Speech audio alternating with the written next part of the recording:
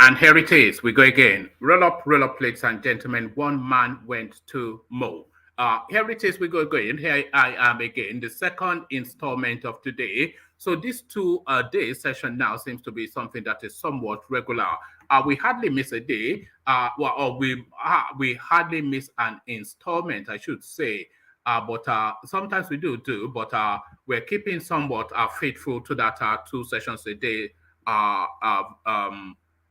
attempt now. That the determination to have 2 sessions a day, we're keeping somewhat faithful to that. So the first installment already fulfills the second installment here now. So this fulfills all righteousness for today. One man went to mow, the eagle has landed. Another Savior, holy, holy, holy, holy, Adimebujuku. Another Savior, holy, holy, holy, holy, Adimebujuku. Well, this is Obi'S. This is dedicated to the gallant heroes of the Nigerian Biafra War and IPO families all over the world. I remember the Nigerian Biafran War, in the thickness of the Biafra genocide. Hey, one man revived the vanishing hope to life. Let the great Biafran army to fight, and they were singing out, holy, holy, holy, holy, is another Savior. They were singing out, holy, holy, holy, holy, is another Savior. Holy, holy, holy, holy, is another Savior. Many years after the genocide, whoa, yet another great leader has risen up now. Oh, and he's leading the Biafrans to victory. Inyamadika yabika kwa namno wao. Hey, anamekele maduche mefo. Mwanemo, it's an honor having you on board. When I'm singing along, holy, holy, holy, holy, Nnamdi Kanu is another Savior. Sing along, holy, holy, holy, Nnamdi Kanu is another Savior. When I sing along, holy, holy, holy, holy, holy, holy, holy, is another Savior. Getting moving right and getting moving faster now. Holy, holy, holy, holy, is another Savior. Holy, holy, getting moving right and moving faster. Never freedom. Is another Savior. Never freedom. Holy, holy, holy, holy, Nnamdi Kanu is another Savior. Another Savior, holy, holy, holy, holy, Adimebujuku. Another Savior, holy, holy, holy, holy, Adimebujuku. Well, this is Obi'S. This is dedicated to the gallant heroes of the Nigerian Biafra War and IPO families all over the world. I remember the Nigerian Biafran War, in the thickness of the Biafra genocide.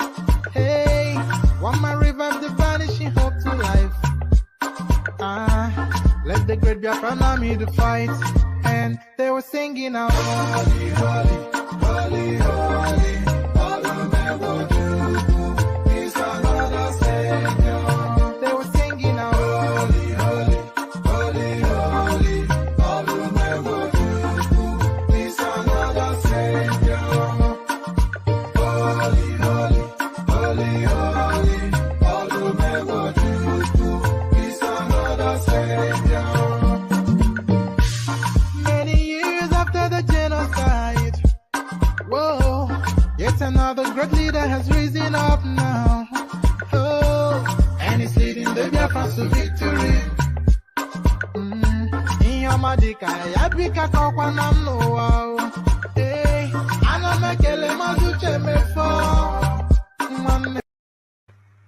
And there it is right there, the Holy Holy song from the eastern part of Nigeria. Holy Holy, Holy Holy, pardon me, yes, just need to do a quick thing. All right, Holy Holy, as guys, I bring you this. Soludo denies Peter Obis 20 million investment in Anambra worth $100 million. So there it is right there, and there it is right there. So this is one of the seminal talking points of this is one of the marquee, I should say, talking points of the Peter Obi campaign space. So you cannot visit any social media space without this being thrown up that, oh, he invested $20 million, it's $100 million now. It shows his accuracy and his prudence, etc., etc. So the governor of that state now comes out frontally to debunk it. Because Obi, of course, invites you to go and verify. So this is what he says, go and verify. And not only does he say that, all his adherents who call themselves obedient, they go around every single social media space, chanting it like a praying mantis, go and verify, go and verify. So people have been going to verify, and they have been finding some of it somewhat wanting. So this certainly wanting, Soludo denies Peter Obis $20 million investment in Anambra worth $100 million. So you can expect the backlash, of course. You are anti-Igbo, you are an ethnic tribalist, and they will call Soludo, of course, a saboteur. But then Obi invited people to go and verify. He did say that. So if those are not empty words and people are going to verify, and they are finding some of the narratives a bit wanting, then that is exactly answering the call that he made. So Soludo denies Peter Obis $20 million investment in Anambra worth $100 million. So there it is right there. It's hemorrhaging just before our very own eyes. Same space, different headline. Governor Soludo debunks claim that Peter Obis alleged $20 million investment in Sam Miller Brewery for Anambra worth $100 million. So there it is. That's this space even a bit more expansive. So we may well read it from here. But wherever you do read it, you are landing in the same space. You only have to prod a little and it starts to unravel and even just fall like a domino. So here it is again. Governor Soludo debunks claim that Peter Obis alleged $20 million investment in Sab Miller Brewery for Anambra, now worth $100 million. So go and verify, and people have done exactly that. Still with Peter Obi, pardon me, still with Peter Obi, Peter Obi may be president in 2027 or 2031, but not 2023, too early. Babangida saying this, Babangida Aliyu. So this is what a lot of people feel the best chance for Peter Obi would be. So we're expecting him, of course, to put some sort of to put up some sort of a performance in 2023, enough to build up confidence that he's embarked on the right journey, and then have a proper go at it again in 2027. So this guy, Babangida Aliyu, he's somewhat being kind to say that Peter Obi stands a chance in 2027 because the power of incumbency will retain the power of the presidency for 8 years. So whoever gets the presidency in 2023, if God spares their life, they would rule that country for 8 years. There's no question about that. We saw it with Buhari, who people kicked out of office in 2019 and refused to leave. The only anomaly that we've ever seen to that power of incumbency was Goodluck Jonathan, who had no constituency and had allowed himself to be bullied. So the 2031, I can agree, but even the 2027, perhaps too far a reach. Peter Obi may be president in 2027 or 2031, but not 2023, too early. Babangida Aliyu saying that, former governor of Niger State. So let me move this back actually and see. I'm going to make a decision if I want to go with that one. So still staying with All Matters Eastern, this now another champion from that space. Stop persecution, free Nnamdi Kanu, lawyer AJ Mccoy tells Nigerian government after 1 year in detention. So it's come up to a year now since Nnamdi Kanu was, whatever it was, either rendition, kidnapped, arrested, depending on your politics, how you're choosing to look at it. So whatever happened, it happened just about a year ago now. And this guy has been in incarceration, in and out of court, with justice not anywhere in sight. Enough is enough, says his lawyer, and it looks as though Nnamdi Kanu's name has even been forgotten within the Nigerian paradigm. Because I cannot recall the last time we visited his space, but I'm just ringing a bell for that memory now to commemorate the 1 year in incarceration. Maybe commemorate or acknowledge more so to say. Stop persecution, free Nnamdi Kanu, lawyer AJ Mccoy tells Nigerian government after 1 year detention. So there it is right there. A year has elapsed since Nnamdi Kanu has been in the custody of the Nigerian government. So there it is. So from matters serious to matters comical, that's the flip. Justin, Prophet Odumeje releases prophecy on 2023 presidency. So you can, after reading this, then go to your nearest bookmakers and place your bet, because of course, this guy notorious for always the accuracy of his prophecy. Or not. So here he is, the bleach-skinned prophet from the southeast. Prophet Odumeje releases prophecy on 2023 on 2023 presidency. So that would be some sort of a comical intermission to break up just serious matters. So back to serious matters. Finance Minister must appoint most senior officer as Accountant General. Workers' Union demand as acting AGF nears retirement. So like for like, of course, is what they always do. The Fulani that was there before stole $80 billion, but that is not to say that they extend their reach to the expanse of the Nigerian space that has plentiful in terms of talent and capacity. They will narrow it to the Fulani stock again, and they are notorious, of course, for being low of wit educationally and professionally. So they will just go and get another Danla, they know nothing, and install him in that place, and then that one will try and surpass the previous one, and it's double your money. So by the time they are chasing that one now, it will be 160 billion naira, or maybe even $100 billion, because this is the trajectory that we've seen from that clan. They just try to outloot each other, as the Nigerian space is just a land of milk and honey that they feed fat on. Finance Minister must appoint most senior officer as Accountant General. Workers' Union demand as acting AGF nears retirement. So you can whistle in the wind. They'll just retire everybody till the next Fulani name comes up, and that will be fait accompli. But now, a note of caution, of course, all these people that have placed placeholders as their vice presidential candidates, they might well think they are putting a placeholder, but INEC seems to have a different idea. No presidential candidate indicated placeholder when submitting nomination forms. This is INEC. So all this idea then that Donyo Koko is a placeholder, and that Masari that TENURE put in place is a placeholder. INEC is saying they don't recognize that as a thing, and that is not in their policy and procedures. No presidential candidate indicated placeholder when submitting nomination forms. This is INEC speaking to the space. So quite what that means, we'll find out shortly. We go back to matters Peter Obis, because he seems to dominate everywhere you go, the news headlines. What I would have done at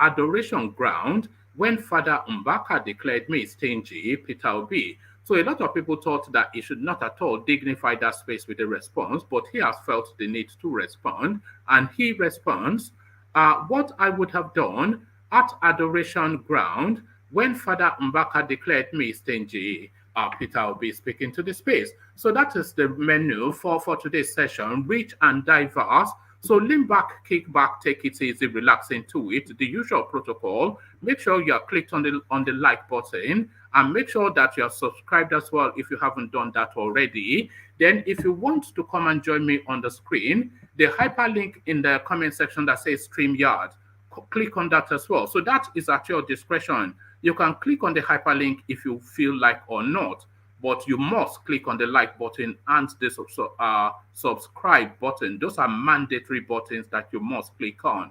But at your discretion, click on the hyperlink that says StreamYard if you want to come join me on the screen. So to build up to the readout, let's have a little bit of a liquid break. Your calabash to the ready. We join the guys. Water, only water, only water, where they see ma. Water,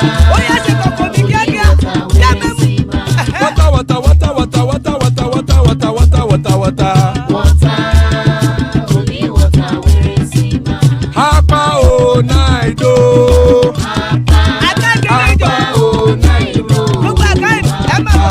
Hapa you don't come o.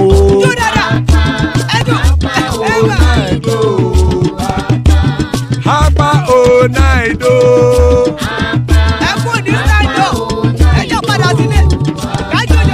Oro kẹ̀kẹ́ ẹlẹ́mù yé o. Ilé sọ́dí àkẹ́kẹ́ rẹ̀ ẹlẹ́mù rẹ̀ o.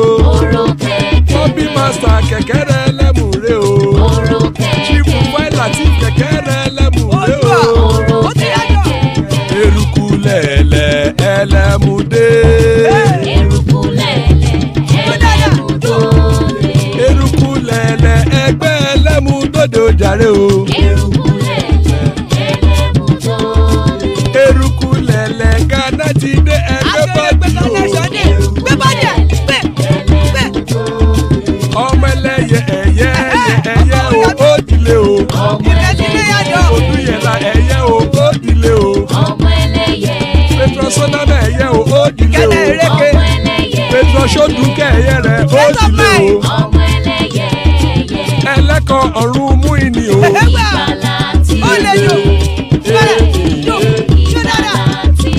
Àkùkọ ọ̀run mẹ́kọ̀.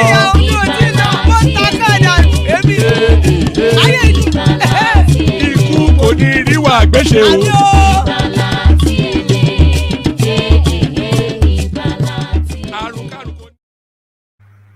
And there it is right there. Àkùkọ ọ̀run mẹ́kọ̀, ikú kò ní ríwà gbéṣe. May death have nothing to do with us. Potent, powerful prayers by the Kegites. So ikú kò ní ríwà gbéṣe. So ikú kò ní ríwà gbéṣe. As guys, I bring you this.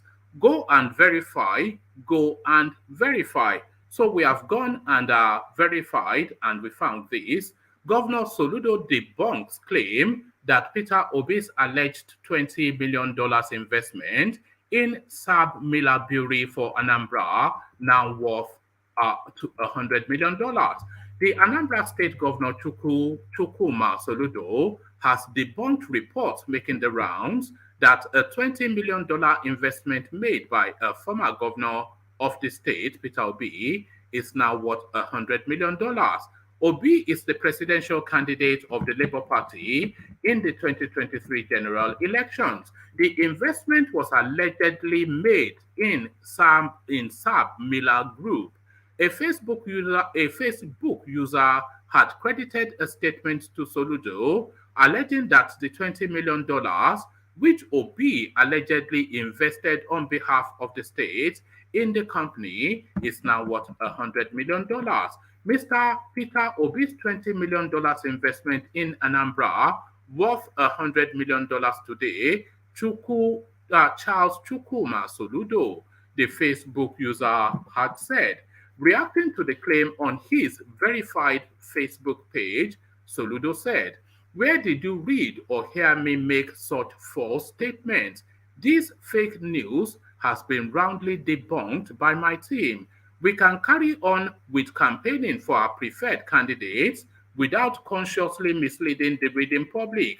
The report is fake and never emanated from me. Thank you." So there it is right there, the totality of everything. And it will start to unravel almost with a certainty, because that go and verify will be the Achilles heel somewhat of this of this particular campaign. A lot of people are anticipating, because a lot of the narratives that they build around Peter Obi, it doesn't hold very strongly to scrutiny with what a lot of people feel. And this that has now been debunked by his own Kit and Kin, it adds even more to the belief that a lot of these are just empty talk, paper talk, fool's gold. So there it is right there, fool's gold, according to Governor Soludo. So still with all matters Peter Obi may be president in 2027 or 2031, but 2023 too early. Babangida Aliyu. So there it is right there. And that is the permutation of a lot of people, by the way. Peter Obi is just a phenomenon that's just sprung up within the last less than a month or so. And it's heavily propelled, of course, by the social media space, where you cannot go anywhere, Twitter, Facebook, everywhere and anywhere, without the adherents who call themselves obedient, top thumping and mantra chanting. But that might well be something or a bit of nothing. But the totality of all that it is not going to land the presidency in 2023. And a lot of people are alarmed that some people are suggesting that it would, but certainly not Governor Aliyu. Former Niger State Governor Babangida Aliyu believes Nigerians may not be ready to elect Peter Obi as president in 2023. He made the remarks on Channels Television's politics paradigm. Aliyu also noted that many people in the People's Democratic Party had been rooting for Obi to be vice president to Atiku. Obi is the presidential candidate of the Labour Party for the 2023 elections. Peter Obi is my good friend and a former member of my former governors forum, Aliyu said. A very excellent person. His candidature in terms of the presidency, I think he will make some name now, but he may be able to make it only in 2027 or 2021 or 2031, but 2023 too early. Even though the young people might go for him, the name is not dropping everywhere else. I doubt if Nigerians are ready for him now as a presidential person. I would have loved him as vice president. Many of us were rooting for him to be vice president to Atiku again. So that is the reality of it. But Peter Obi will make an impact. I don't think there's anybody that is equivocating that. But Peter Obi is not going to be president in 2023, and you have to be a bit short mentally to even entertain that thought. It's just wild, fanciful thinking to even allow your mind to rove in that direction. Just subsumed by the allure and the spectacle of the razzmatazz. So don't be swept by the razzmatazz. The reality don't, they don't add up in that direction.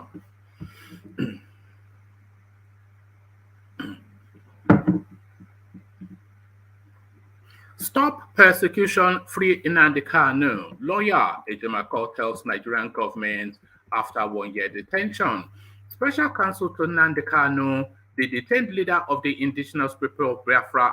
Let's take that again. Special counsel to Nnamdi Kanu, the detained leader of the indigenous people of Biafra IPOB, AJ Mccoy, has demanded the release of his client from the detention of the Department of State Services DSS custody 1 year after his arrest. AJ Mccoy, who made the demand on his Twitter page, said that Kanu's extraordinary rendition was legally and politically wrong, and therefore the prosecution must be stopped and Kanu freed. Recall that Kanu was intercepted in Kenya and returned to Nigeria on June the 19th. So June the 19th now, a day extra on top of that. So a full year now in DSS custody. Recall that Nnamdi Kanu was intercepted in Kenya and returned to Nigeria on June the 19th, 2021. by the Nigerian government in collaboration with Interpol for the continuation of his trial on treasonable felony charges. AJ Mccoy wrote, it came to pass that 1 year ago, June 19, 2021, an extraordinary rendition was committed. It was a day that will live in infamy because it was an extraordinary abomination. It was a legal wrong, it was a political wrong, and it must be undone. Stop the persecution and free Nnamdi Kanu. As the Father's Day was celebrated on Sunday, Kanu's family expressed displeasure that rather than spending the day with his children and family, he spent it in DSS custody. Aligning with AJ Mccoy's call, the younger brother to the IPOB leader, AJ Kanu, said, I am feeling sad today. This is a year today since he was kidnapped and brought back to Nigeria. The question is, has anything changed? The answer is no. This is because the impression before now is that Nnamdi Kanu is part of the problems in Nigeria, whereas he is part of the solution and not part of the problem. It is better that the federal government understands that Nnamdi Kanu is a force to work. It is better that the federal government understands that Nnamdi Kanu is a force to work with and not a force to jettison. The earlier they understand this, the better for you and I. He wished his brother, Nnamdi Kanu, a happy Father's Day there in DSS detention, adding that the federal government should have a reasonable thought to free Mazi Nnamdi Kanu. This is because the man has done nothing wrong before God and mankind. What Nnamdi Kanu stands for is about transparency, equity, and well-being of everybody. He is not against anybody in Nigeria, be you Hausa, Fulani, Igbo, wherever you come from, north or south. He is focused on the condition and constitution of this country that is affecting you and me, and until we change, I assure you, nobody is going to back off from this particular job. So there it is right there. Nnamdi Kanu, a man of the people, according to his brother. So Nnamdi Kanu, a man of the people, but who is going to be the man of the moment in February 2023? NABOSKI knows Prophet Odumeje. Prophet Odumeje releases prophecy on 2023 presidency. As the 2023 elections draw near, Prophet Chukwuma Odumeje, the founder of the Mountain of Holy Ghost Intervention Deliverance Ministry, Onitsha, Anambra, has said only one man from the southeast region of Nigeria can change the situation of the country. Correspondents report that according to the preacher, Peter Obis, why am I even bothered? Why would you have said anything different is the thing? Correspondents report that according to the preacher, Peter Obis, presidential flag bearer of the Labour Party, is the right man to succeed President Muhammad Buhari in 2023. If we miss it, we're entering into another level of pain. Odumeje said in a video posted on his church's social media channels on Monday, the country is already collapsed, and the person that can change the country is a man from the East. The man from the East is what God showed me. I love everybody, but I am talking to you as a prophet, and God showed me. Don't say I did not say this to you. Anybody that enters that seat, all you people will see, anybody that enters that seat, all of you people will see it with your eyes. So there it is right there. The Anambra preacher has been told by God that the former Anambra governor is going to be the next president of Nigeria. Kill surprise. Finance minister must appoint most senior officer as accountant general. Workers Union demands as acting AGF nears retirement. So this speaks to that Fulani for Fulani space that has been the template of the Buhari administration. Members of staff unions in the office of the Accountant General of the Federation have called on the Minister of Finance, Zainab Ahmed, to ensure compliance with the law whilst appointing a new Accountant General. The letter addressed to Ahmed was dated June the 6th, 2022, and signed by the Association of Senior Civil Servants of Nigeria, Nigeria Civil Service Union, Amalgamated Union of Public Cooperation, Civil Service Technical and Recreational Services Employees, and Nigeria Union of Public Service Reportorial Secretariat, Data Processors, and allied workers.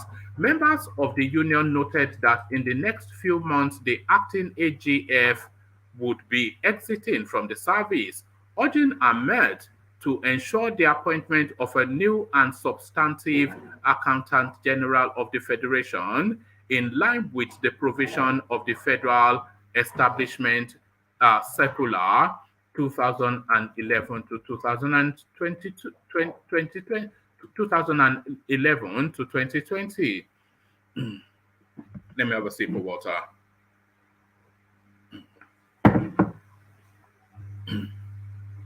They said appointing the most senior director accounts in the pool for the job was the appropriate thing to do. According to them, if this is done, the image and confidence of the Treasury will be maintained. The letter reads, "We know you for your integrity and prudence. It is on this note that we, the union of this office, wishes to extend our gratitude for your quick intervention in appointing the new acting AGF. This is necessary to keep the services of the nation going. In recent times, we have observed that EFCC and ICPC are interfering with the office activities, which may hinder quick service to the nation. These agencies are free to discharge their duties, but with decorum, not to distract the services being rendered. The union is praying that in the next few months, when the acting AGF will be exiting from service, the substantive AGF will be appointed or selected based on the Federal Establishment Circular 2011 to 2020. With this, the image and confidence of the Treasury will be maintained. The most senior director accounts in the pool, according to the circular attached, should be considered. Based on your integrity and transparency, the union knows that the needful will be done. Sources allege that following the suspension of the AGF, Ahmed Idris,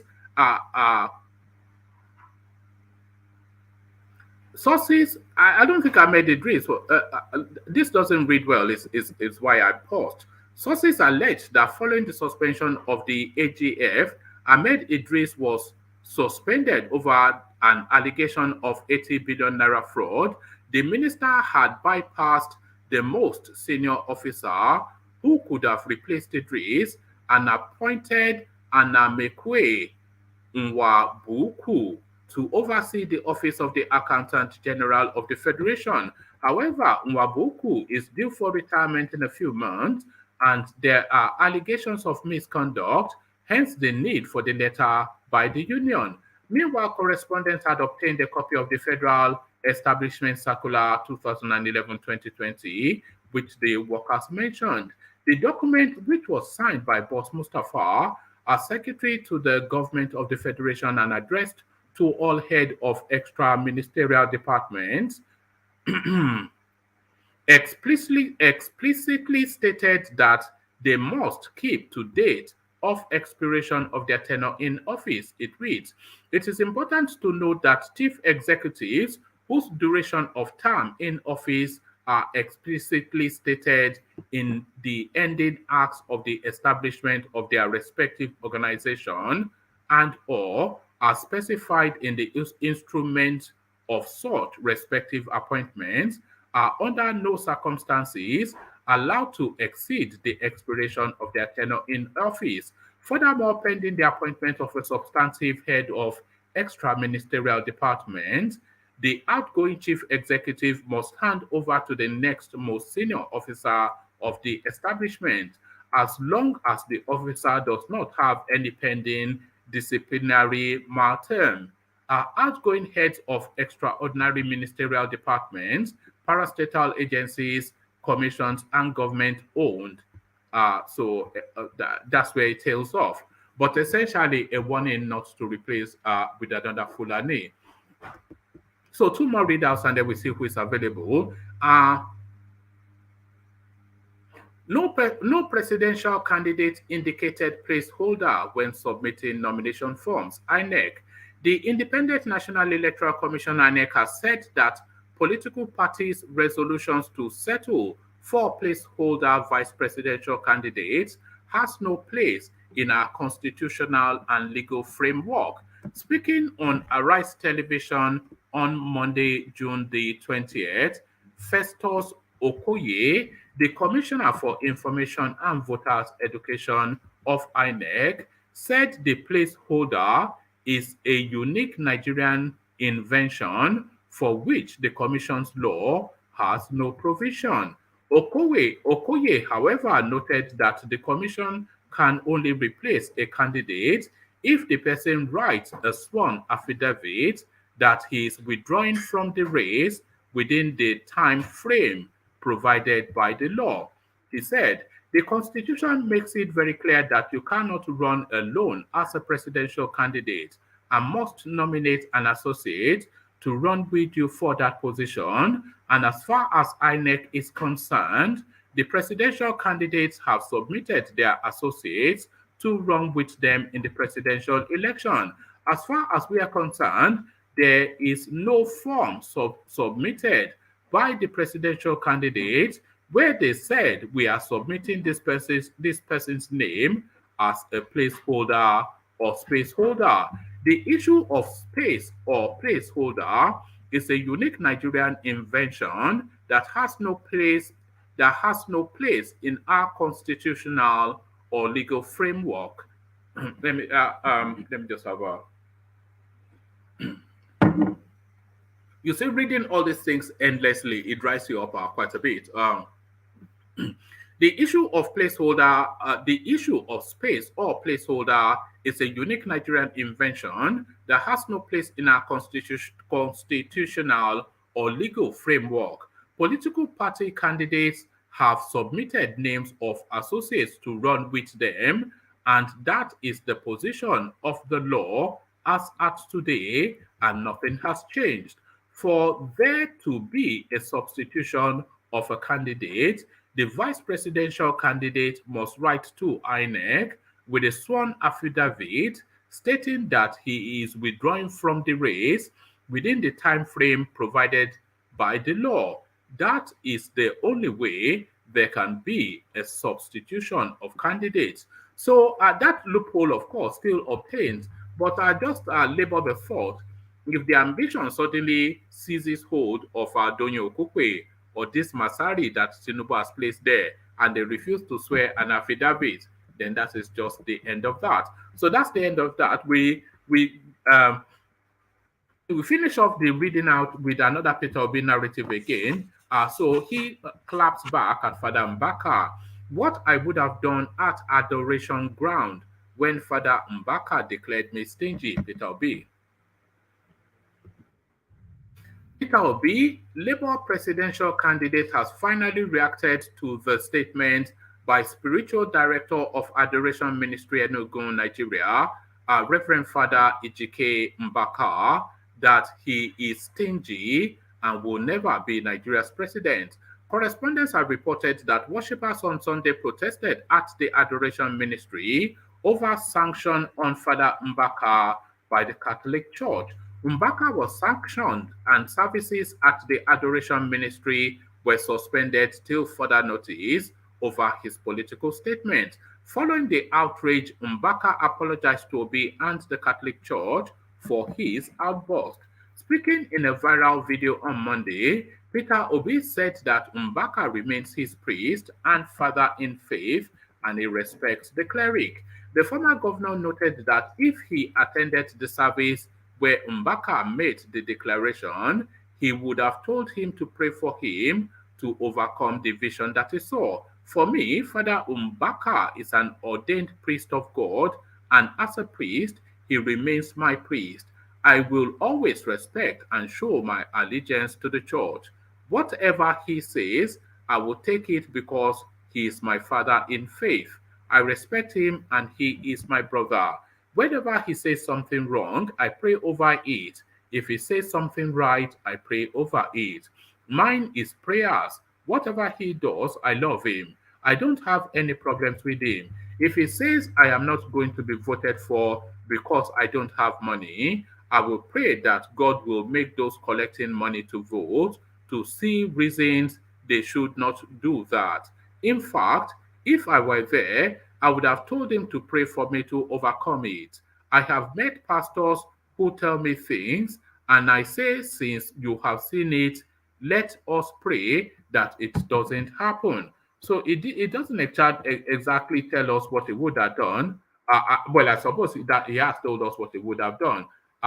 What I would have done at Adoration Ground so I was expecting him to have said something like he would have opened up his wallet and parted with some money, but it doesn't sound like Obi to do that. So Efe, we see you. Thomas, we see you. Adanle Koko, we see you. Moses, we see you. Adanle Koko, we see you again. So we're seeing you twice. Please, everybody remain muted. Hello, can you hear me? All right. So, you said the one talking? Yeah. So keep talking. So you can delete. Yeah, I got that. All right, brilliant. So Ete, we see you. So thank you, gentlemen. So thank you, gentlemen. So let's go to Ete, who we have not heard from in a good while. So Ete, I assume that you are living that millionaire lifestyle. You were probably out in your yacht in the wherever in the Provence or something. So good to have you back, Ete, and take you quickly then to this space. This narrative of Peter Obi investing $20 million to turn it into $100 million, a total fallacy, of course. So check and verify. We've checked and found him wanted. Ete.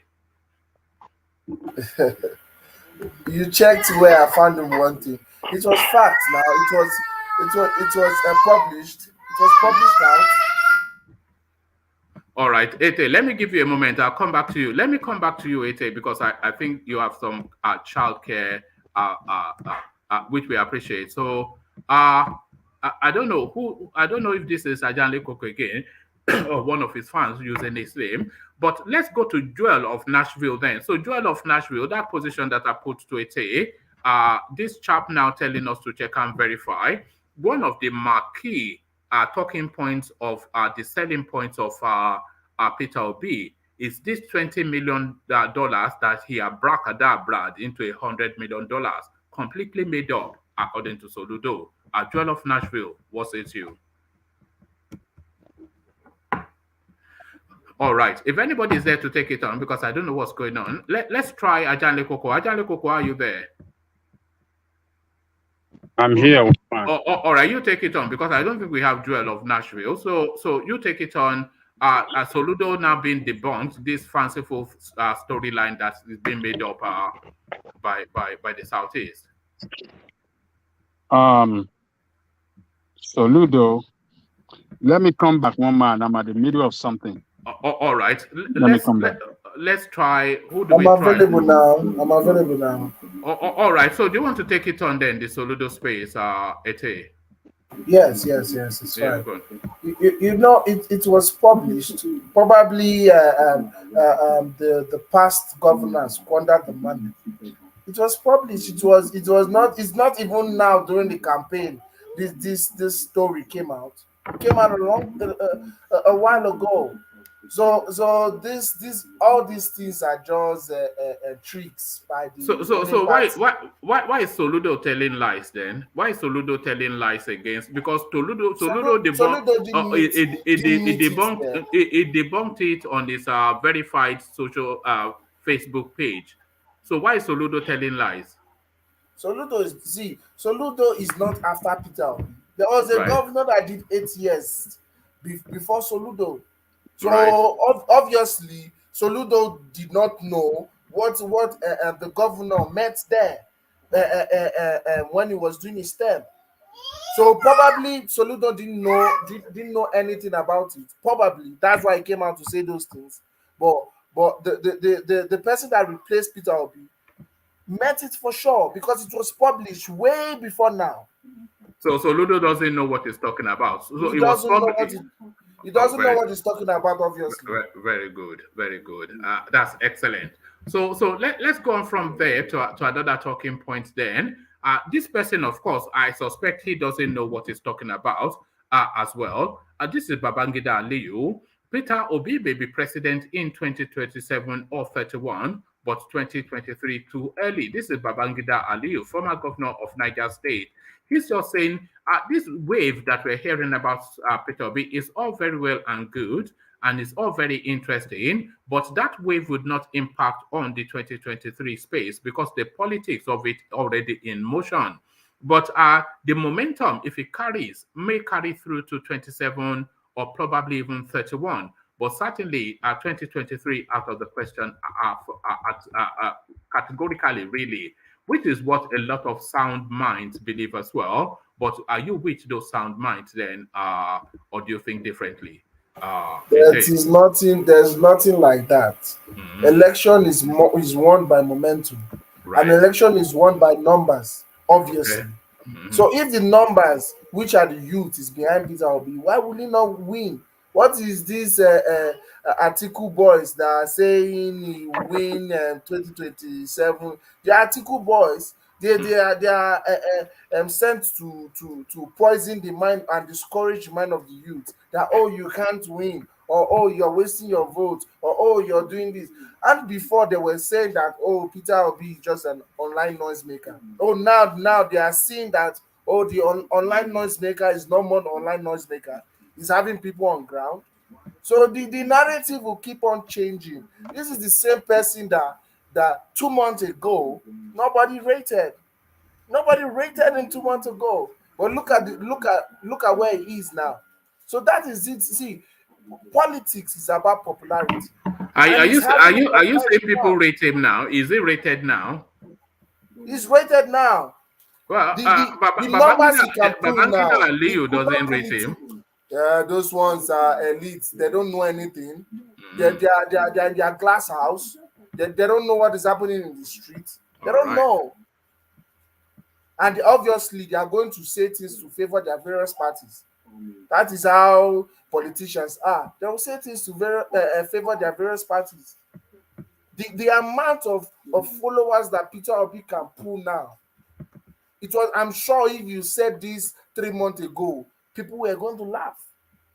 But he can pull crowd now, and the momentum is growing. Before the election next year, you'll be surprised by the amount of people that will be behind Peter Obis, because the thing is, this is the right time. The suffering that Buhari has placed on Nigeria, this is the right time for somebody like Peter Obis, because now people want a breath of fresh air. If we are talking momentum 2027 or whatsoever, we all know how Nigeria forgets easily. We know how Nigeria forgets. So there's nothing like momentum till 2027. Now is the time. And all these people, they are trying to send false narrative so that they are going to say, don't waste your vote. It doesn't stand a chance. Ete, my brother. Tinubu and Atiku too, they are gaining momentum. Don't you see that as well? They have been losing momentum since the emergence of Peter Obis. They've been losing momentum constantly. Yes, you cannot compare the momentum Tinubu had coming to this year, Mr. and Ete, to now. Mr. You cannot Ete. compare the same. Was Tinubu not tipped to replace Buhari? Mr. Ete. Was people not let me explain. Was people not thinking that this contest is going to be between Tinubu and Atiku? Hands down. It still is. It's not. It's not. Some people are now having different thoughts. Nobody had this thought. Nobody has this thought 6 months ago. Nobody thought that it would have been a 3-horse race. Nobody thought that there would have been It's not a 3-horse race. It's not a 3-horse race. It's not a 3-horse race. It is. You should, it is right Mr. Ete, you should use. Just call him Ete. We don't really do Mr. too much. Yeah, Ete is Ete. Yeah. You should use Ekiti election as a case study. Shegun was loved. Everybody loved him in Ekiti. But if you see the margin APC used in winning that election, you'll be surprised. Because everybody thought even Shegun, even if he would lose the election, the margin should be tight. It was over 100,000 votes. That was the margin. So the whole momentum you are saying is that does not, it Ekiti doesn't election necessarily. is nothing. See, Ekiti You should election use is that as a nothing. case study. How many voters turned out were there? How many? In fact, the people that didn't vote was more than the people that voted. Because there was no empathy, there was no voters' empathy there. People were not that interested. People were not interested. You cannot base election on this is even off season. How many? Most of them they didn't even give a damn. That's why they didn't turn out. But 2023 election, especially the presidential election, a lot of people are interested. You can't compare that to Ekiti. You can't.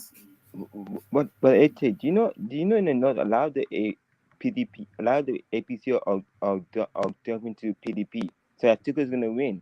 You see, I see not allowed not parties of going to PDP for a reason.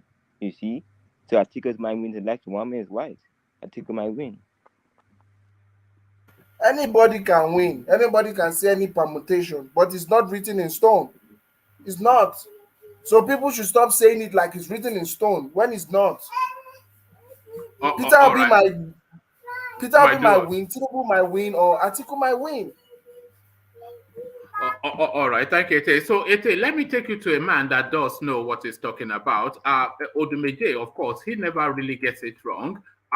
Odumeje releases prophecy for 2023 presidency, and the Lords essentially informed him that Peter Obi is going to be the next president. So it is fait accompli, done and dusted. Ete. I don't rate him anyway. Even if he's saying what we want to hear, we obedient followers, he's saying what we want, but I don't rate him. I just feel like he's doing this kind of thing because of he sees the social media waves, he sees the momentum behind Peter Obis. So he's trying to tap into that spotlight. And yeah, obviously, he doesn't know what he's talking about too. So that's number 3 now. No, I didn't see. There's nothing like the Lord told me when it comes to presidential election. All those people are fake. We all know these things. They are fake, which none of them have ever been accurate. None. I remember Father Baka said that the Lord sent Buhari to us to suffer what? We saw what Buhari did to us in the past 7 years. There's no way the Lord can send that kind of person to us. So you see, these people are just saying things to get followers, and they are saying things to get online people talking about them. I don't rate him. But Ete, my brother, you should be backing Odumeje now because he's behind your candidate. Don't you see? Maybe God has told him. It's not about backing my candidate or anything. This pastor should stop with false prophecy. Nobody knows. No, God has not told anybody. You believe Obi will win. So why are you doubting this man? I'm doubting the man because I know what he's after. I know what he's after. He's after this thing, cheap spotlight. He wants to use Peter Obi to shine. That's what he wants to do, because he knows that when he makes this kind of pronouncement, a lot of Peter Obi supporters will be like, yes, true man of God, which is history. Look at his history. I'm the kind of person that looks at history of a person. His history doesn't say good about him that much. Is he not the one that was saying that is it that Jesus is going to die because of one thing that did she not? She didn't die because of him. She died because she had an ailment. It has nothing to do with a cause or anything. He was just playing a fast one. These people they are Yahoo boys. That's what they are. They're just trying to play smart. But I welcome his support. But him as a man of God, I don't rate his prophecy. I don't rate it. All right, brilliant. Well put. Stay with us, Ete. So let me go on from you, Ete, to let me go to FA. So, if it to you, let me start you off with let me start you off with where I started it from, but hopefully a more balanced and not so biased opinion from you. Governor Soludo debunks claim that Peter Obis alleged $20 billion investment in Sab Miller Brewery for Anambra now worth $100 million. So this is one of the planks that they are hinging the Peter Obi narrative on. This is one of their most fervent selling points of that narrative. So what are you then making then of the person that straddles that space coming to tell us that it's all a total nonsense? Thank you very much. For a governor of the state where Peter Obi once governed as a governor, to come out and say there was nothing of such, no investment like that.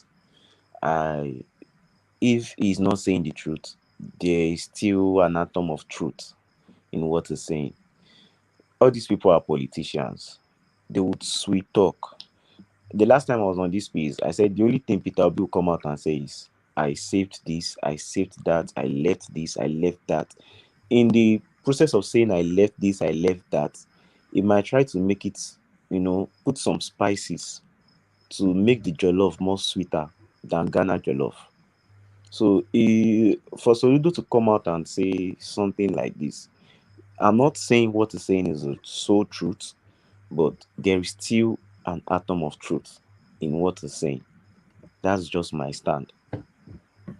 All right, brilliant. So from that to Babangida Aliyu saying that 2023 is essentially too early for Peter Obi to seize the Nigerian state, and a lot of people would concur. And no matter what the momentum is, it's just there's just too much unpreparedness to the whole thing. So the noise is all very entertaining, but the reality of it is not based on anything substantive. And this is what all the level minds feel. There's nobody of any serious thinking that gives any credence to this, and Babangida Aliyu certainly does not. He says he should look to 2027 or 2031. But do you even think that 2027 is a space for him? Do you think that this momentum will just peter out, just as it often does? I once said here before that I don't expect Peter Obi to win this coming election. I've been watching everything as it plays out. If though Inokupe he picked as a VP is not a placeholder, but the vice presidential candidate of the Labour Party, that alone would make him will reduce the probability of him winning the election. Now, him winning 2027 election will be dependent on whosoever gets there, either Tinubu or Atiku, their performance. If they perform to the expectations of Nigerians, then he should forget that dream. But if they do not, that is when the real force will come out. And again, aside the vice presidential candidate of the Labour Party, the way these Obi people are taking this thing online, Sega had to close his comments on Twitter. The same thing with AJ. AJ had to do same, because these obedient people are very violent. Any small instance, they tear everything up, and that is not the way to actually make people see reasons with this particular person people want or people feel is the best option. I'm not saying Obi is not the best option for Nigeria. He has a very good credential, he has a very good record, but this momentum cannot take in there. Look at the Ekiti election. Some people someone in the comment section was saying Ekiti election should not be. Ekiti election, you cannot just write Ekiti election off. There's a lot to learn from it. if you Tinubu will be taking a lot from Kate election. He went there and secured victory, and he continues to maintain that momentum of always winning every election. Yeah. I schooled in Ekiti. I know how well people love Segun. The major roads in Ekiti were done by Segun during his first tenure as a governor. Segun virtually opened Ekiti up. People loved him. They loved the man wholeheartedly. But still, it lost by a very wide margin. They claim that it is vote buying. This same vote buying will happen in 2023. These old youths that are saying they will not sell their votes, a lot will sell their votes. So when I'm trying to interpret Father Mbaka's prophecy, I'm not seeing it as him saying Obi is stinging to him or to the ministry, but I'm seeing it as him saying Obi is stinging to the extent that he will not be able to buy votes. That is just it. All these things will play out. All these things are factors. We are Nigerians. You can decide to not to sell your, but the youths that I know of, we say they are. Is it not a ridiculous thing, FA, that this idea that they say, oh, take the money and go and vote your conscience? That's just so ridiculous. So the people who hand you the money, they will not guarantee that you do as they will. They will just hand you the money in the hope that you will go and do what they do. Of course, they will put guarantees in place now. So forget vote. Yes, they will put guarantee in place. They will be very sure that you actually voted their party. So all these things are factors that will play out, and Obi cannot stand these factors. So what Babangida Aliyu is saying is he has actually outlined all these factors. The whole momentum Obi is gaining right now is just the social media space. Personally, for me, it is the social media space, and it's not enough. If he had done the merger with NNPP, probably it would have pushed him further. But that merger I don't see that merger. Even that merger does not push him to Aso Rock. It just gives him a bit more substance. A bit more. Yeah, that's what I'm saying. A bit more substance to at least it will make the other parties shake and try to, work more, work harder. But personally, for me, I don't see. Do you think Tinubu or Atiku, do you think they are factoring Peter Obi into their permutations? Do you think they are giving him any thought? I know Atiku would give Obi a very big thought because they have been together once and he recently just left the party. So Atiku would know the kind of force Obi can pull, combined with the current force he's pulling right now. But someone like Tinubu, who is this politic magician, is definitely not giving a thought to Obi at the moment. They know this whole social media gimmicks. They know how it goes. You know how Tinubu politics by going after the power blocks. Exactly. So the decision makers, the people who hold, like let's say somebody like Kwakwanso, for instance, rather than going to campaign in Kano, Tinubu will just go to Kwakwanso and get him on board. Exactly. So if he gets Kwakwanso, he gets all of them. He doesn't really care to go and shake hands with that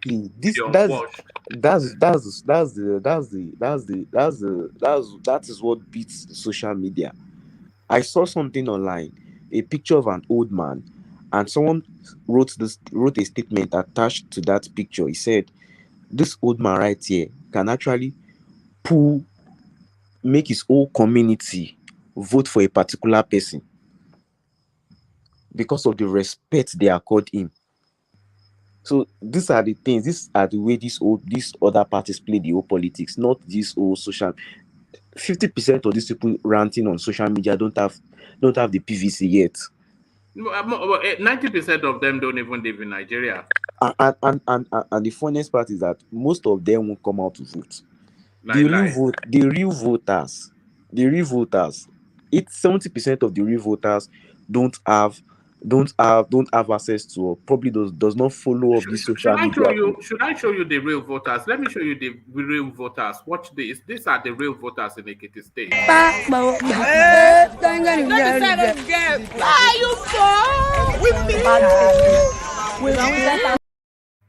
So those are the real voters, and Exactly. that is how they vote. Exactly. So this whole thing will play out in 2023. It will play out. So I stand with Babangida Aliyu on what he said, that Obi should forget about being president next year. All right, brilliant. So let me take you to the INEC space, and they are saying this idea: no presidential candidate indicated placeholder when submitting their nomination forms. This is INEC. So they are saying this idea that Donyo Kupe, Masari, etc., that they are all placeholders to be substituted shortly. They are saying that this position is categorical, and there's a small portal for them to substitute. But what if these elements that have been used as placeholders, because they have to swear an affidavit that they're resigning from that position, because the law requires that a candidate must have an associate. So if they sign an affidavit to say they're resigning from that position, then they can substitute them. But what if they refuse to sign that affidavit, as we saw playing out in Yobe State, when the person that they put as a placeholder for Ahmed Lawan now refuses to yield the ticket? So what if that plays out for APC and Labour Party? For Labour Party, I feel probably that will be able to play out.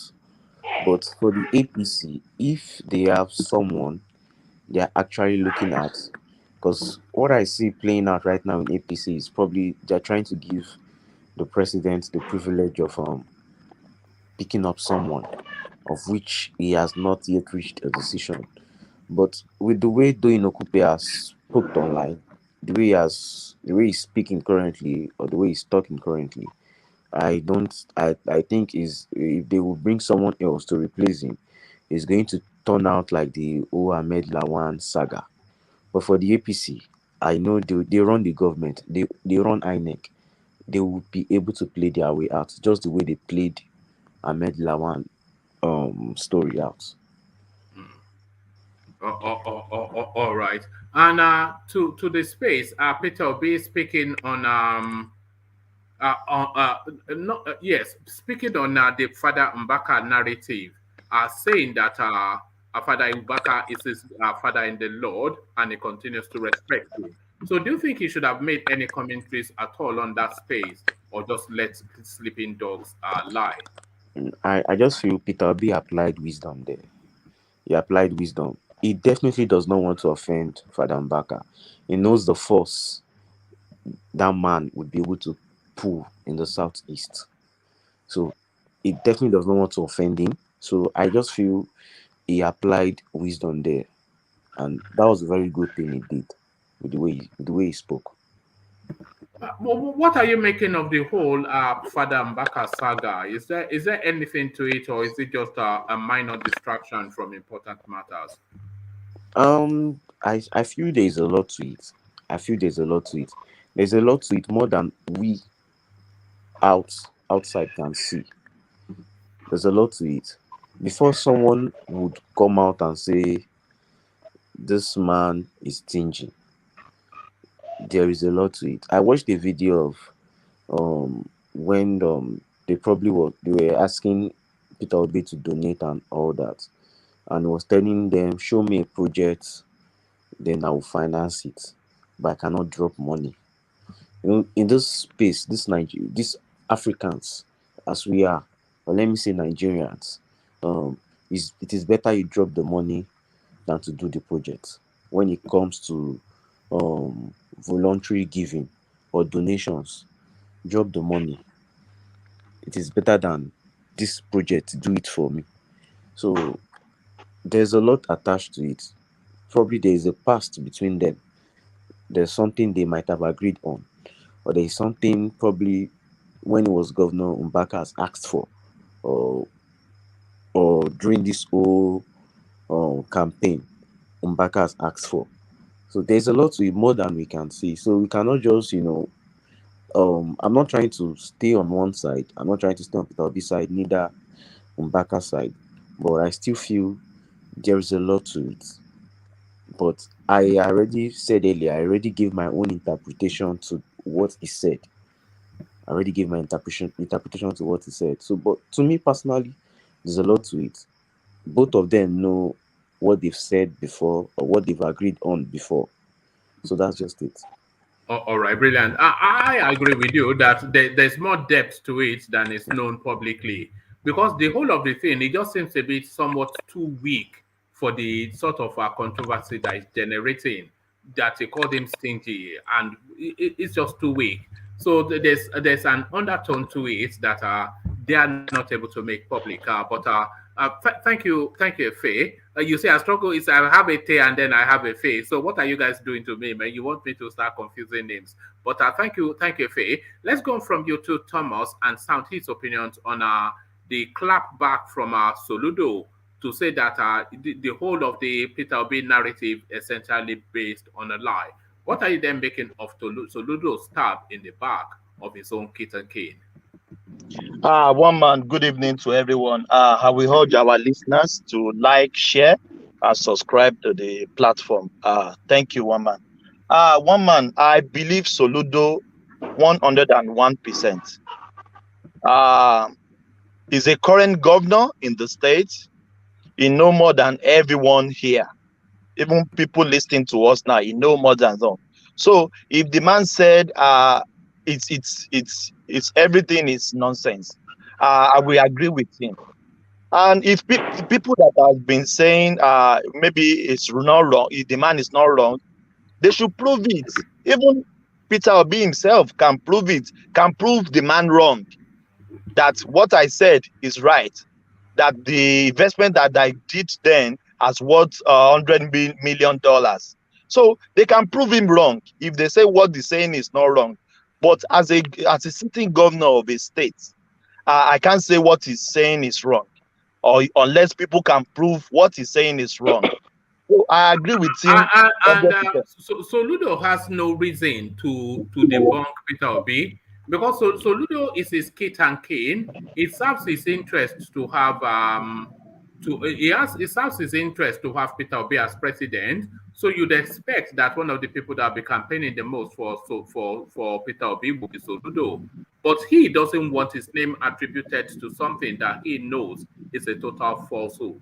And that is why he has come out to debunk it. But one man, if you are Soludo, you will do the same thing. You don't want anybody to drag your name in the mud. Of course. Because, yes, they are dragging him to the mud. They are dragging him to the mud. If he didn't come out and debunk it, they are dragging him to be. This is the problem we have. They will say, it's Igbo people going after Igbo people. But if somebody is saying something wrong, you can't keep mute because it's from Yoruba, it's from my tribe. And at least for now, we can still say Soludo plate is a little bit still clean. At least it's just attained the governor of the state not quite long, maybe 2 months ago. At least even you normally said it that if Soludo came out as a presidential candidate tomorrow, you will vote for him, because at least we know he's antecedent. We know what the man can do. So if people saying, no, he's saying, but the same man is the Igbo guy. He will not be talking wrong or talking bad against his Igbo person. But if they want to drag him to the mud, one man, I give him kudos for coming out to debunk it. And if people want to debunk Soludo, they should debunk him with facts. They should debunk him with facts. It's not social media keyboard warrior fighting for Obi. They should debunk him with facts. That is my submission, one man. All right. Peter Obi may be president in 2027 or 31, but 2023 too early. Babangida Aliyu is the person saying this. So Babangida Aliyu, the former governor of Lagos, not Lagos State, I can't get my brain in gear. Niger State. Niger State, yeah. So the former governor of Niger State and a long-standing friend of Peter Obi, by the way. So he's not saying this out of any space of malice, but from his understanding of how the Nigerian political space works. But that's 2027 or 2031.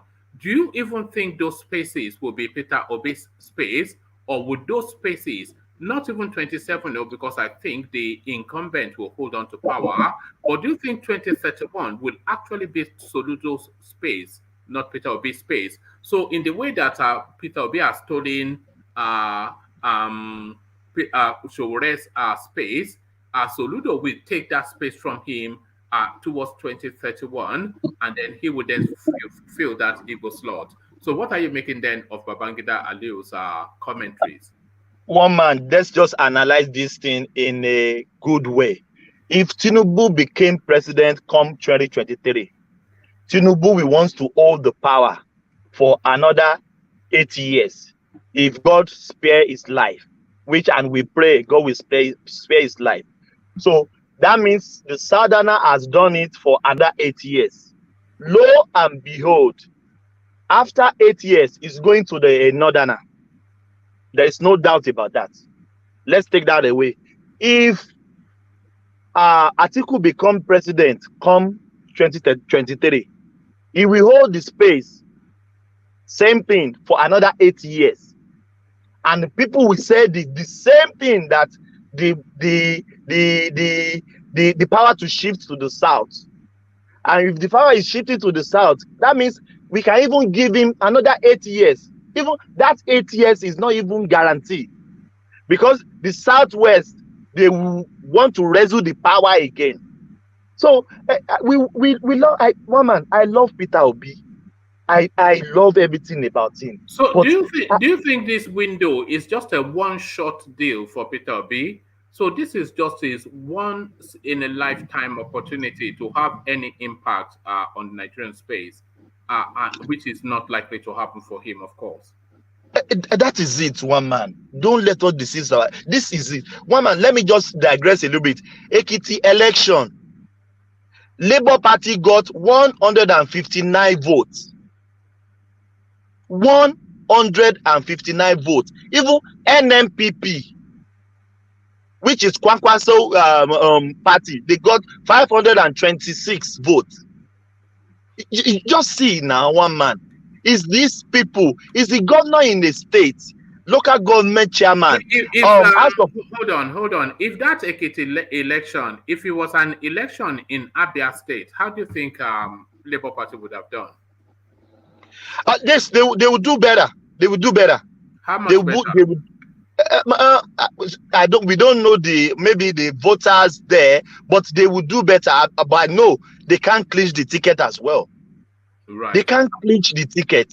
So when they were reading, hold on. I think we get where you're going with that. But how much better would they have done in Abia State or Imo State, Labour Party, if that Ekiti election was in one of the southeast states? How much better would they have done?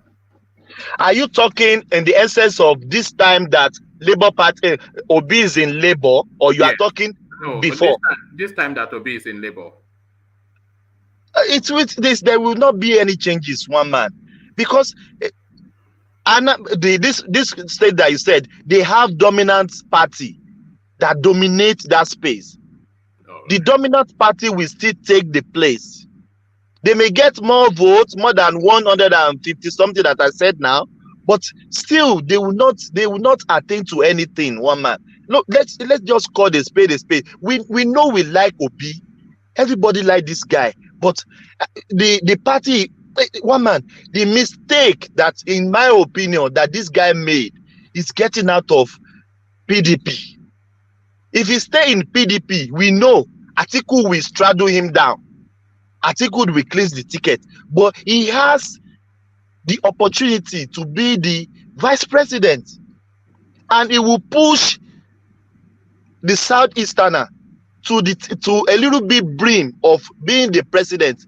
It's because Oshibajo is vice president. That is why he has the ego, the effrontery to say, I want to go for the contest. So he made a big mistake getting out of PDP. To me, I said it previously. I'm not happy with him for getting out of PDP. He could have stayed there, and Southeasterner could have been the vice president, because I think in my opinion, Atiku could have picked him again for his running mate. So what this guy is saying, that was what Babangida Aliyu said in the interview that he granted, that Peter Obi would have gotten that vice presidential slot because everybody wanted him to get it and they all liked him. So on a platter of gold, one man. Peter Obis did not make mistake. Did not make any mistake. Right. You understand? Why? Why? If Peter Obis stay in the PDP by now, this popularity now Peter Obis have now, you will not see it. You think say maybe Atiku have the popularity. You understand? So I think for him to move into Labour Party, give him better opportunity, and the world can see what he can achieve. You understand? So he make a way for him. Yeah, but the popularity is not going to land him anything in 2023. But being the vice president, I don't judge Ekiti election. It's not Peter Obis that is contesting the Ekiti election, and I hear that Labour Party combined with APC. It's a referendum on his popularity. You can't judge. You can't because. You can't judge before nobody know Labour Party because of Peter Obis enter Labour Party. Everybody now Labour Party is on the news everywhere. No, you've just said it. So people did not know Labour Party until Peter Obis gave it a bounce. So the first test of that, the first test of the Peter Obis bounce was the Ekiti election, because I'm sure the candidate for Labour Party would have used Peter Obis' name to campaign. And it got him only 100 votes or thereabouts. Yes, according to Peter Obis, he said he don't know the candidate, and the candidate did not inform him before he traveled. So the candidate did not inform him. If the candidate is serious or the candidate is maybe well known, you know, maybe if it can't be anybody come contest a governorship thing, say people will vote for you. No, hold on. Peter Obis, like you said, he has increased the popularity of the Labour Party. So the candidate for Ekiti, if he had any sense, and anybody that carries a governorship ticket would have some sense, you know, then he would have campaigned on the Peter Obis bounce that, look, I am with Peter Obis, Peter Obis is with me, is this, that, and he would have used Peter Obis' name to campaign for his governorship thrust. So that Ekiti election, whether Peter Obis knows the candidate or not, that Ekiti election was a referendum on Peter Obis' so much vaunted popularity, and he got 100 votes. No, I can't judge. Don't judge that one with Peter Obis. Peter Obis that don't have anything to do with that one. Peter Obis popularity. That candidate. Do you know the candidate? Do you know the candidate? It doesn't matter who, I don't know him, but you know the candidate. Who he is. No, now do you know the candidate? Because before you join, I don't know the candidate. I don't know his name. So it's nobody. You understand? Anybody can just come and contest. It's nobody now. It's coming under the banner of Peter Obis now. It's coming under the banner of Peter Obis. It's coming. The ban, according to Peter Obis, the Peter Obis said they have done primary elections since February, not now. You understand? So they have done their primary elections. So Peter Obis this is 3 weeks. Labour Party has not gained anything from the Peter Obis so-called hurricane. No, this is only 3 weeks in Peter Obis in Labour Party now. It doesn't matter. This is only 3 weeks. It's not up to 1 month. Is it not only 3 weeks? That all of this noise. You can't from now. Let's see. No. From now, any person that we want contest maybe governorship election, I believe Peter Obis campaign will start very soon. You will see the thing. You will see the thing for yourself. My brother. So I don't judge this one now. Moses, they got 195 votes. Is that not ridiculous? With all this noise? No. You know yourself. Before the election, the candidate just merged with the APC. You know that one. The candidate don't contest anything. Look at this guy. Let's hear from Roman. Can I ask a question?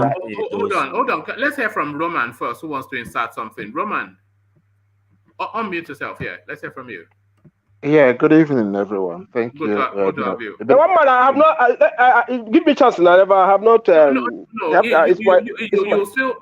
It's actually Thomas on the floor. You interjected, but Roman wants to insert something, but you can still counter him. But let's hear from Roman.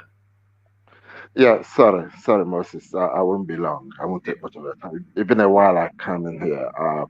I just wanted to, I don't know whether I'm going to ask a question or make some recommendations first. Um, I believe one man, your program is somewhat monetized. I advise you to think of the commercial aspect of your broadcast so that you don't have 74 people watching you when you come on here. No, Just don't think worry. of it in that way. Yeah, Don't okay. worry. Don't worry about that. I'm not. Okay. I'm certainly not going to compromise integrity for. But don't worry. Don't worry. Yeah. Let me worry about that. Yeah. All right. But on the story, I think the reason I'm saying that you're belaboring on Peter Obi a lot more than the other two candidates. I wish you give them opportunity as well to showcase what they've been saying, doing, or what they've been involved with. I mean, the other two APC and PDP candidates. But on the topic that you're talking about tonight on Peter Obi or Soludo per se, which should have been a Soludo topic, not a Peter Obi topic. I have not had anybody say that there was no investment. You're saying Soludo debunked the investment. What Soludo debunked is a Facebooker who said Soludo said that the $20 million investment is now worth 100 million. What I read from Sahara Reporters, I don't know if that's the same story you are reporting, is that Soludo debunked the Facebooker report that he never said that an investment is now worth 20 million. He did not debunk the fact that there was no 20 million investment. And I'm just wondering too, is this an issue that a Facebooker posted something that Soludo said and it is a newsworthy event? A Facebooker?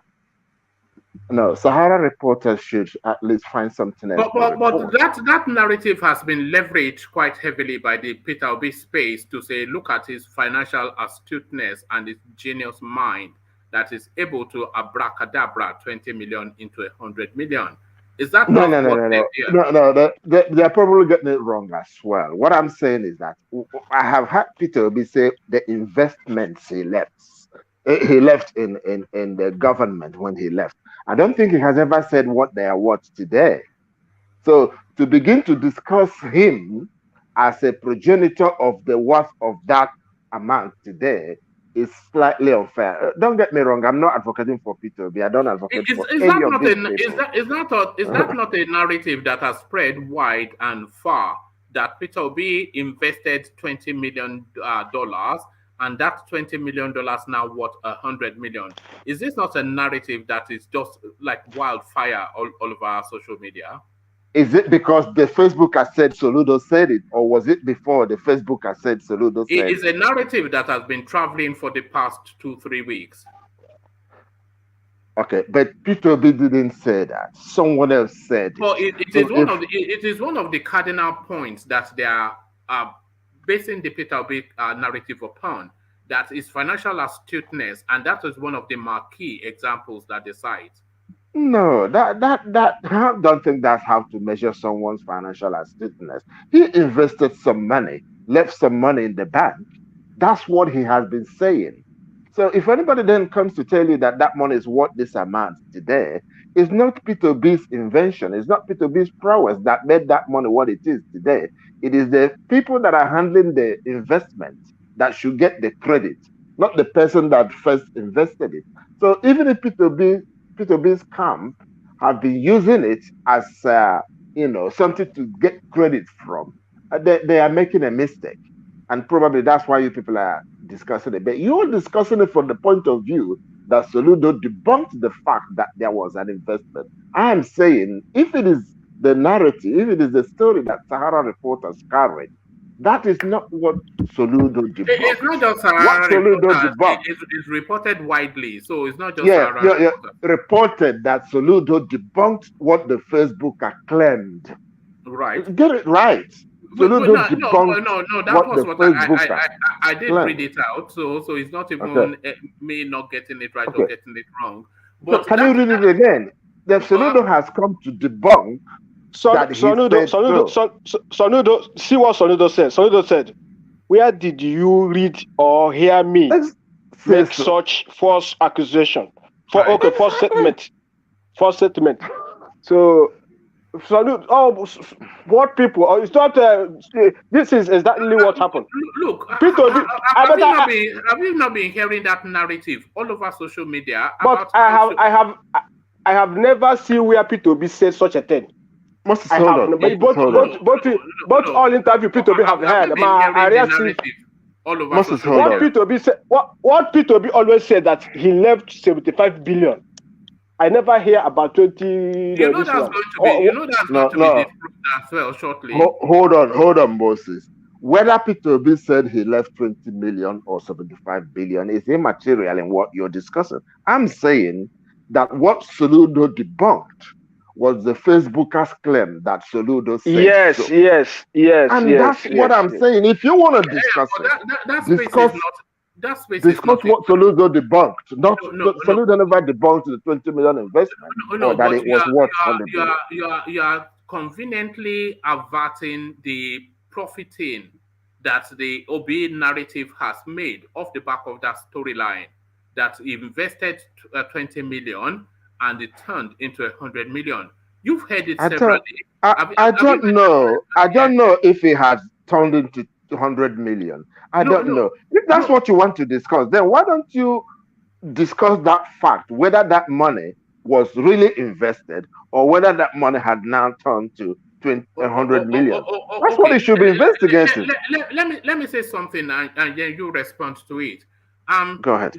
The narrative has been all over social media for the last 2-3 weeks that Peter Obi invested this 20 million and it turned into 100 million, which speaks to his financial astuteness and his cleverness at managing money. So have you heard that storyline all over social media or not?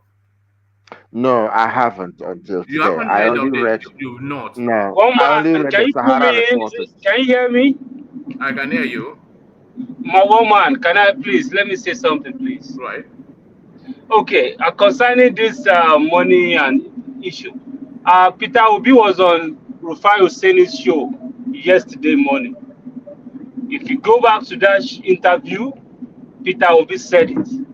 He said that he left some money and he opened some companies and the company worth certain amount of money. He said it in that interview. It's clear. That is not true. Listen, brother. Did you listen to the interview? Yeah. Okay. If you go back and listen to that interview, he said that. I watched the interview twice yesterday. He said it. Did Peter Obi said he left 20 million investment? Look at that. Peter Obi said. Okay, listen, brother. Listen, brother. I am for Peter Obi. I support Peter Obi 100 times. All my family member, everybody I know, they will vote for Peter Obi.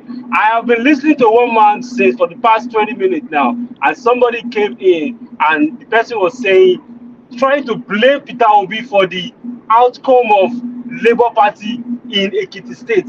Why would you do that? Why would you say that? Peter Obi joined this party, is not even up to 2 months. It's not up to 2 months. And you're putting all this responsibility on him. That he should. 3 weeks. 3 weeks. Thank you. 3 weeks. Okay, stay there, Zach. 3 weeks. Okay, so Peter Obi joined the Labour Party 3 weeks ago. But yes, within those 3 weeks, this phenomenon has blossomed and exploded to sweep up the whole space.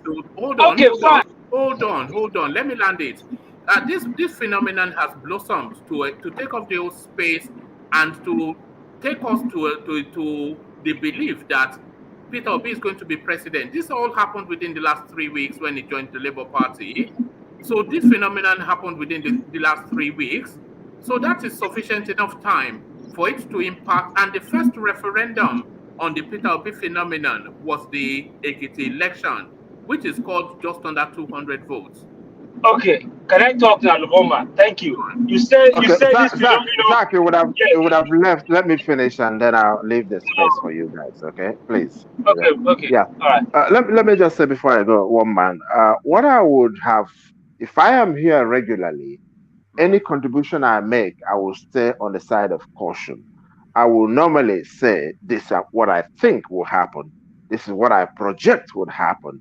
But most of the guys that say things here and narrate and conclude, say them as if they are saying facts and they are prophesying what they know will happen.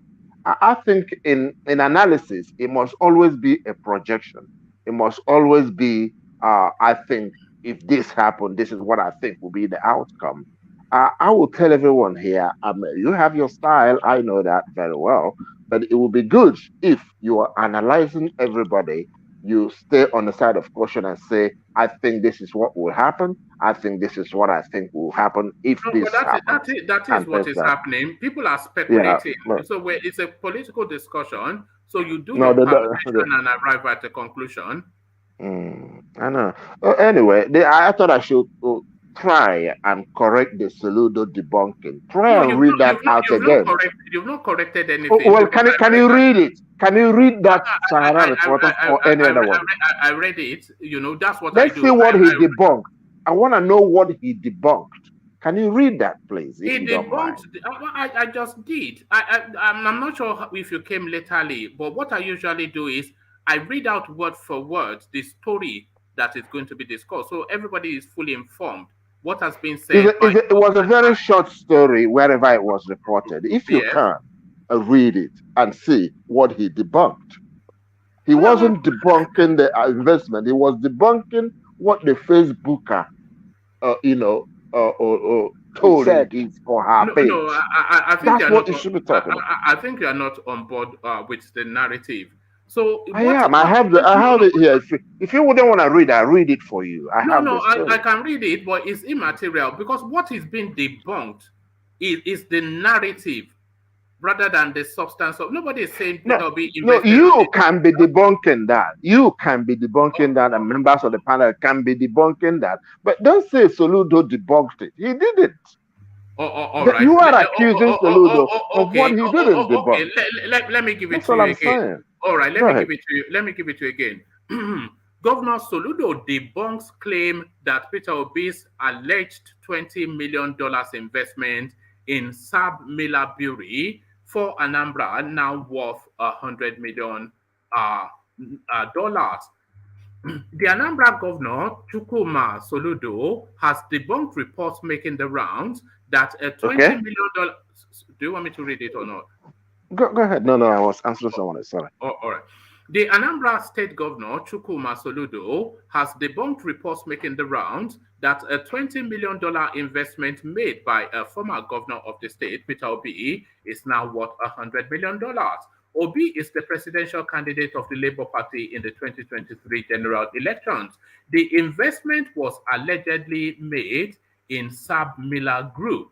A Facebook user has credited a statement to Soludo alleging that the $20 million which Obis allegedly invested on behalf of the state in the company is now worth $100 million. Mr. Peter Obis' $20 million investment in Anambra worth $100 million today. Charles Chukwuma Soludo, the Facebook user, had said. Reacting to the claim on his verified Facebook page, Soludo said, "Where did you read or hear me make such false statements? This fake news has been roundly debunked by my team. We can carry on with campaigning for our preferred candidates without consciously misleading the reading public. The report is fake and never emanated from me. Thank you." So there it is right there. So that is a debunking if ever there was one. What did he debunk? Where did you hear me say such thing? Which means he never said at any time that the money is now worth 100 million. So the Facebooker is wrong, Soludo said. Right. That's all I'm saying. He's not debunking Did he not debunk the narrative? Which narrative? No, he's debunking this report the Facebooker has put out there. Can you not read between the lines? I'm not reading between the lines. Subject before predicate is a rule in English. Oh, all right. Okay? Even though Sahara reporters have their way of writing and reporting their English, Soludo was not addressing the investment or the money. He was addressing the claim of the Facebook user. Yes, which is to state that the $20 million that was invested. No, which is to say that he said, which is to say that Soludo said. Soludo is denying that he said, and that his group has already addressed that he did not say such a thing. All right. Let me. That's fine. Anyway, sorry, I took most of your time. Can I say something? No, hold on. Stay there and stay there, Roman, because we're going to unbundle this now line by line. Mr. Peter Obis, $20 million investment in Anambra worth $100 million today. Charles Chukwuma Soludo, the Facebook user, said, reacting to the claim on his verified Facebook page. So that is the first thing that we are establishing, that this now debunking coming from Soludo. Soludo said, where did you read or hear me say such false statement? So there it is right there. So false statement. So that's the first thing we're landing on. This is fake news. This fake news. No. He's referring. The false statement he's referring to is what the Facebook has said. No. Not the story. Not the 100 million. No. Is that how you're reading into it? No. It's English now. We all understand English. Oh no, I do. It's my job. It's not where did you hear me make such statements?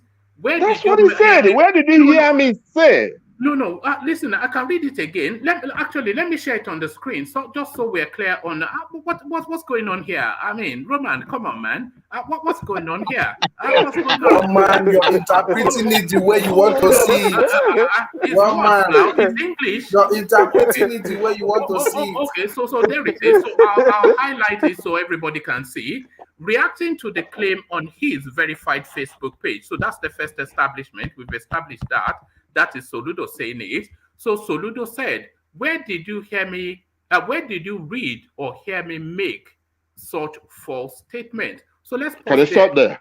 So where did you hear me make such false statement? That is Soludo, by the way, I think a PhD holder and better English than the Queen, and he knows the potency of words. So where did you hear me make such false statement? So that's a standalone. So now, where did you hear me make such statement is another statement. So the qualifier is the false. So false. What is the false qualifying? Is it the statement or the claim that Soludo said?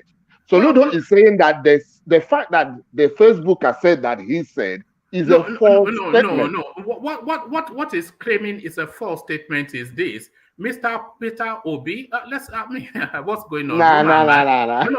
Mr. Peter Obis, $20 million investment. Who told the person that the money is 100,000 now? That is it now. It's just part of the made-up stuff that they do within the. Who told the person that the money? Who told the person that the money is 100,000 now? 100 million now? Well, certainly not Charles Soludo. Hey, it's possible. It's possible. Somebody just write something for Facebook. You've been traveling with that narrative for God knows how long. See, one man.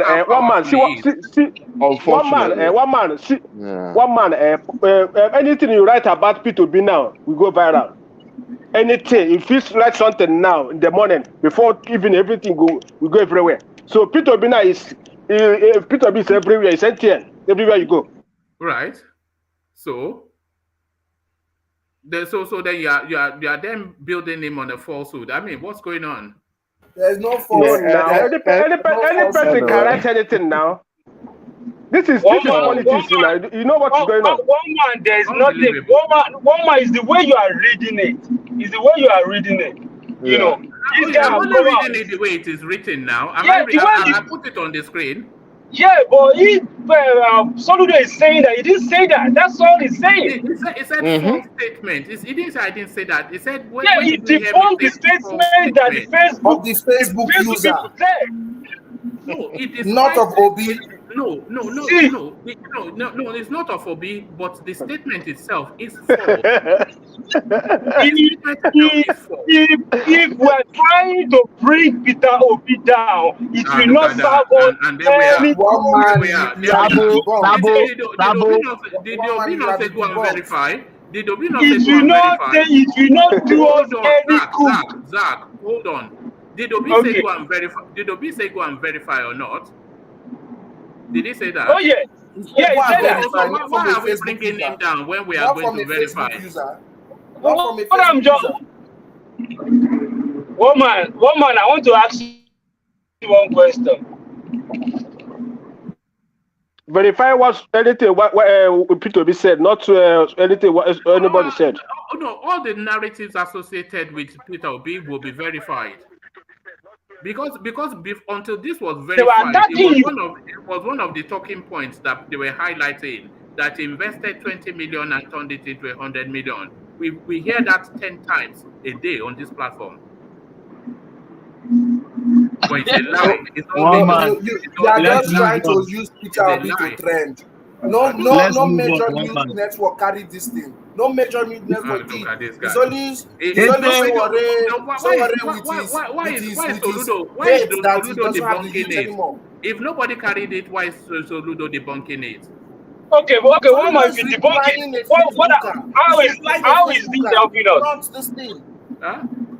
How is this helping us, Wama? How is this helping us? You asked us to verify, and we are verifying. Okay, so let's move on. Let's leave that. Let's move on. Those are misleading headlines. So a lot of the narratives now you take with a pinch of salt. There was nothing that was debunked. Soludo didn't even say anything concerning the money. Soludo didn't even say anything concerning the investment. Zach just told us that he was claiming credit, even as early as Rufai's interview yesterday. Claiming credit about what? This abracadabra. But shouldn't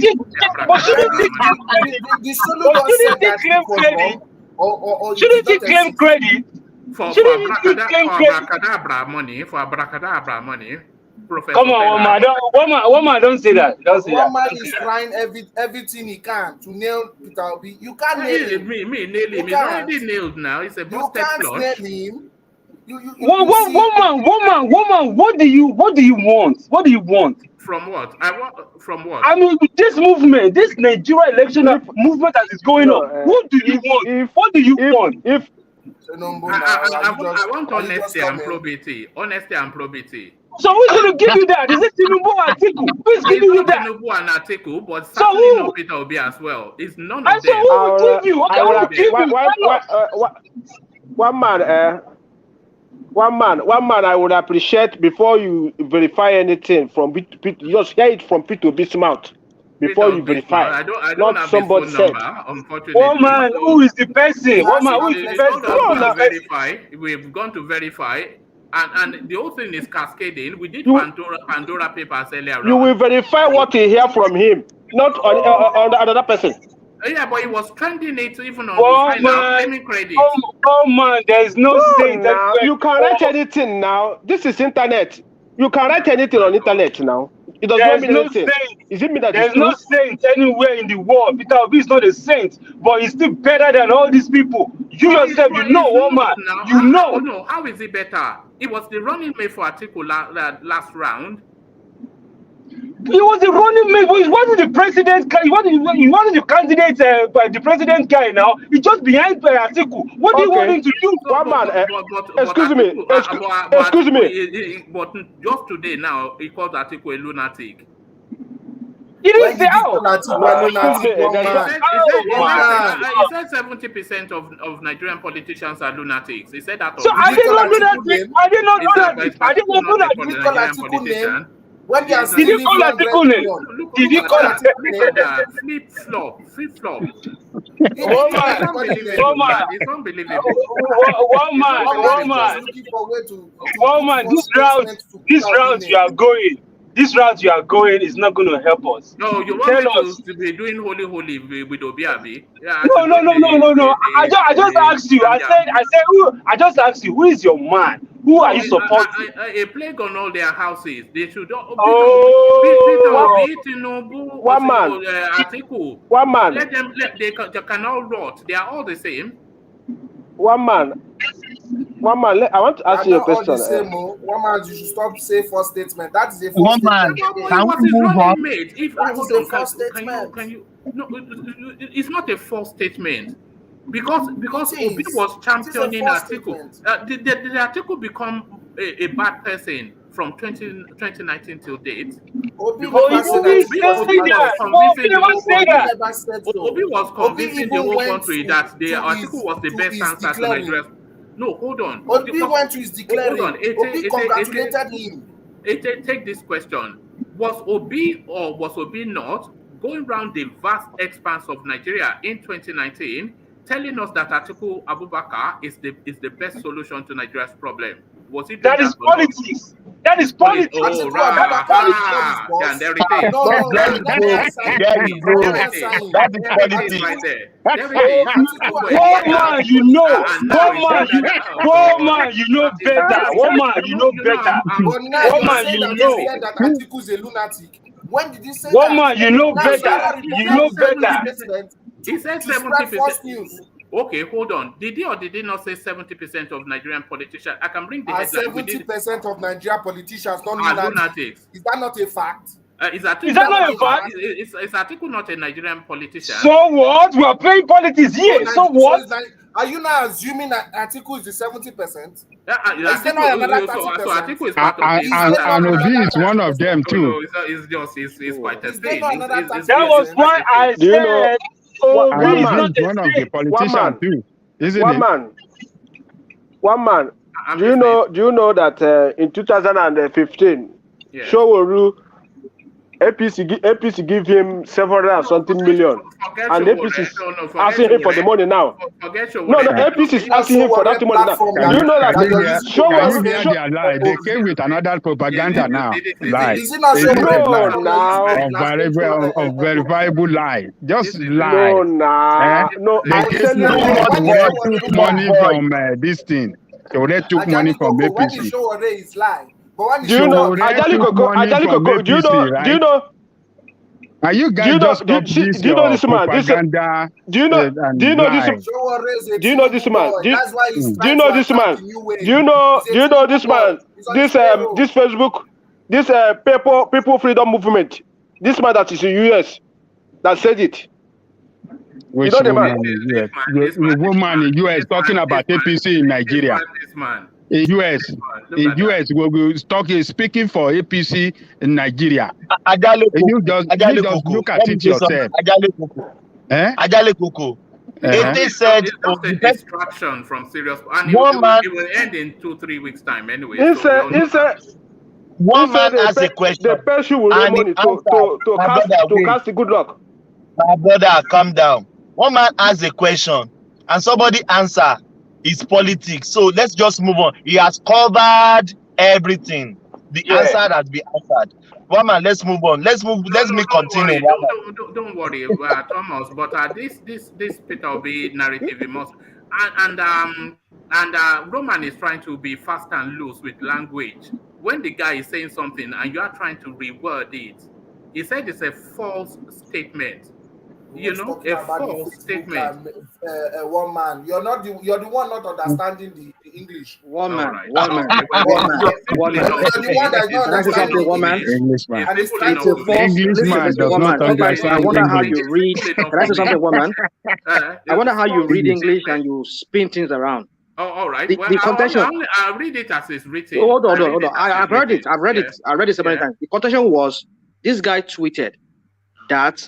So the money that Obi invested in his in-laws brewery has become from $20 million into $100 million.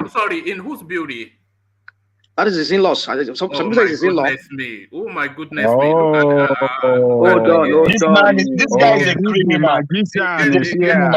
Hold on now. Hold on. Is he a magician? Is he a chameleon? Hold on. So the point is that masquerade. The guy tweeted that the money has become, that Soludo himself tweeted it.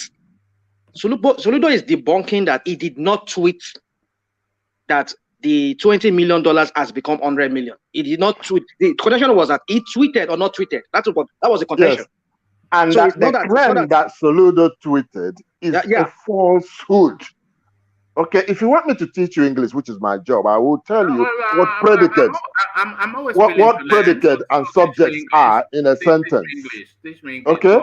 Yeah, okay. The predicate and the subject, which one comes first in that statement that you're reading? So if he said this claim that this Twitter or Facebooker made, that he said is a falsehood. Not that the statement the first person is you a need falsehood. to teach. Since you say you teach English, the first person you should teach English, and I'm willing to sit at the back of the class listening as well. But the first person you should teach English is Soludo, because this is what he said.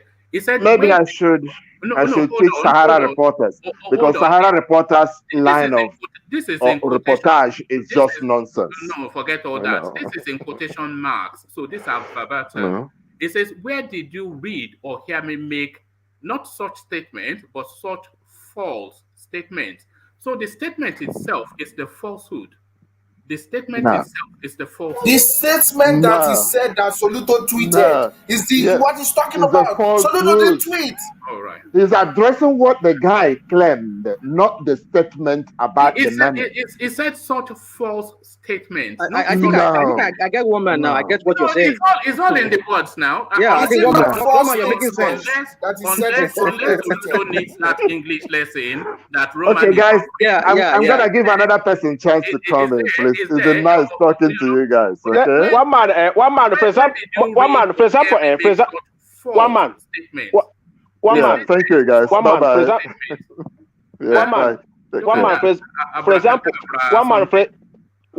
For example, now the money is 20 million. Right. You understand? Okay, the guy say from 20 million to 100 million. You understand? So, who told the guy the money have appreciated to 100 million? It wasn't Soludo. Where did he hear? Hey, that is what Soludo is saying. No, you understand? No. Hold on. This. If, for example, now somebody say that one man did something like this. You said no, it's not. You did not say such a thing. So I believe it's a simple thing. Soludo I don't think this matter is supposed to be. Hold on. Soludo is saying that the statement is false. He said so. Those are his words.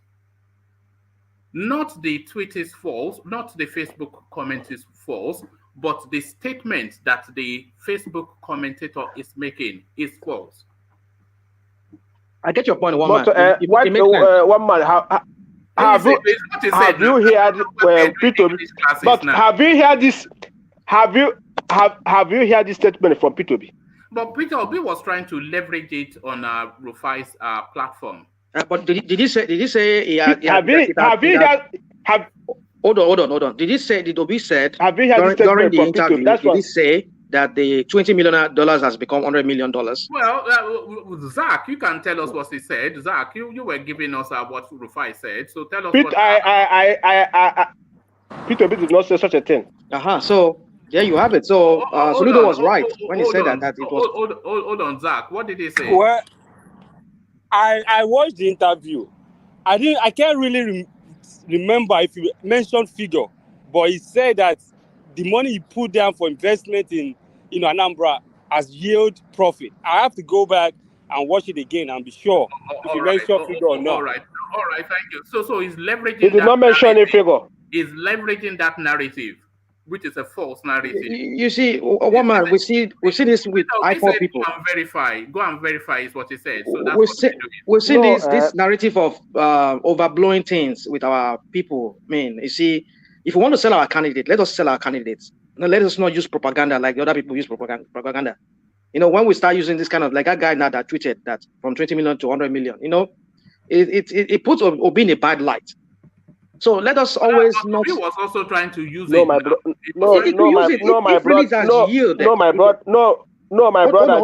This is politics, and now anything, and people will say false accusation against Obi this time around. From now to, you understand? So not everything you see on the internet that you. False. Which accusation is false? All of a sudden, everything that any person does is Obi is responsible for it. Even if Obi has no link to anything anybody does, is Obi is responsible for it. Okay, so if that narrative had not been debunked, would it have enhanced or not Peter Obis' narrative? If they had there was nothing debunked there. There was nothing debunked. All right. Okay. Nothing was debunked. It has been debunked. Soludo just said it now. Soludo just said that statement that the $20 million has become $100 million is false. He was talking about the no. You know, in the context of what he said, what that guy said. Who told the person that the money who told the money is 100 million? Is it true now? Nobody told the guy. But that's who told the person. Who told the?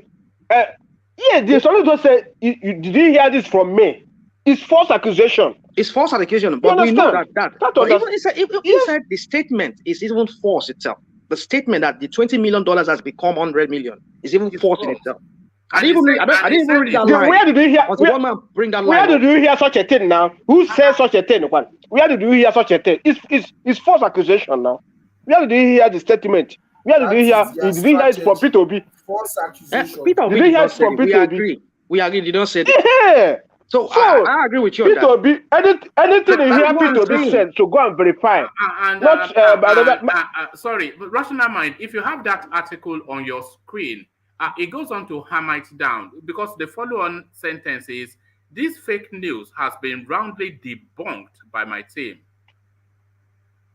Yeah. That is what he said. So what are we talking about now? Yeah. So you just make up random stuff and you say this is what some of us our people do when they overblow candidates. This is exactly what happened. Kwankwaso and the Peter Obis. Some people say Kwankwaso have agreed to be Peter Obis. They come out and say it's not true. You understand? So fake news will be going on. Don't anything that people. I don't judge what people say. I judge what I see, what I confirm. This is real. But how is Obi responsible for all this? How is he? Because it was prophesying of it on Rufai's. But he not give a figure now. One man. Did he give a figure? I tell you, one man. He not give a figure now. He want to pin the guy down when the guy cannot be pinned. He's already been pinned down by his own. The problem is there is nothing you can. Obi is the kind of person is that he can come and interview anytime and say anything. Understand? So Obi is the kind of person, not like TENURE or Atiku or Buhari. Before you see them, maybe grant interview, maybe it will reach 1 year. It's not that kind of Obi. If you accuse Obi for anything, Obi will come out and grant interview and say, see how the thing goes. Interview now. They are wearing pampers. They can't come. You understand? So Obi is that kind of person you can accuse anything anyhow. You will see it tomorrow in Arab TV. Tell you how anything goes. You understand? Not be a if you have on that.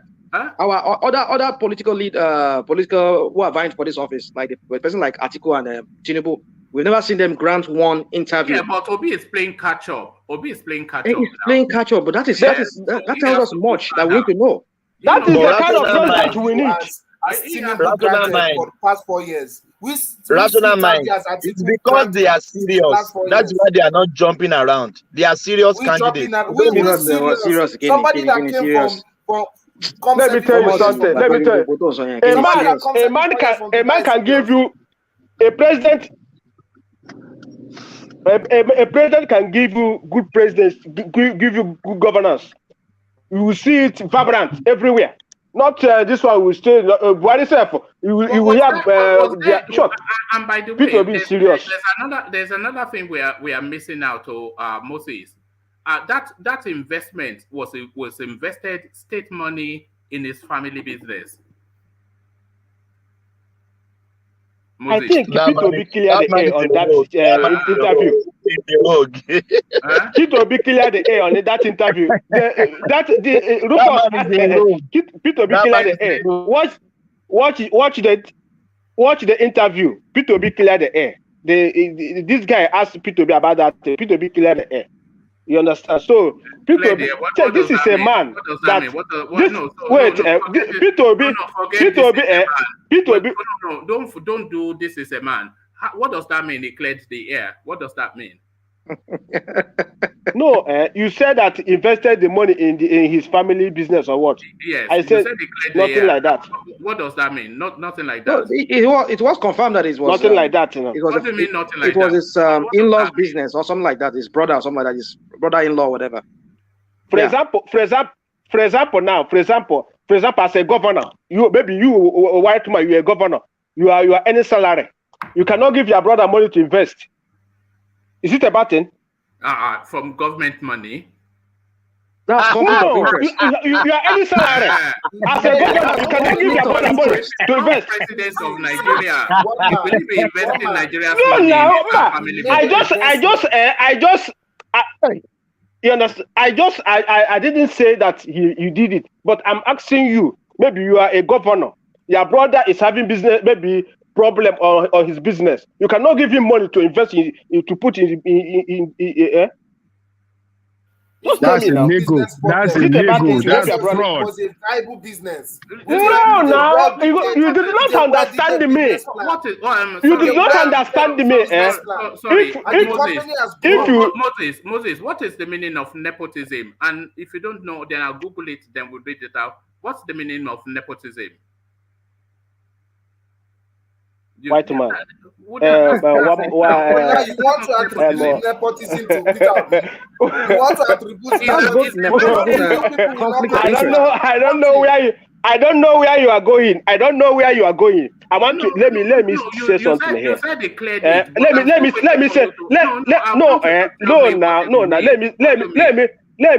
say something. Let me say something. Peter Obis is the man. Peter Obis is the man that the time you want to rule Anambra. Hello, are you hearing me? I'm hearing you. Are you hearing me? Go on. Yes, the Peter Obis is in the London where they declare him as governor of Anambra State. You understand? As soon as he come back to Anambra State, even the governor lodge everywhere was burned down.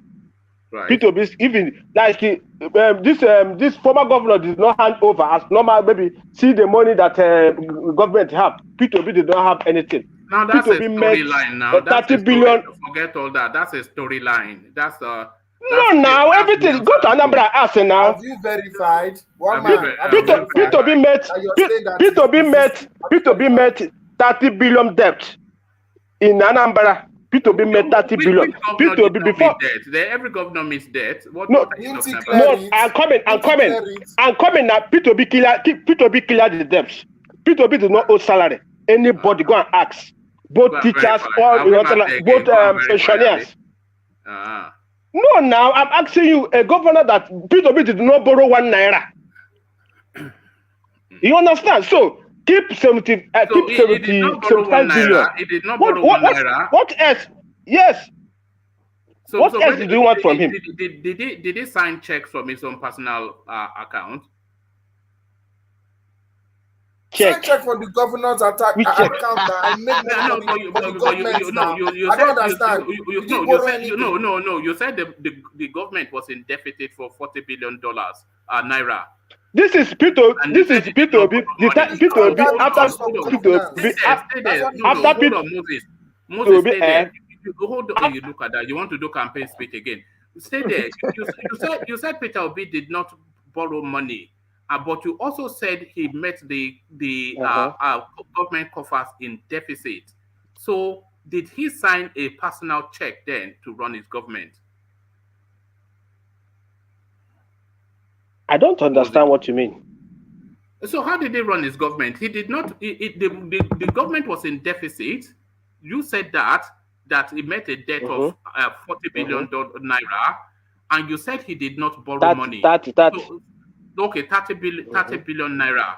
So he met a debt of 30 billion naira, and he did not borrow money. So how did he run a government? Yes. Through government allocation and he got the court of governance and with revenues and other things now. Revenues and other things now. Look at this guy. All states get federal allocation now. One man, what are you saying? How much is the federal allocation for Anambra? How much is the He cut short the governance of the state. Billion. Didn't he cut down the governance of the cost of governance? He closed all the loopholes. Over what time period did he do that? What you ask? How did he manage? What you can ask? How did the P2B manage to save that kind of money? No, it's what you ask yourself. This guy is supposed to give economy. He's supposed to buy P2B check champagne. Nothing adds up. Nothing adds up. You see, it doesn't add up, does it? Everything, but there it is. So that's what we're getting. You want to see what you want to see. It's abracadabra, isn't it? It's abracadabra. That is how you said Tinubu that has Parkinson's syndrome that cannot remember. We remember when he gets to Asuro. You will not say it doesn't add up. But now you're saying it doesn't add up. My brother, you can attack Tinubu now, but if people are attacking Peter Obi now, you will spare up. Nobody is saying let's I'm allowed to defend Peter. My brother, I want to ask you a question. For example, that you want to start business. You go to bank, say bank give you like 1 billion to start a business. You open that business. Yeah, maybe the time of you want to start a business, Atiku come, Tinubu come, P2B come. Who will you take as a manager of that business? I will take Atiku because I will take Atiku and Tinubu. Because the Yoruba man, forget that Atiku is a proxy. We take a Yoruba man. I know we take a Yoruba man.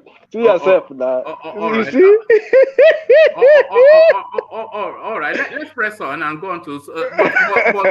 But by the way, Peter B himself invited it. Go and verify, and that is exactly what we will do. We will go and verify. Yes. You will verify what Peter B said. You verify what Peter B said. Verify what you have from Peter B. One man, as I was saying before, everything spiraled up. So if all these jamborees and all these social media for Peter Obi amounts to 195 votes in Ekiti State, I think this guy is joking. It's not going anywhere. Because with all this what are you saying now? How will you link Ekiti State to Peter Obi, for God's sake? Which kind of campaign strategy is this one? Is that not my brother? Is that not my falsehood? Calm down. Let me have my question. How does social media warriors relate to Ekiti now? Let me finish now. Someone telling me did Atiku go to campaign for PDP? Where? Did he go to Ekiti State to campaign for their candidate in Ekiti State? So no. Why you finding fault with them? No. Rational mind. Tinubu did. Tinubu did, but Atiku did not do. So why we not beating? PDP have a structure there now. They have a structure on the ground. Are we talking about structure? So APC did not have a structure that works. I don't know. Let me finish. You know that PDP is in existence there, and they are grandly rooted there. So if APC, what about APC? Yes, they went. But they went. So why did Atiku not go? Why? It is not. Well, I mean, Labour Party. Hold on, man. You guys should just listen. Listen to what now? Look at how you're. Labour Party needs help. You are not going around. It's you that you are going. Labour Party need help. It needs help more than any party. And PDP does not need help.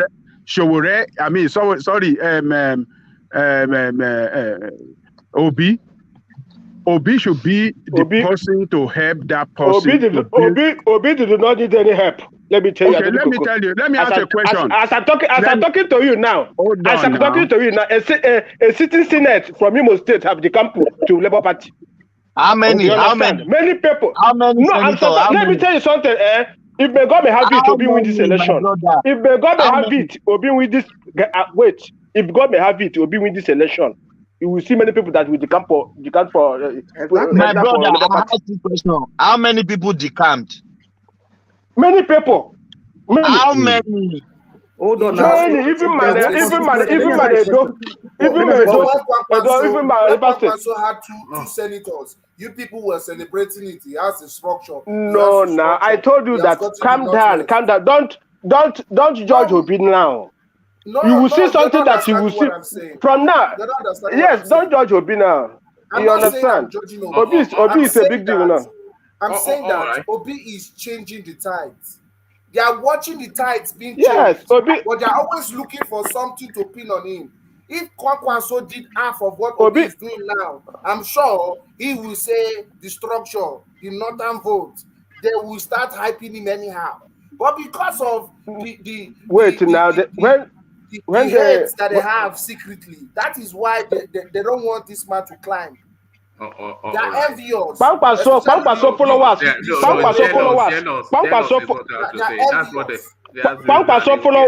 Pankwaso followers did not reach Obi followers half on ground. I'm not talking about it. You know that some people say internet. Do you know that internet is very powerful this time around?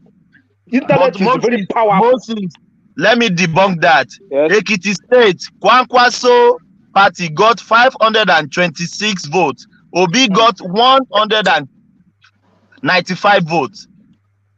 I don't know. I have already told you know that this party is a let me debunk that to him. Do you know that more people vote for the presidentship election than for the governor or for the senator or for even local government? For sure now. Even so, I asked a question here today. That person. When the Ekiti become a yardstick, how? They're just looking for. I don't know. So it doesn't. So Obi does not need Ekiti's vote when it comes to presidential. Is that what you are saying? It doesn't matter to him. Obi, it's not that Obi does not need it. I say that. More people vote. You saw that even a lot of people didn't turn out for voting. Even more than the people. Forget about people. They said forget about people did turn out. People that turned out. Let's focus on people that turned out. Let's focus on the. Let's focus. It does not mean after everything APC won the election. So let's forget about that. That one has gone. Let's focus. But that was the first election. Hold on, please. It does not mean anything. It means everything. See, APC is the ruling party. After the Peter Obis. It does not mean it. If you capitalize, if for example now this APC something now. I know what goes. I know both their vote buying and other things. That is not election. I watch. Okay, so when it comes to presidential, and so the vote buying you will stop. Do you think that it will stop? What will you say that time? When it comes to presidential, and these people, see what I will tell you. I will tell you what will happen for presidential own. People will collect their money and vote the right candidate. People collect their money. Atibo. I'm telling you, if you believe their money, people collect their money. I'll vote the right candidate. Hold on, Moses, but they did not do that in Ekiti. One man. Ekiti, you can't compare the two. You can't compare the two. And the two, presidential election, how much will you give people? How much will you give people? Are you going to give all Nigerians 10,000? How much will you give all Nigerians that will make it vote for you? Oh, okay. No, tell me now. Is Tinubu going to share all Nigerians 30 million? Moses, they've been campaigning. No, tell me now. Is Tinubu going to share all Nigerians 30 million? But Moses. No, I want to know. Ask me the question. Answer me my question. Is Tinubu going to share all Nigerians 30 million? Hold on, Moses. Settle down.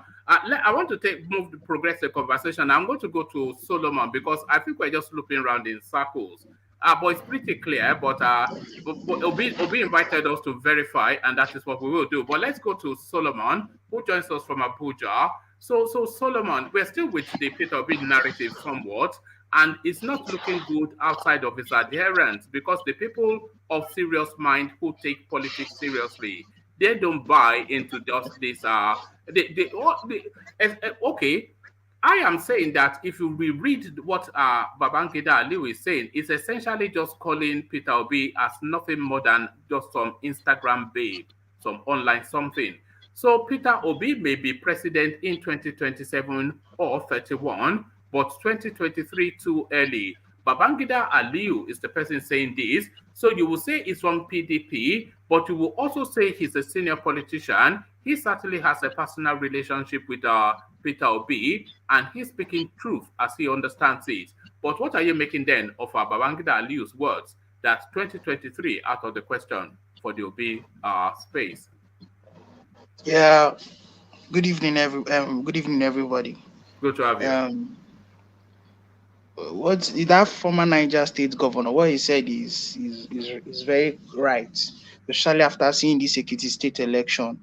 Solomon, I'm about to hate Obi every time. Right. Excuse me, now let me talk. Let me air my own opinion. I don't hate Obi.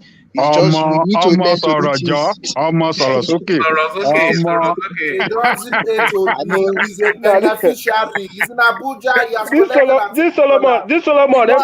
Every time he's against Obi. I don't understand. Let me say something, my brother. I don't hate Obi. Let me tell you the truth. You're not in Nigeria here. Even if you're in Nigeria here too, Obi movement will be something. We need to understand how the politics for Nigeria be. This Obi thing is not. Obi will surprise all of you. Hold on, Baba, calm down now. Calm down. Let's say from Solomon. Solomon, carry on. I'm not against Obi. Obi has, the kind of plan Obi has for Nigeria is a plan that will make Nigeria get to the level of, in fact, the way for him going to Egypt is a very good country now. It's a country that if you go there and things are working very well. Me, as I did in Nigeria, I had the vex, might tell you the truth. But I no go just use because of my emotions, begin they do waiting I know say no they right. Obi is his mandate is a very good one that would elevate Nigeria. But the way he wants to enter this place is not by that way. Nigeria is not, like I keep saying this thing, Nigeria is not France. Because Emmanuel Macron came out and the people were voting him, it will not work like that. Remember that place like this, all of them, the unity has always been there, and there's nothing like southern France and northern France. But in Nigeria here, we have northern Nigeria. Southern France. So no, calm down. Let me explain what I want to say. Don't worry, carry on. You must let other voices, even if they are critical of either Peter Obi or Chowore. Relax. The way the northern and southern France I'm talking about, political. Do they come out and be, even if do they come out and say it is turn of this one, like the way Nigeria is doing, at least with their brain they've already know, with their system, they already know that we need to give it to these people. But in Nigeria here, we have northern cabal, people that believe that power belongs to them. So we need to, I feel like we're supposed to engage these people the way they are. That is what I believe that we're supposed to do. So that what that man is saying is because he knows their caucus there. That is why he has the effrontery to make that kind of statement that will be can rule. Yeah, I believe somewhere like Obi can be president in Nigeria, but I don't think now, especially with the interval he's using to do his campaign and doing all this structure of it, even if like let 10 more senators come to Labour Party, I don't still see him, and he's not still going to shake me. But I know he's going to have a momentum. Like people are really supporting Obi, but the support is not going to make him president of Nigeria. The Governor Aliyu said something interesting that maybe Obi should look to 2027 or 2031. That's quite interesting because I think pretty much Obi is not going to win 2023. It will not. So let's just park that to one side. How do you know that, one man? How do you know that? You are making false statements. Did you see? Let me tell you something. Let me tell you something. Let me say something. No vex. Make I say something. I watched this APC Ekiti State election. See here, let me tell you the truth. Even if that they are saying Buhari is a man of, he has washed his hand, that nothing is going to happen, I feel like he will want these APC guys. Even if PDP, I feel like PDP might not even win this election, but APC must do anything they can to make sure that they retain this power. That is one thing I'm beginning to see in this election that is about to take place in February next year. They want to do anything. You don't know anything. Oh, hold on. Can you not say? Please ignore that, Solomon. I'm not going to say anything. Look at what happened in Ekiti State. Yeah, let me. Nothing happened in Ekiti State. Oh, all right. So sorry, Ete, you must. Please now. We've had a rowdy space, so let's have a civil space. Just that space that you're saying that APC will do anything to make sure that to hold on to power. I agree with you because they've committed so much atrocity. The NSAS, all the looting, all of these things that they have done. They know that even if it's a FULANI, the next person that is outside of them that comes in, it will probe them and it will lock some of them up. Exactly. They cannot afford. They need a space to get away with. So they need another term of an APC government so that this set of criminals, they have enough of a buffer period for them to get away with whatever it is they have done. If they have PDP, they are all in trouble. So they are not going. They will do everything humanly possible to retain power. You know. So I agree with that. But there is nothing that will try, but they will try. But they will take over. They will still rule Nigeria 2023. Stop this. They will try. Peter Obis is not going there now. He's not going. I'm saying this thing. But with the Peter Obis, are you God? Still come back on are this you platform. God? I will still see that Peter Obis. Bro, see stop this thing you are saying. These people will man. This is Nigeria. Nigeria is corrupt. You see, one man, can I say something? No, because let me just say something. No, don't. We're allowed to counter now. I'm not. But you just want to launch. Okay, no. Okay, I just want to clear something. You see, the naysayers of the Peter Obi are allowed to condemn and say something fixed and say, oh, this is the way it must be. But when the Peter Obi does people does the same thing, they get angry. They're like, oh, you are not while you are in dreamland, you're in this, you're in that, also you might be in dreamland too. Nobody knows 2023. Things happen, change is constant. Something new can always happen. So you can't say because of your permutation, that means you're 100% sure. Nobody's 100% sure. Nobody is 100% sure. A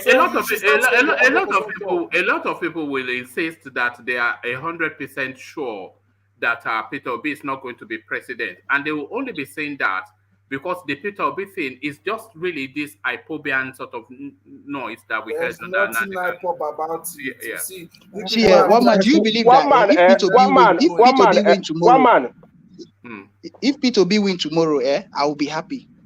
Can I ask you a question, Solomon?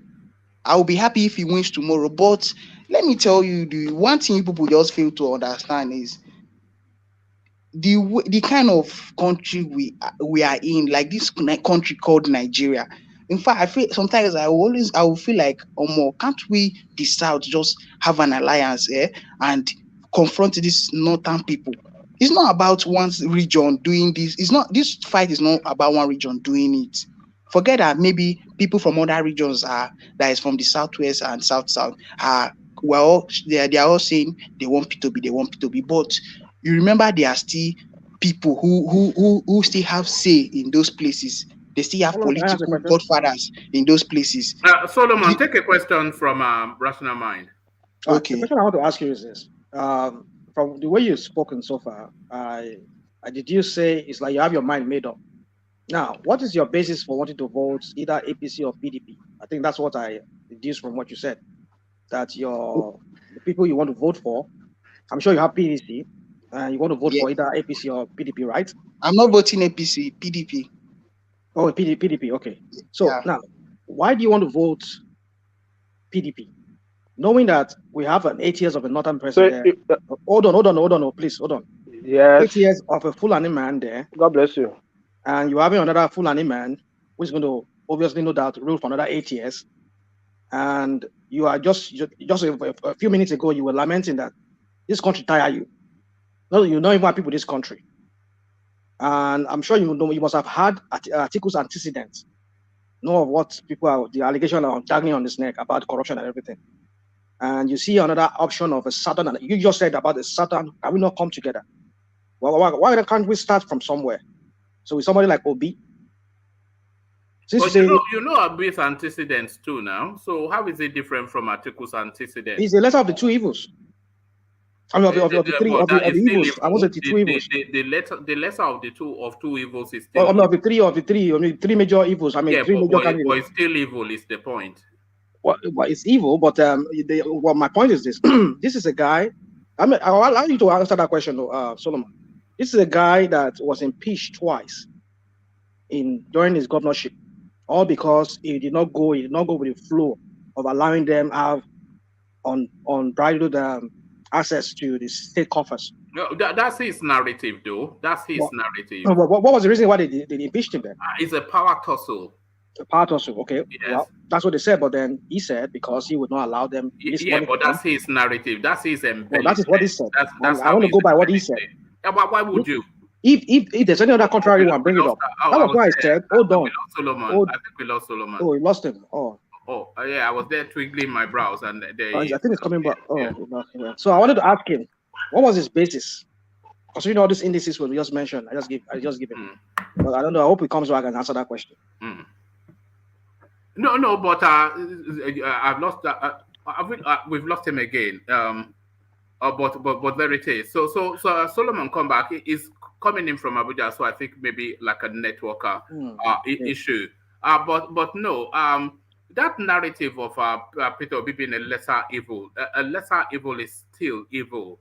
It's evil, but it's lesser. And that narrative of him being impeached twice, that was a power tussle. It was him that's going around telling people that it's because he's not sharing money. So that is his spin on what happened to him. But have you had a contrary narrative? In the court now, young man. That was proven in the court. In which court? He won the cases. Did he win the case? Did he get back his seat? Now? No, he won. Did he win the cases? No, hold on. The reason why he was impeached was because he said the reason why he was impeached was because he wasn't willing to share money. But that was his narrative. The reason why he's likely to have been impeached is a power tussle because somebody else was fighting to get that position of him. So he just spun it to make himself look good. All right, but if there's any contrary view, we're yet to see. If any of those, go on, Solomon. The contrary view is that it's a power tussle. No, you are the one saying it. But that's what he said. It's not Peter Obis that is saying it, that he's not sharing money. No facts. He said it. So if there's anybody that will counter him, let me counter him. Where is Peter Obis' fact? That is because he's not sharing money. Peter Obis said. And he gave instances. The first thing they did is that because of Peter Obi save money, they did not guarantee Peter Obi to save money without their consent. Woman, you yourself on this platform, you accused Obi of saving money. You said, why didn't they run the state into debt? That is how you can increase their credit rating. That's what you said here on this platform. Yeah, that's his narrative, though, that he saved money. But the other day, I used on coming here and he talked about it. He talked about the money he was able to leave in the coffers for the government. Right. The second impeachment. They signed a contract to renovate lodge. governor lodge of that kind of 400 something million. So he renovated it with 40 something million. That is it. Because of that, you understand. This is what happened. No, hold on. Is that what they said? Hold on. Is that what they said at the state That assembly? Is the truth. No. Hold on. This whatever it is that you just said, is that what they said at the state assembly, that is the reason why we're impeaching him? Is that what they said? Yeah, that is the problem. That is the only problem. No. Because after that, he come back to the office. You don't listen. Sorry, you have to listen. I should say, not that you don't listen. You said now because they wanted to renovate something and he did it at half the price. That was the reason why he was impeached. So, of course, when they want to impeach somebody, they do that at the state assembly and they cite the reasons why they are impeaching him. So, did they cite that reason that you've just given as the reason that they are impeaching him? Yes, that's the reason. We have to dig it out. Let us dig it out. Let me dig it out. I'm have to dig it out. You can go and look at the court cases. Come on, man. There should be. I mean, it should be online. It should be public knowledge. These are public knowledge. One man, you don't answer my question. That is the reason. So No. Don't say that again, Moses, because you don't have proof of that. I just gave you the window to prove it, and you couldn't. Did they say that at the state assembly that is the reason that they are impeaching him? That because he did a contract for a lesser amount? Did they say that? Yes, because he did not get the approval. Can you hear the question and then address it? When they want to impeach somebody, they will have a plenary at the state assembly and cite the reasons and say, these are the reasons why we are impeaching this guy. So when they were having that plenary meeting to impeach Peter Obis, did they say that they are impeaching him because he did a contract for lesser the amount that was contracted out? Is that what they said? Moses. Because that's not what they said. And one man, they didn't say it was the power to Hold on. Is that what they said, Moses?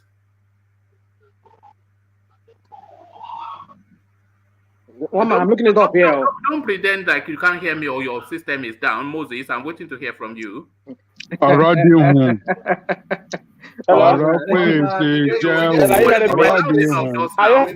hearing me? Hello, one man. Hold on. Wait. One man. Can you hold on, please? Hold on now. Are you hearing me? I can hear you now. So I can hear you now. Are you hearing me? Yeah, I can hear you now. Can you hear me? Moses, can you hear me? Yes, I'm hearing you. I'm hearing you clearly. Hold on now. I'm hearing you now.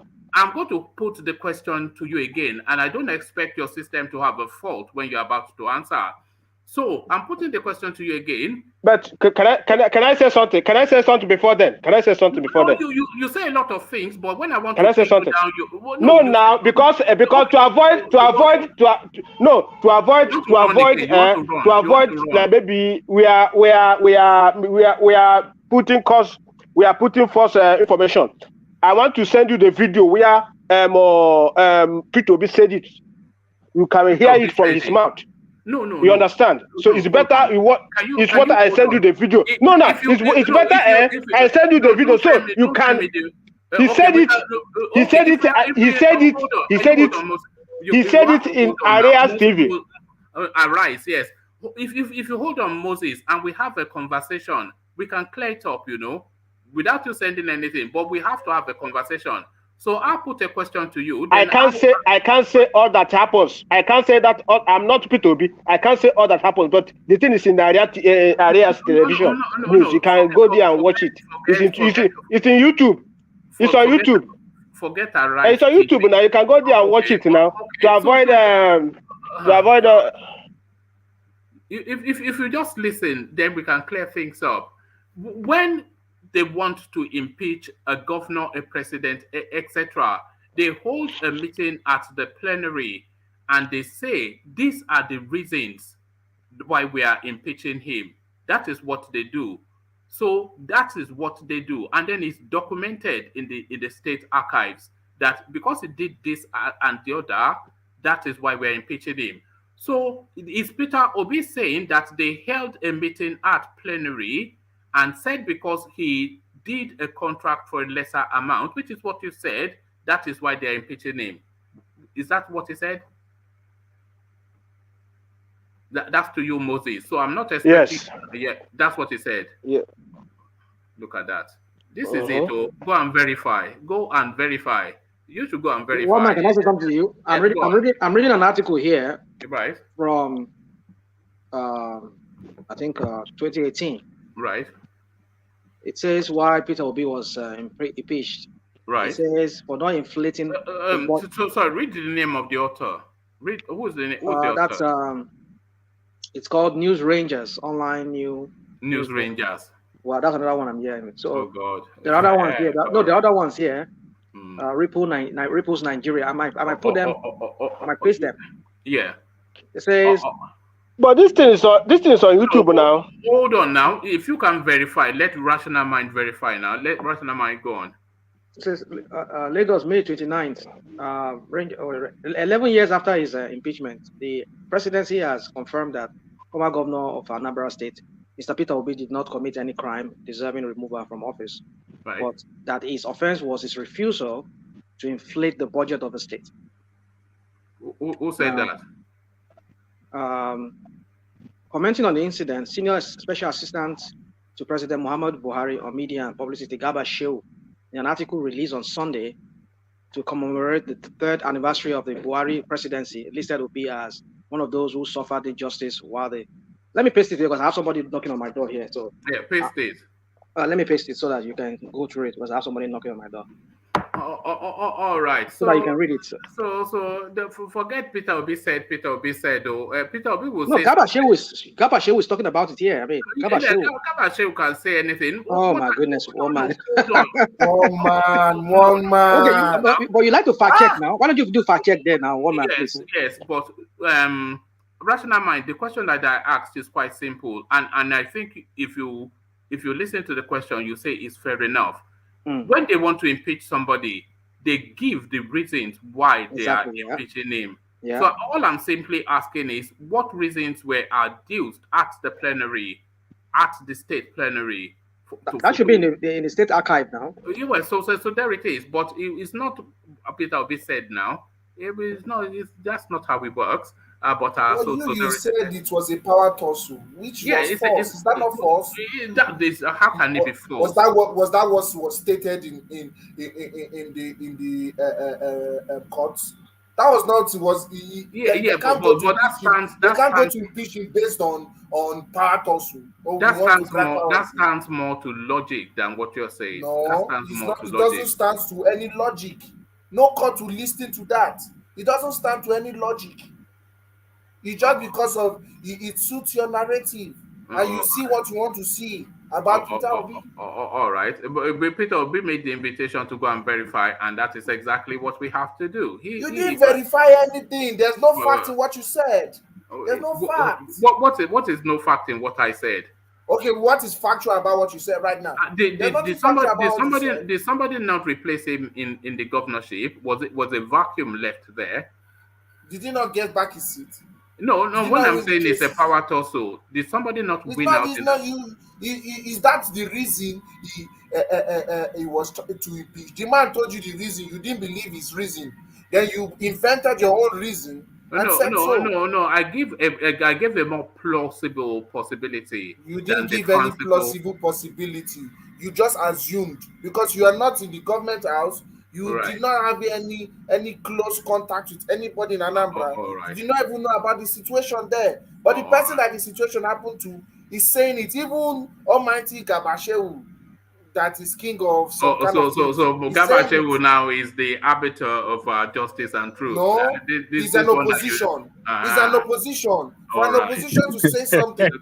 Suddenly, Garba Shehu is the gospel. He's not gospel. We're in another planet. Yeah, we're in another planet. He has nothing to gain for supporting the cause of Peter Obi. He has nothing to gain from it. He has nothing to gain. So it's more plausible. It's more plausible. All right. Not what you're saying. All right. It's just So let's get back to you, Solomon. So you were straddling that space of what Babangida Aliyu said, and you somewhat seem to align that Peter Obis round is certainly not this round. But sorry, Solomon, I was going to take you from where you were in that conversation before we debated into whatever we debated into. But what I am suggesting is that that 2027 and 2031 may not necessarily even be Peter Obis' place because by 2027, certainly 2031, Soludo will come into play. And Soludo, a more rounded individual, he has more antecedents and pedigree than Peter Obi. So when Soludo would have put in a performance in Anambra State, similarly to how Peter Obi has stolen Sowore's space, Soludo will come in at 2031, and he will just take everything that Peter Obi has blossomed to then take it to victory. So I'm even suggesting that Peter Obi will eventually be just another Sowore narrative on the road to a Soludo presidency. Solomon, we can't hear you. Oh God. No, Solomon, what's wrong with your audio? Soros, okay. We can't hear you. Sorry, we can't. Can you hear me? If you can hear me, give me the thumbs up. But one man, it's obvious that you can compare Sowore with Peter Obi.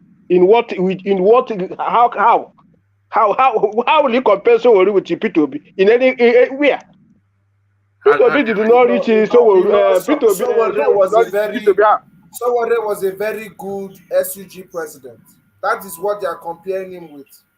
You don't understand what I said. You can't compare Sowore with Peter Obi in anywhere. Yeah, but why not though? Why not? It's like comparing somebody that is a university and somebody that is nursing school. It's not possible. How can you compare two of them?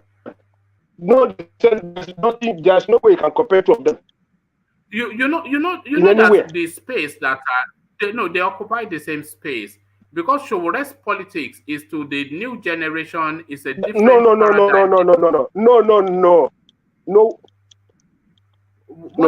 Do you see now somebody said that Peter Obi they are assuming now that Peter Obi may become president in 2020.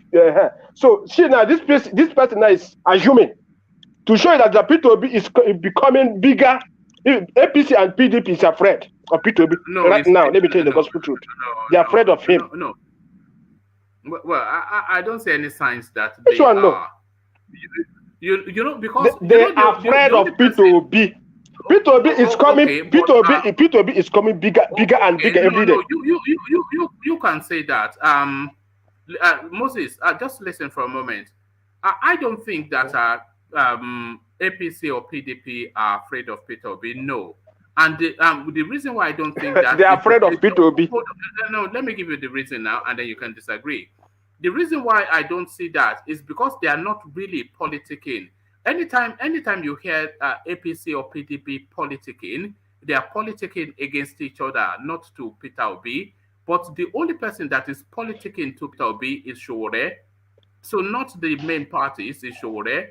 So if they were afraid of him, then they will be referencing him somewhat. But they don't reference him. He's in that loop between him, Sowore, and Kwakwanso. So like Division 2. Sort of, I hear, I every time in channel news, I watch channel news, I watch some news. Peter Obi is on the board every time. Right. You understand? So you can't say that Peter Obi is very, very important for this election. Let me tell you. So if you are looking down on Peter Obi, no, don't do that. Peter Obi is very, very important for this election. No, you understand? Peter Obi, both APC. Peter Obi will do well in the southeast. We all know that, but that's just not southeast. Peter Obi have become a Nigerian. All Nigerian youths now carry Peter Obi in the heart. Even not. They don't know. Even the north. I hear some meetings in the. Oh God. I'm telling you the gospel truth now. Did you know what is going on? I'm telling you what is on the ground. I come back from Turkey last week. I'm in Nigeria now because of Peter Obis. If I tell you what is going on now, you will not believe me. Yes, you understand. So many things are happening. Is what you've gone to look for now. If I go to Oyolafin and I hear them doing traditional drum beats because I want to hear that, then I will say Nigerians are playing traditional drum beats. I'm telling you that Peter Obis is a big name now. Peter Obis is a big name now. Peter Obis is even the problem is. Let me tell you something. When you are doing something, you carry your matter for head. Forget about it. Anything you are doing, you are carrying your matter for head. You want to die for your matter. Forget about it. You will see what will happen for this election. You understand? So Showoru is a good guy. I love him. You understand? I love Showoru, but Showoru have a long way to go for to become Nigeria president. You understand? No, Showoru have a long way to go. Showoru is not likely to become Nigeria's president, nor is Peter Obi. So the next Nigerian president is either going to be Obi doesn't have a long way to go to become president, right? No, Obi presidency is very, very close. It's very it can't compare Showoru with Peter Obi now. How now? So it's can you tell yourself the truth now? It's at the gate of Aso Rock, right? All right. He's waiting at the gate. Aso Rock my brother, to enter. No, I'm telling you the truth now. One thing with Nigerians, we say some people this tribal something now they cause problem because if you see the truth, you cannot say the truth, which is very bad. You will see something that will benefit Nigeria. Peter Obis is not going to be Eastern president. It's going to be Nigeria. It's something that will benefit all Nigerians. But you people cannot see the truth. Say what we need is Nigeria to be better. Everybody will be comfortable. But you will not see it. You prefer to old man house. The people promoting him are Easterners, though. Not Easterners. Not Easterners. You are making mistake for saying such a thing. Not Easterners. If you see now, both as I'm talking to you now, both celebrities. Do you know influencers where all of them for Nigeria? They root for Peter Obis. So people who carry Peter Obis for matter, there are many. Not online. If you are talking on both online and everywhere, you understand. So Peter Obis matter is the election is up to maybe 8 months now or 9 months. Before then, you will see what will happen. You understand? So Peter Obis is coming with a big bag. The man know what he's doing. Right. You understand? He will see what will happen. I'm back now. All right. So back to you, Solomon. Thank you, Moses. But Moses, you must. Who's the music lover? Please. So you must let us hear. I've off it. Yeah, but Moses, you must let us hear from Solomon this time around. So Solomon, I'm not sure if you heard the position that was put into you that what Peter Obis is likely to is going to be like the John the Baptist to Peter Obis to Soludo's savior moment. So Soludo, I'm thinking it might well be the beneficiary of all of this Peter Obis narrative, because by 2031, Soludo would have had sufficient enough time to establish his pedigree through performance in Anambra State. But by then, of course, Peter Obis' wave would have come and gone. But then the clamor for an Eastern president then will be so fervent.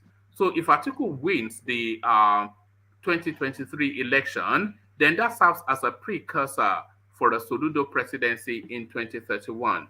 So that's what I'm. What would you say to that?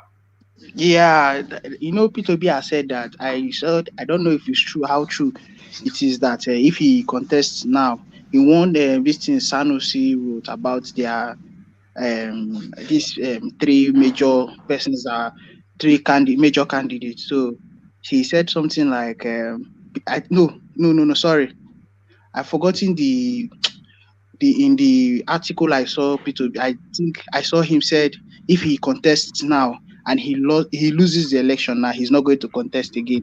So that is where the narrative of Soludo taking his place. I believe, if Soludo acts right now, sure, there's every possibility, that he's going to be the one that. Solomon, where did they hear that kind of news? Excuse me. I said I'm not sure of it. I saw something like that. I did not say that. I have never heard such a thing. No. I just said I'm not sure of it. I saw something on Instagram. Where they said that if he contests now and doesn't lose, and he loses the election, he's not contesting again. I will have to check later and try and send it to this place. If you contest and he loses, there'll be no point in him contesting again because if anybody that loses, anybody that loses now has lost. Why are you laughing now, Moses? Anybody that loses now has lost for 8 years. So there been, and the politics would have changed in 8 years. So this no, what he mean by contesting again next election? He will not contest. That's what he mean now. And now, so how many times Buhari have contest? How many times Buhari have contest? How many times have contest? He should try and if he lose now and maybe the next government that comes in. But he will not lose. The gospel truth, he will not lose. Let me tell you, I'm telling you the truth. He will not lose. Mr. Moses, this election, he will not lose. Mark it somewhere. Mr. Moses, can I say something to you? That day of APC convention, my former state governor, Mr. Onu Ubona, said he was. Do you know when he was saying that? Where is the fairness and equity? Where is the justice? And I was hot that day, watching it in the television. The thing really pained me. I felt the pain. Like this, what this man is saying is true. But when I still go back in the other hand, I say, but you people are not doing the thing right. You people are not. Look at how the way you people imagine Ojo Okalu saying that he let Ahmed Lawa. That Ahmed Lawa is in the best position before they even held their convention. He has already saying that Ahmed Lawa is the best. That is politics now.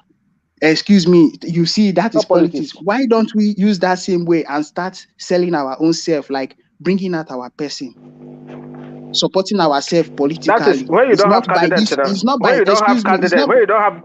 All right. Sorry, Moses. I'm going to have to invite you back in 10 days' time. But I'm only doing this so that you give Solomon the time to speak. I'm not kicking you off, but I'm going to give you 3 predictions, which I want you to hold me to in 10 days' time. 10 days' time. Within the next 10 days, Kwakwanso is going to abandon Peter Obi 1. So just listen before you say anything. Within the next 10 days, Kwakwanso is going to abandon Peter Obi. And then Peter Obi will start to scramble. And by the time he picks his running mate, it'll be some obscure northerner. And then they'll try to sell us a narrative that he's picked a younger generation, which is not what he wants because he'll pick a relative unknown. So that's one. And then the second seat, so no, that's 2. Kwakwanso will abandon him, that's 1, within the next 10 days. The second one is going to end up with a second tier Division 2 sort of northerner, and he'll try to sell us that as an ambition. So that will be the second one. But the third one is that a series of scandals will come out around his name. And with all of that 3, that will just mark the end of the Peter Obi narrative. 10 days, that will mark the end of the Peter Obi narrative, and then we'll go on with serious politics. We've seen it before, and we'll see it again. So, Moses. You don't need to talk like that. You don't need to talk like that. See, I even feel like One man. Solomon, a minute. One man. Do you think Kwakwanso is very important? Huh? I think the whole of Peter Obis narrative is hinged on Kwakwanso. That's why you are. No. Kwakwanso. If you watch the news, if you watch, Kwakwanso is the one coming to Peter Obi. It's not Peter Obi going to Kwakwanso. Let me tell you the truth. Kwakwanso is the one coming to Peter Obi. No, check the news now. Kwakwanso is the one. They are coming to Peter Obi for them to match. It's not Peter Obi is not disturbing Kwakwanso for anything. We have options that we want to use, not Kwakwanso. Kwakwanso is the one that's coming to Peter Obi. Really? Story don't change. They want to match, and they want to match now. I think. But you heard my you've heard my predictions though. Within the 10 days, so no longer. I'm telling you, sir. it's not relevant for us. Some funny northern name that people will query, and then there'll be these scandals. That is what you think, that is what you think. That is what you think. No, that is what you think. It's not what will happen. No, that is what you think. Now, don't say what you. That is what your mind think. So 10 days, and I put a timeline on it as well. 10 days. So don't worry about. That is what you think now. That is what this election. Let me tell you one man. Let me tell you something. If you say, maybe East the corporate. No. Yes. Yes. If you stay with the corporate very well. Tinubu supposed to come to P2B. So my brother, what is going on? Ma'am. Let's combine and fight these people. You understand? That is how it's supposed to be. Because it will be a shameful. It will be a shameful thing that Hausa take another 8 years. Mr. Moses. Be a shameful thing. Mr. Moses. You understand? Yeah, Mr. Moses. Yes, can I say something to you? It is this thing you said now, that is making me have 100%, as in that is making me 100% sure that P2B will not win this election. You said something. If is the corporate, we need to go back house, arrange house. Forget waiting people like Mr. TENURE, we not be Southeast person, They talk say yes. All of us want the narrative. Hausa. Yes, Hausa will use. You will see what will happen to the election. It's because we allowed it. Happy to. It's because we allowed it. Atiku may win this election. Because Hausas we vote for Atiku. You understand? It's because we allowed this thing. Hausa. So if South now share their vote, see now both Tinubu and the P2B will not win. You understand? Because let me ask Moses a question. Let me ask Moses a question. If Obi, let's take it that Obi is not in play, and between Atiku and Tinubu, who would you vote for? I'll vote for Tinubu. 100%. I will not think twice. I'll vote for Tinubu because it's my brother than Hausa. You understand? That is how I think. People are talking about efficiency. Is Tinubu? You understand? Tinubu no go carry East the but way now, Atiku go carry East. But now between Tinubu and Obi, who do you think that is likely to win? Who is a leading candidate? Who do you see between two of them that it guarantees winning between two of them now? If you give me Obi, if you give me Obi and Tinubu, if I vote for Tinubu, I'll go to my conscience first. I'll vote for Obi, but I know that Obi have chance to win Atiku.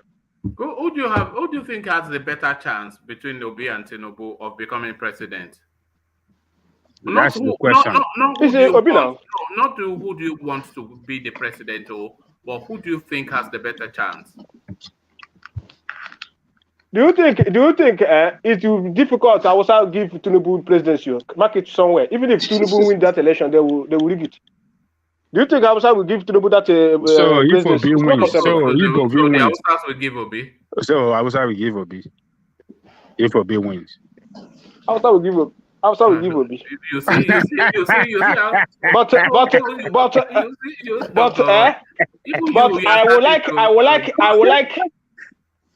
I would like South to win this election.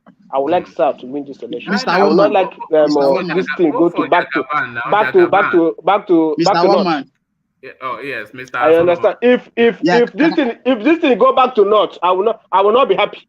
I tell you the gospel truth. How can these people? Because if you go back to North, this article that delete his tweet because of they say that they will not vote for him because of that he deleted the tweet. This man cannot fight Hessman, talk less of Boko Haram.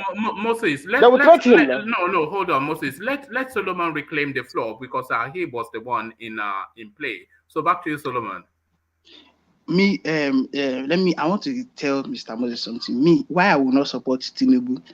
Look at what he said on that day in Ogun State. He was telling them that when he was helping Buhari, he told him, "You see my Yoruba people, he will help them. If it's somebody that really has the South in mind, he will tell them, please, this our southern Nigeria, make sure that they are included. He did not say anything about Southeast.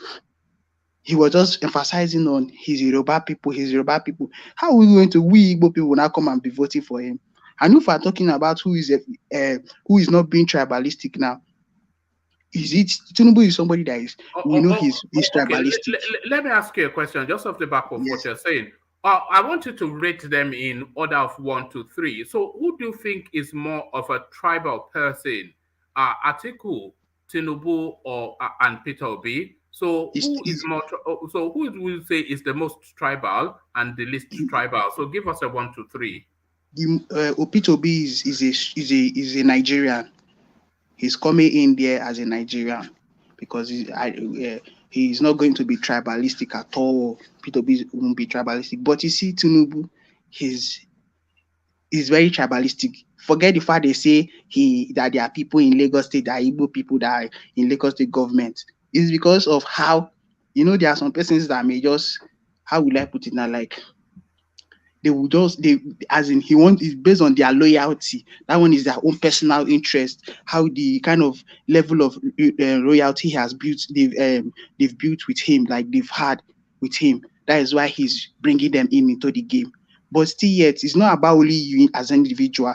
Is you is your people you should be thinking about. So Tinubu is the highest tribalistic candidate in all of them. And Atiku. Go ahead. After Tinubu is Atiku. Yeah. So is Atiku nearer to Obi or nearer to Tinubu in terms of tribalism?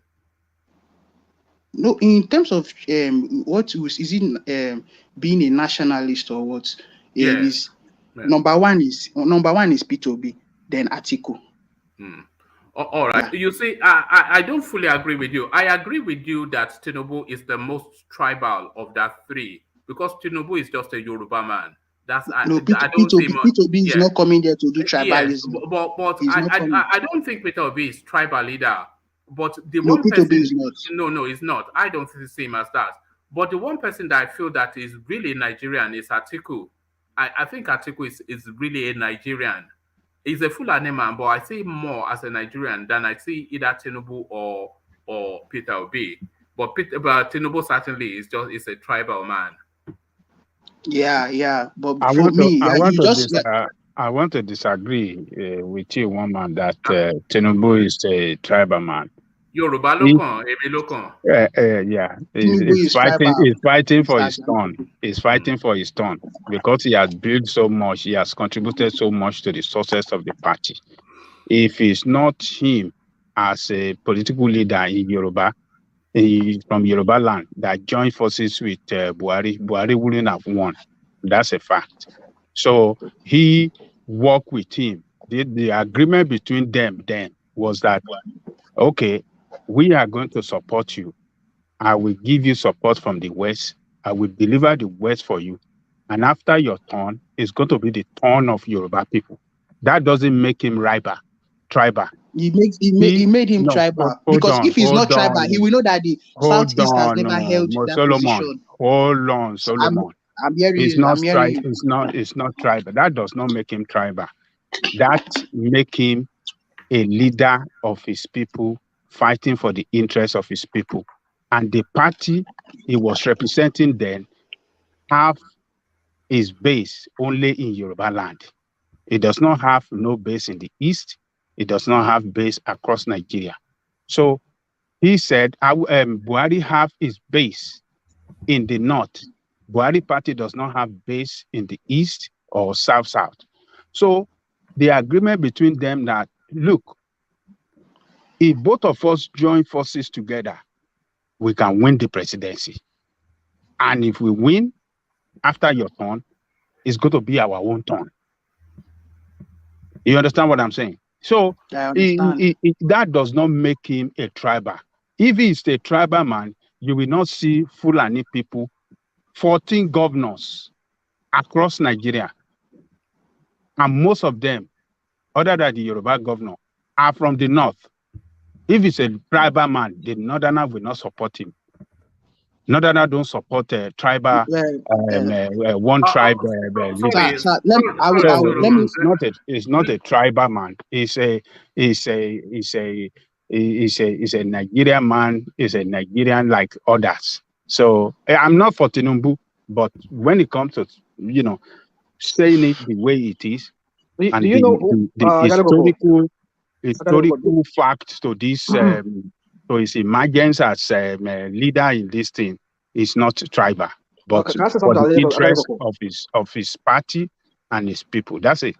Yeah. So do you remember when Tinubu was there, when he was governor of Lagos State? Do you know that Akabueze, what's his name? Yeah, the guy who was a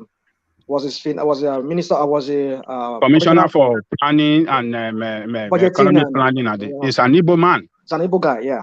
Yeah, so, and he's the first person among all Nigerian governors to have somebody that is not from his tribe to be commissioner. Hold on. Lagos is a unique and peculiar place, though. So I don't really say, because the Lagos essentially is a mini Nigeria. So it'll be very hard pushed for him to have a full set of Yoruba to represent a place as diverse as Lagos State. Let me tell you one man. Lagos is a Yoruba land. Forget about full set of this thing. No. Nobody's disputing that. But you are not disputing that Lagos is a melting pot for all Nigerians. There's a strong. I wouldn't be surprised if 10 to 15% of the population of Lagos are Igbo people, but certainly a good 20 to 30%, if not even 40%, are not Yorubas. It's just so heavily concentrated with the vast mix of the country, more than any other space, which close to 90% is usually indigenous. So I don't think he has a choice other than to have a mixed cabinet. No, he have a choice. He's the first person to do it in Lagos. Previous administration never done that. Even under the military, they didn't do it. But Tinubu was the first governor in Lagos State to have non-indigene to be commissioner in Lagos. And who is that non-indigene? An Igbo man. So it's a record. He made that record, made that history, and we should give it to him. We should give him credit for that. So it's not a tribal. Tinubu is not a tribal. This thing as Solomon is describing. Okay, no. let me ask you something, Roman. Okay, go on. I don't know if you people read the Sahara reporters report on why he said what he said. Solomon was saying. When he said Emilio Con and those kind of things, and when he was saying something about Sabaton, something like that. Anyway, so he said because he felt that they were going to deny him of that mandate, that he has seen that there's a grand plot to skim him out of the whole thing. That was why he had to go that route of speaking of saying that Emilio Con and those kind of a thing, threatening them with Yoruba nation and things like that. So that was what he said when he visited the palace of the king of Lagos. What's his name? Akiolu. So I'm just trying to make you understand that maybe you need to consider that in the context of what he said too. Why he said what he said my point is what he said before Buhari became the president. It's not about that it is his turn. It is not his turn on. The fact that he was only trying to secure the interest of the Yorubas in the south. That is where I'm pointing out. Yeah, I get you. He said that. All those things that he said was because he felt they were going to skim him out. That's what he said. No, they're not. Can you understand this? Can you understand this point I'm making? He said I'm not talking about the agreement of after Buhari is him. I'm talking about in the agreement. One of the things that featured in that agreement was that as he's going to be the president, he will make sure he secures the interest of his Yoruba people in his administration. Again, you need to consider the context because, hold on. This is very clear. These two things are different things. Hold on, Solomon. Sorry, rational mind. You take you respond in a moment, but I just want to reword what Solomon is saying, maybe from a different perspective. What Solomon is saying is that it wasn't necessarily even the Abeokuta speech, but the content of it. And what Tinubu said in that speech was that when he met with Buhari in roundabout 2014, 2013, when they were plotting the ousting of Goodluck Jonathan, he said the one thing that I said to him that I will make you president, but make sure you carry the Yoruba people along. So this is what Solomon is saying, that phrase, make sure you carry the Yoruba people along, to him, he understands as to mean that his primal instinct is for his own ethnicity. So that's what he's saying, not the why he made the statement, but that singular standalone. Make sure you carry my people along. And that goes to 2014, not to Abeokuta. So that's what Solomon is saying. Yeah, so like I said, and like Adele Koko said, I get what you're saying, I get it. But my response would be this, that, again, if you consider the context, this guy, he did this because you said this man has, he has votes in the north. That's Buhari.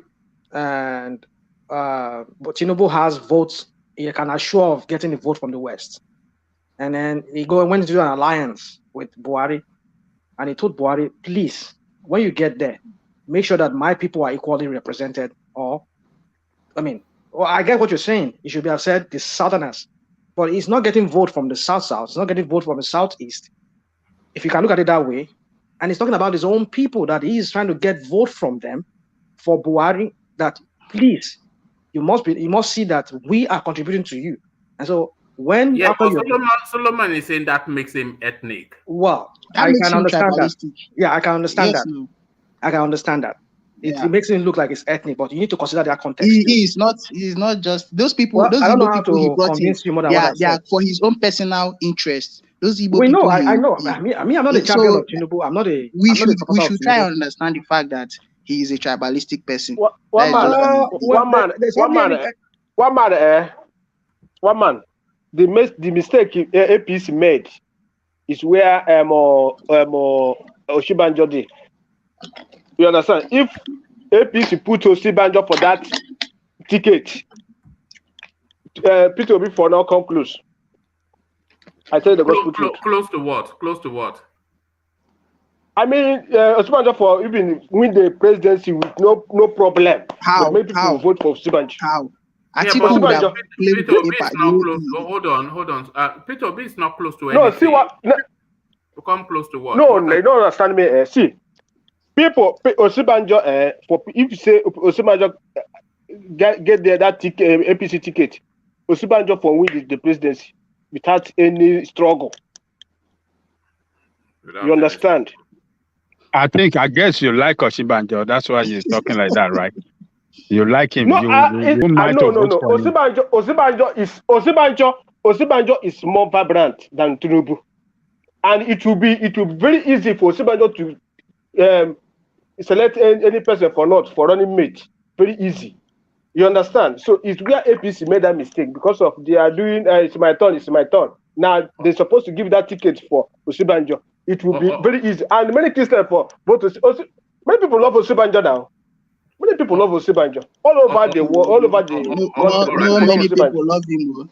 All right, Solomon, you still have the floor. I'm telling you, many people love Oshibanjo. Moses, settle down. Solomon, you still have the floor, but Solomon, with your permission, let me hear RB's voice, who has joined us, but we've not really still heard his voice and is new to the space. So let's just document what his thoughts are. So RB, you've been listening to the conversation. What are you making of it so far, RB? Hi, can you hear me? Perfectly. Carry on. Oh, okay. Thank you very much for giving me this access.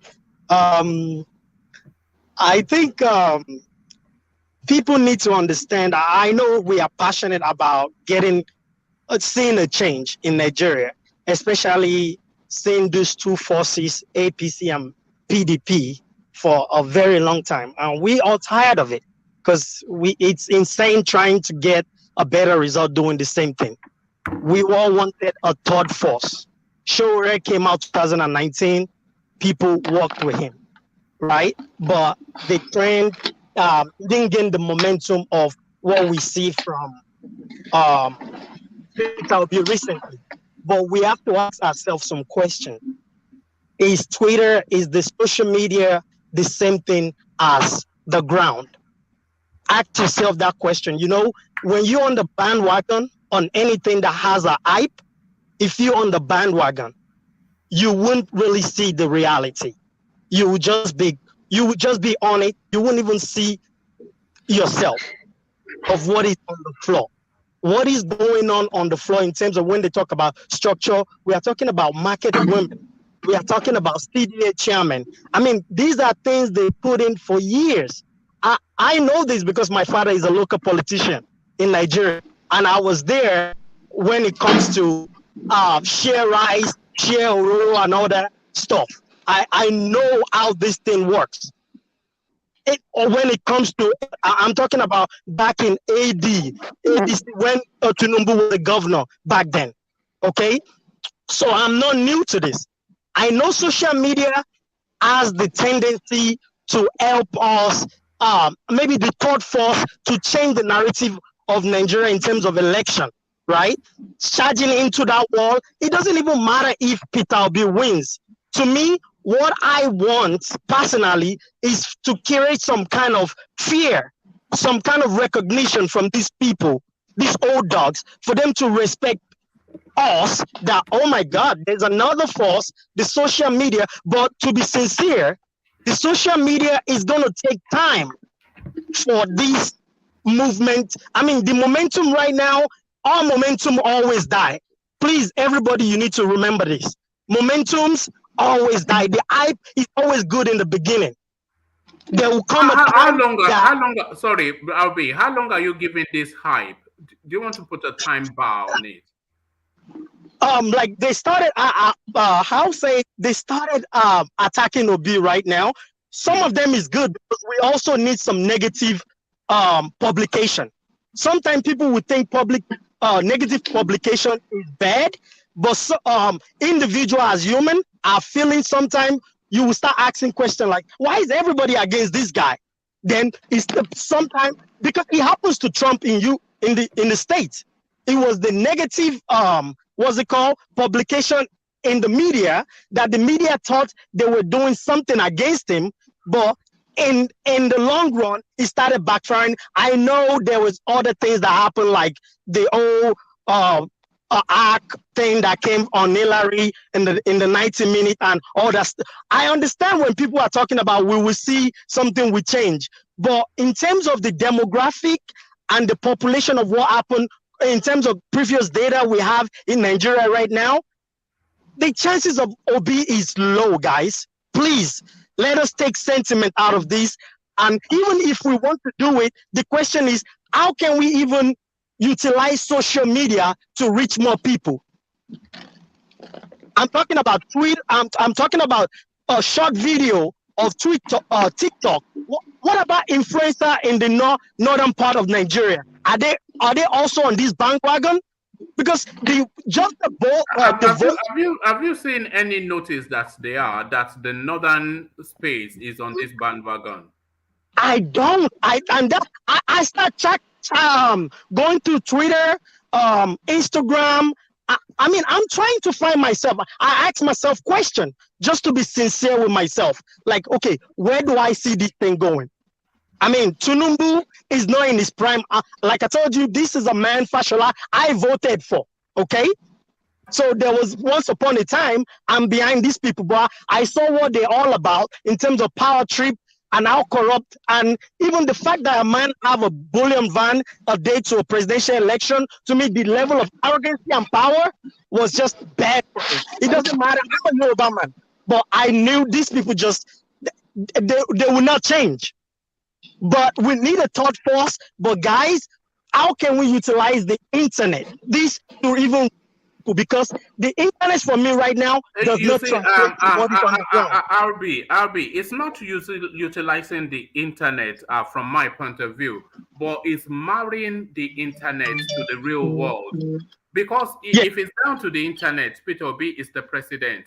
but in the real world, he is not. Because the momentum on the internet takes him to Aso Rock, but the real politics on the ground, it does not. So it's marrying the online awareness to real life action to then make the two impact. So that's the online is already excited, but in the real world, they're just saying, it's not there. Yeah. I can't agree. One man, you are making mistake. You are making mistake. One man. No. One man, you are making mistake. You are making big mistake for saying such a thing. Do you know what do you mean? That online. Let me tell you something. Okay, for example, let's say online.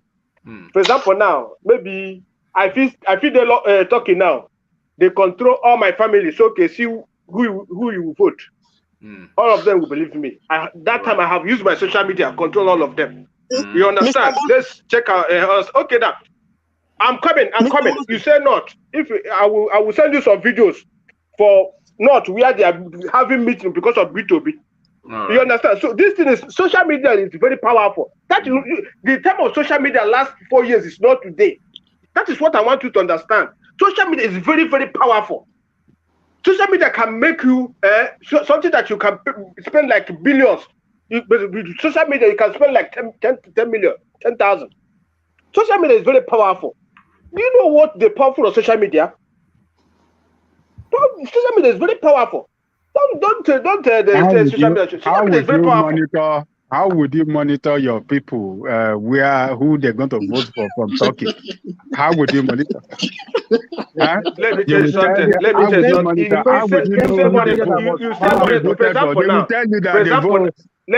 something. Any person you are, as I did now, I know how much I spend in Nigeria. Sometimes most I spend like 500, 500,000, 800. Any person you are giving money, anything you tell the person will believe you. Unless you are not giving your people money. If you are spending money on your people, they must hear from you. Anything you tell them, they will do it. Let me tell you, that is it. Unless maybe you are outside country, you are not spending money, you don't care about your parents. Moses, let me tell something to you. Yes. You know they did when Oshibajo, when they were doing these primaries, they said Oshibajo won Tinubu online. Thank you very much. So you need to understand one thing. You can't compare. You can't compare delegates. You can't compare delegates with general election. You can say that. Hold on. Okay, my brother. Wait. Moses, you don't listen at all. Let me. Maybe you hold on. Just hold on. Hold on. Can you hold on? So settle down, my guy. 2019 when they did a poll online. Where was leading online on some polls. Well, what did we see? And you see, one man here some time ago did a kind of like a poll here on his asking all of us here. How many of us have PVC here? You see, one thing you need to understand is that people that are hyping our candidates over there, most of us are the people who are in the diaspora. But the people who are always hyping and making noise on the internet and setting Twitter and the rest of them ablaze about our candidate. But the thing is this: people on ground that will eventually vote are the people that will determine that election. And so we need to understand that all of us here, okay, maybe one man asks all of us, how many of us have PVC here now? How many of us go back, go vote? How many of us will do that? So imagine, so that's the point. So if you look at it now, maybe only Solomon that is person that is, on ground in Nigeria, and himself has already said that he's not going to vote Obi. So the point is, we need to understand that it's not on internet that we vote. It is the actual voting that will count. Just to add on, I agree with you that we can use internet to spur people on to there, but the question is, how far will it go to make these people to go and eventually vote for these candidates? Get it? Just to add on to what you just said, rational mind, and it doesn't really apply because it's delegates. But really, you know what emboldened? This is just my own personal view. What emboldened Oshibanjo to push as hard as he pushed was the online space that was reassuring him that he has momentum. He has all these people behind him.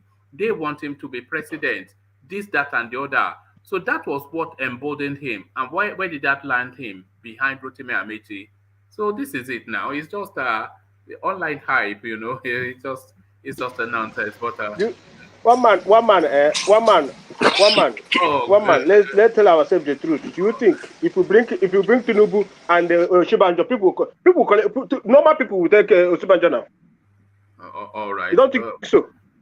All right. So the delegates were abnormal, Abi. Did you hear Oshibanjo's speech that day? No, these people that they are bought now. You know that they are abnormal now. When they see money, they go be abnormal. They bought them now. They bought them. Tinubu bought. Huh? No, Zach. Zach is in a gym. Are you in a gym, Zach? Yes, sir. Yes, sir. Yes, sir. All right. You see, this is yet the you don't get the medal for the most interesting place, because I think we caught Alexander Akashi on a flight from Abuja to Nigeria listening to the platform. But certainly interesting. So back to you, Solomon. So this is the thing, reality versus fantasy. This is Nigerian politics. The people, Peter Obis to say now, we all know is. But I've given you my prediction. It will be dumped by Kwakwanso, and then he will go and pick some funny character, and then there will be scandals to follow that, and that will be the end of the story. So Solomon, Mr. Moses, let me say something. There. Peter Obis is going to, in this coming election. Yeah, they will hear Peter Obis in this coming election. At least they will hear him, but he's not going to win. That is all the truth. They will hear Peter Obis.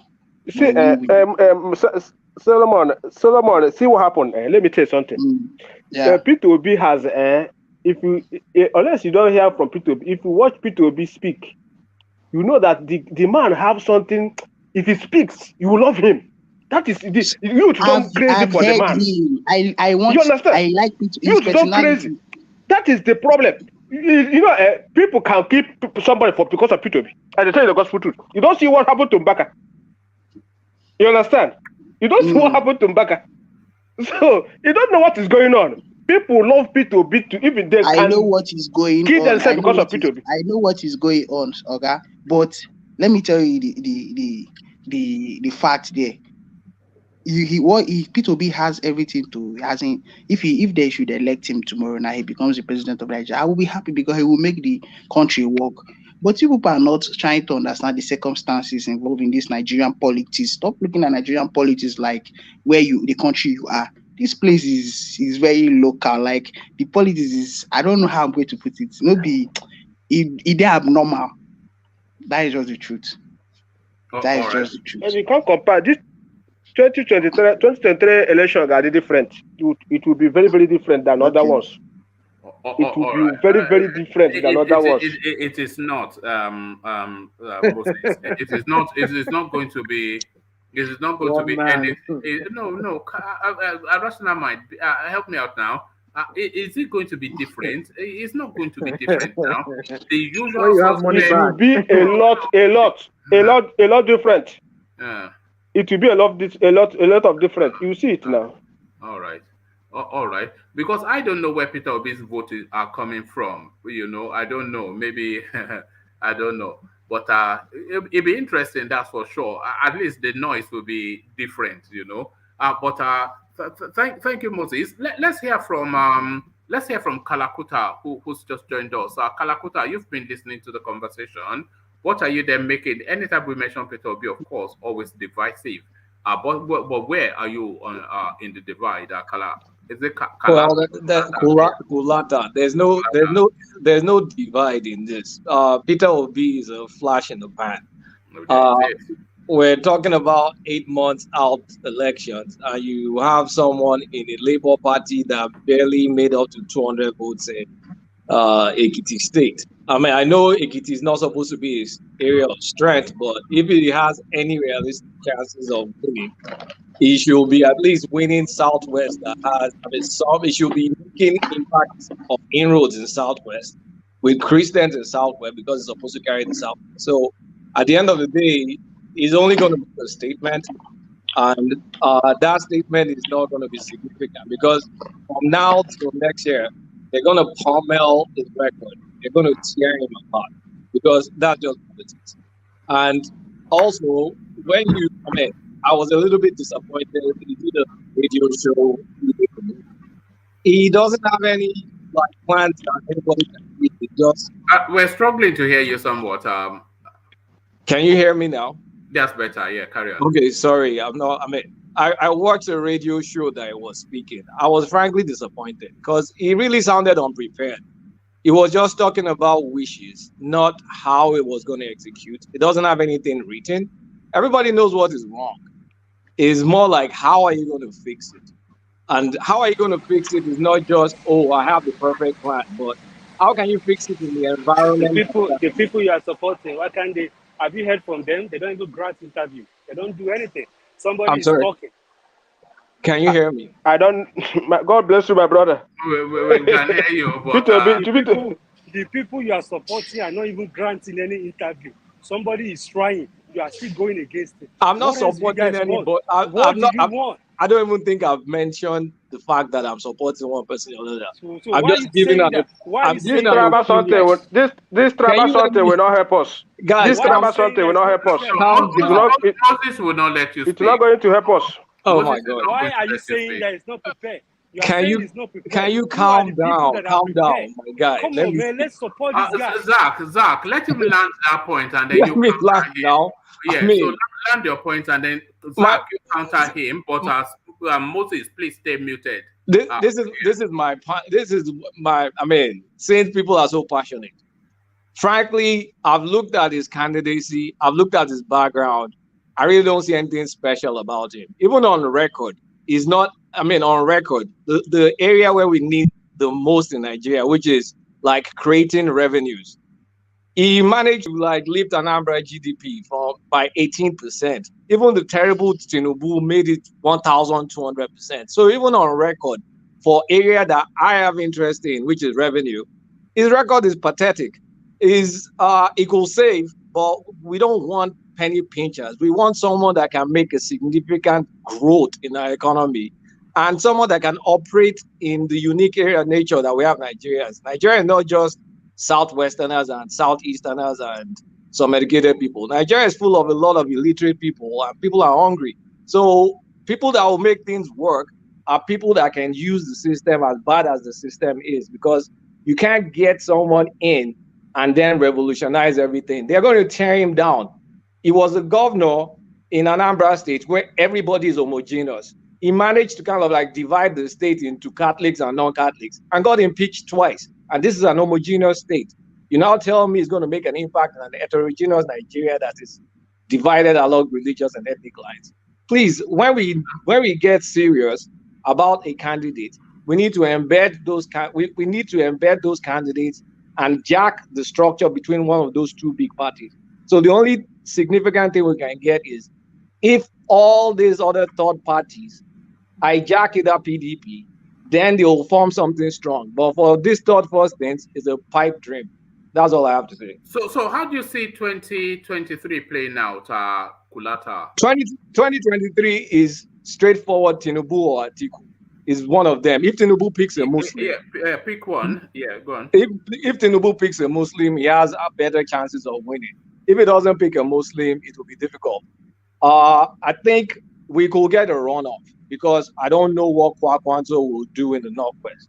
That may give us a runoff, but it's still going to be one of those two. But one of those two will be better. Sorry, who do you think Kwakwanso is going to declare for? Because of course we know that Kwakwanso's movement is essentially a bargaining tool. But he's going to declare for somebody. But who do you think he's going to declare for? Tinubu or Atiku? I swear, I don't know too much. If he's a principled guy, he won't declare for anyone. But if he's not a principled guy, so if he's a politician, just like all of them are, he will declare for Tinubu because the APC holds the structure, the power structure right now. So any betting guy will kind of like look like if they're going to hijack the elections to favor them, APC has the high end. And also one thing, Atiku, I think Atiku doesn't want to spend too much money in this election. So I don't think his buying power will be that high. Why do you say that? Why do you say that? Why I say that is Atiku had to go pick the Delta State governor because that guy could contribute to him. He's not, if he could have picked someone like Peter Obi, but Peter Obi has nothing financial to give him. He lost a lot of money lately because, I mean, all the dragging they've been dragging with, what's the name of that company again? Intel and all that stuff. So he can't single-handedly fund the election the way he used to do it. Remember, this is his 5th time. So he needs someone that can contribute. So the only people that can... Why did he go for Wike then if he needed money? Wike. So that's the problem is he can get the same money from Wike from someone that is almost like a doormat. So why will he pick trouble when he can get the same amount of money from someone that's just kind of just there? It's just neutral. So it's kind of like no-brainer to pick Okowa because Delta State is making similar money as Rivers State. Then why will you now go and pick someone that will give you trouble when you can pick someone that won't give you trouble and will still give you the money? Okay. When Kwakwanso declares for Tinubu, and then if Tinubu picks a northern Muslim as his running mate as well, is that the presidency right there? Is that game over? That is going to be the presidency right there. It's unfortunate, but that's going to be the presidency. Okay, because a lot of people have that permutation as well. Because I've even said it here that if Tinubu wants to really become the president, he has to pick a northern Muslim that is strong.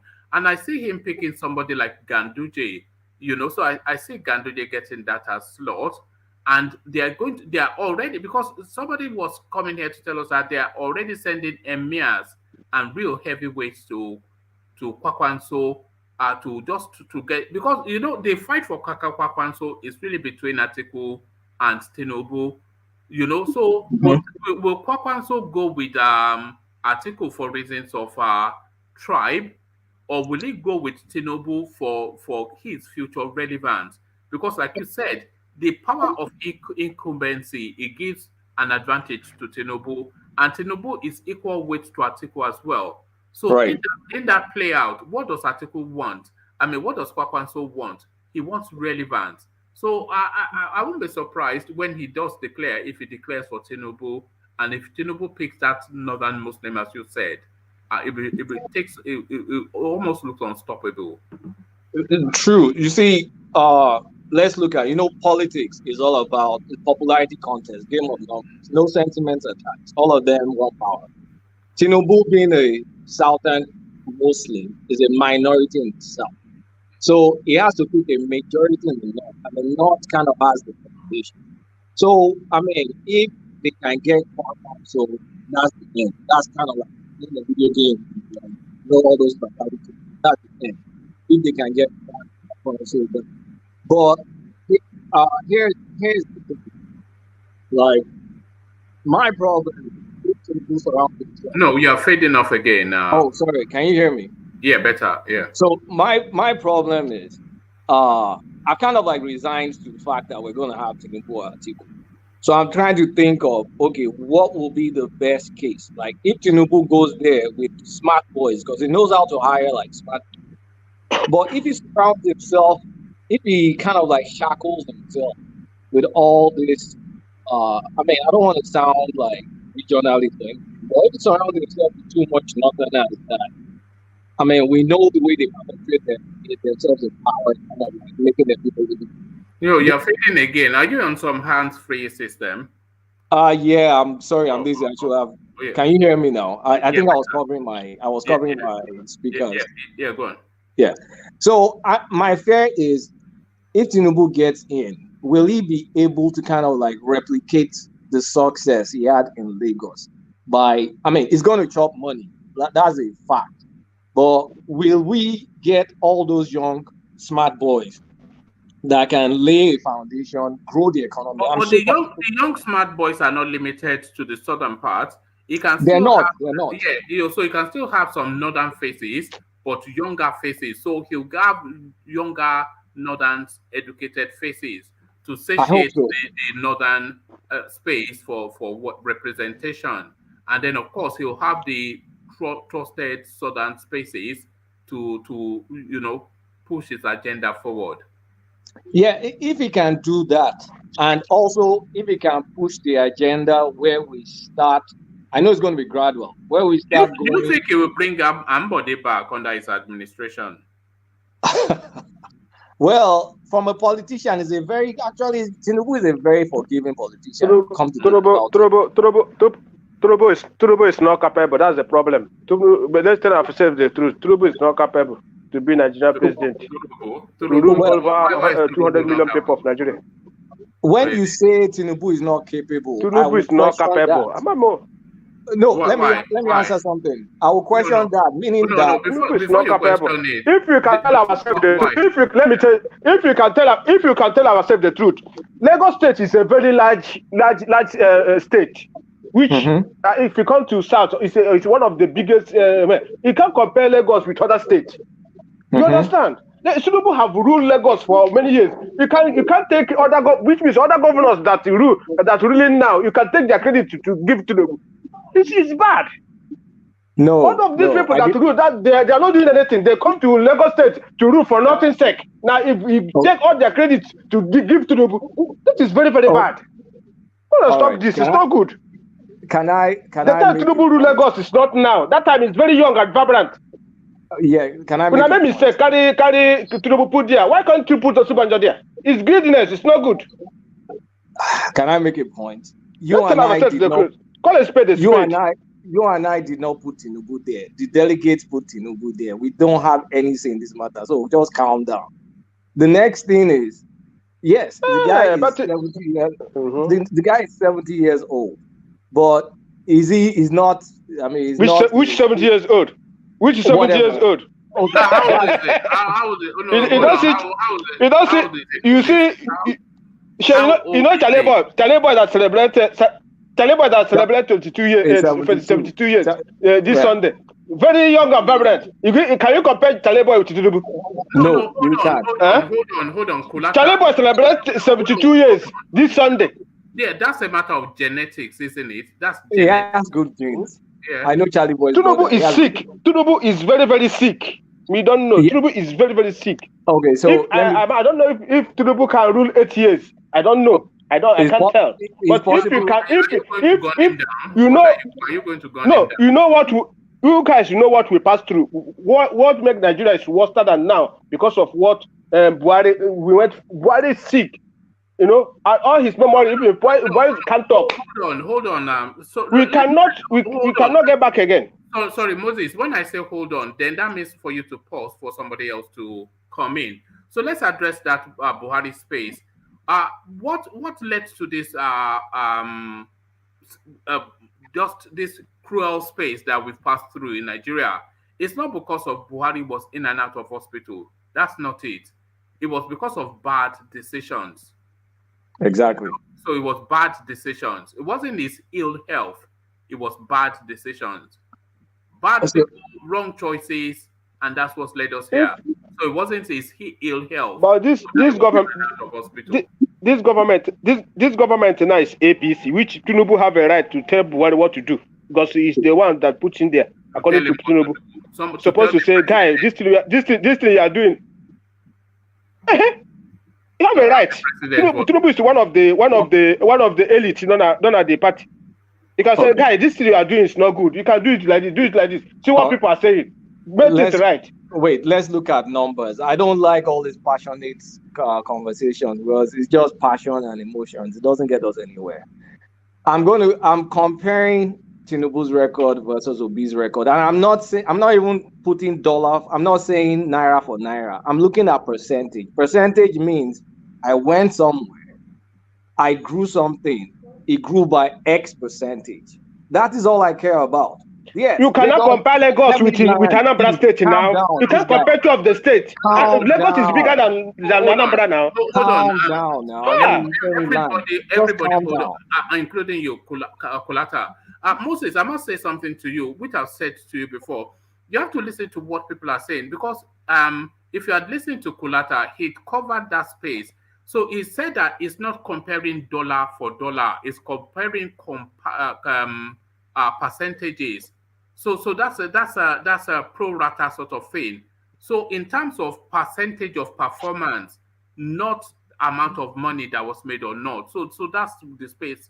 So it's not so that's what is is essentially a performance something. But I carry on. What to grant your performance is the kind of money the state generate. What are you talking about? No. You understand? You can't compare percentage. Okay. Hold on. If I turn this analogy might well not fit.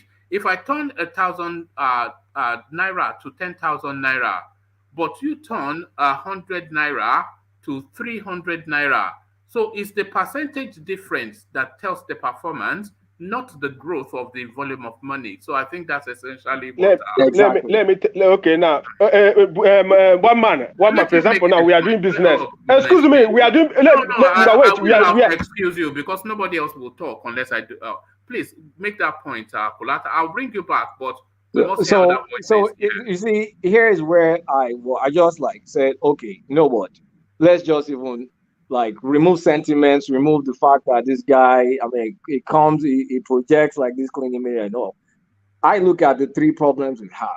Revenue is the biggest one, followed by security. Then the third one is education. So I now looked at, okay, in revenue, I looked at this guy's number, Obi's number. With all the hype, 18% from, what's the name of that guy? The APC, I mean, the guy that I took from office, he only managed to grow it by 18%. The savings was based on kind of like not letting local government election run. So you just held on to the local government people and you didn't hold any election. So you didn't even give them money. So 18%. Tinubu, 1999 to 2007, over 1,200%. I'm not even projecting it to now, just his own period. Then I looked at even power. The only person to have brought private power that is still standing in Lagos is Tinubu, and even tried again with Aaron. Like, yes, the guy is old. He looks sick. There's something shaky about his left hand. I hope it's not Parkinson's. But if that guy is still in control of his mental faculties, because that's all you need as a manager. If you manage people, you'll know that a good leader is someone that can enable people to kind of like achieve your goals.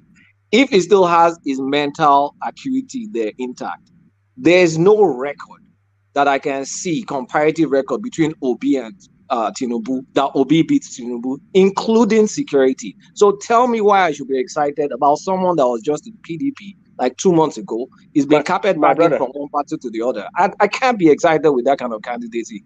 I'm not excited about Tinubu, my brother. Even if you compare both of them, can I still talk? Flat out.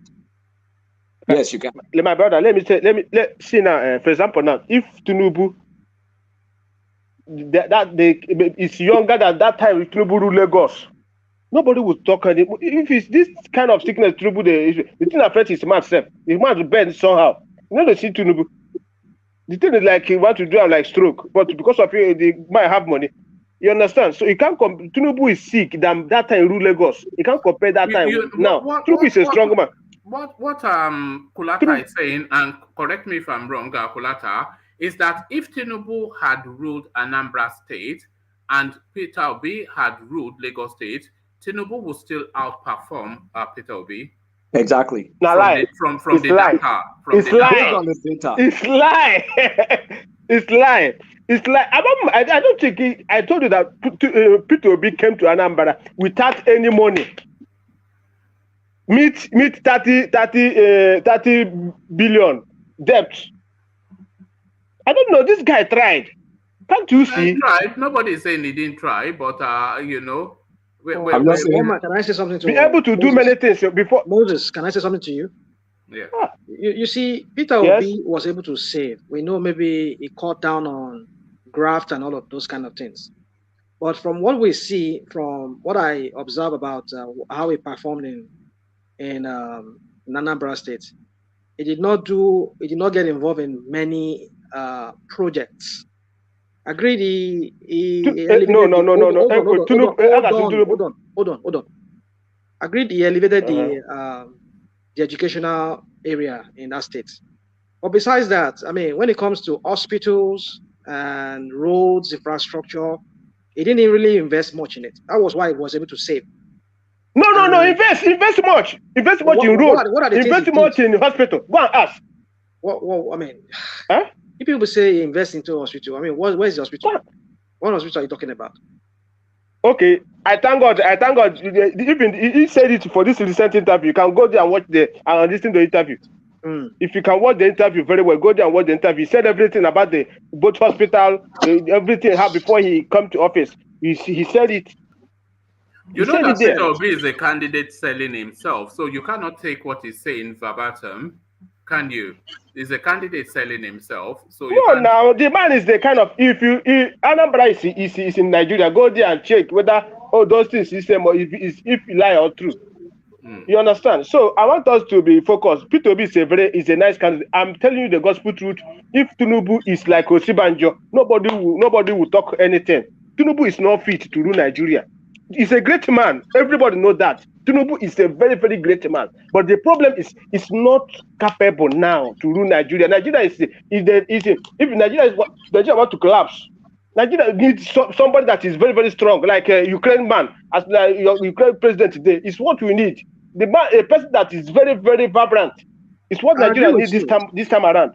I agree with you. Yeah, so that is it. I want you to understand what we are going. Do you think Nigeria needs a person with a brain? Moses. My brother, brain work with health. If you don't have health, your brain will not work. It doesn't. It works. No, it works with health. One man. Oh, you mean brain function? Yeah, brain function. Yeah. Yeah, but that wasn't the question. Do you think Nigeria needs a person with a brain? Moses. I don't know. How can you walk without brain? But you know what I mean. Forget all that. Leave all that one side. Do you think Nigeria needs a person with a brain? Of course, yes. Okay. Do you think Peter Obi has a brain? 100%, even 120%. Really? All right, Kulata, do you think Peter Obi has a brain? And you know what I mean. Of course, we know he's a higher giver. Peter Obi has a brain? Let me tell you. Wait, guys. Peter Obi has a brain. Peter Obi, he has an image. He has an image. He projects himself as Mr. Simple Guy. I think I guess that's where everybody has that attraction. But I just kind of cut through the bullshit because it's the same person. I just go straight to the record. What is the record? Let's remove sentiments from it. There are three people. One of them doesn't have executive experience. Atiku doesn't have executive experience. So I can't really compare him like Peter Obi and Tinubu. But Atiku was the governor. I can compare Peter Obi. It wasn't a governor. He won a governorship, but he never. He never governed. Yeah. He left for vice president. So I can take a person that is vice president. You can't say he doesn't have executive experience. No, that's not executive. Vice president is like a doormat. What did you say? I said vice president is like a doormat. Do you know how many parastatals and government agencies that fight the office of vice presidency?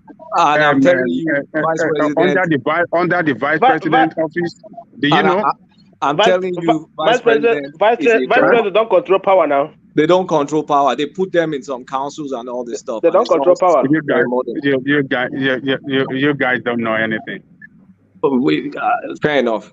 But what I'm trying to say is the two executive positions, record for record, is easy to compare. I can't for the life of me, I can't pick 18% revenue growth over 1,200 revenue growth. Am I insane? I can't. So no matter what Peter Obi projects, the numbers are just not there. For me, it's the numbers. And not that I care about If numbers are not with Peter Obi, numbers are not with Tinubu. Okay, so economic growth, who has the best record?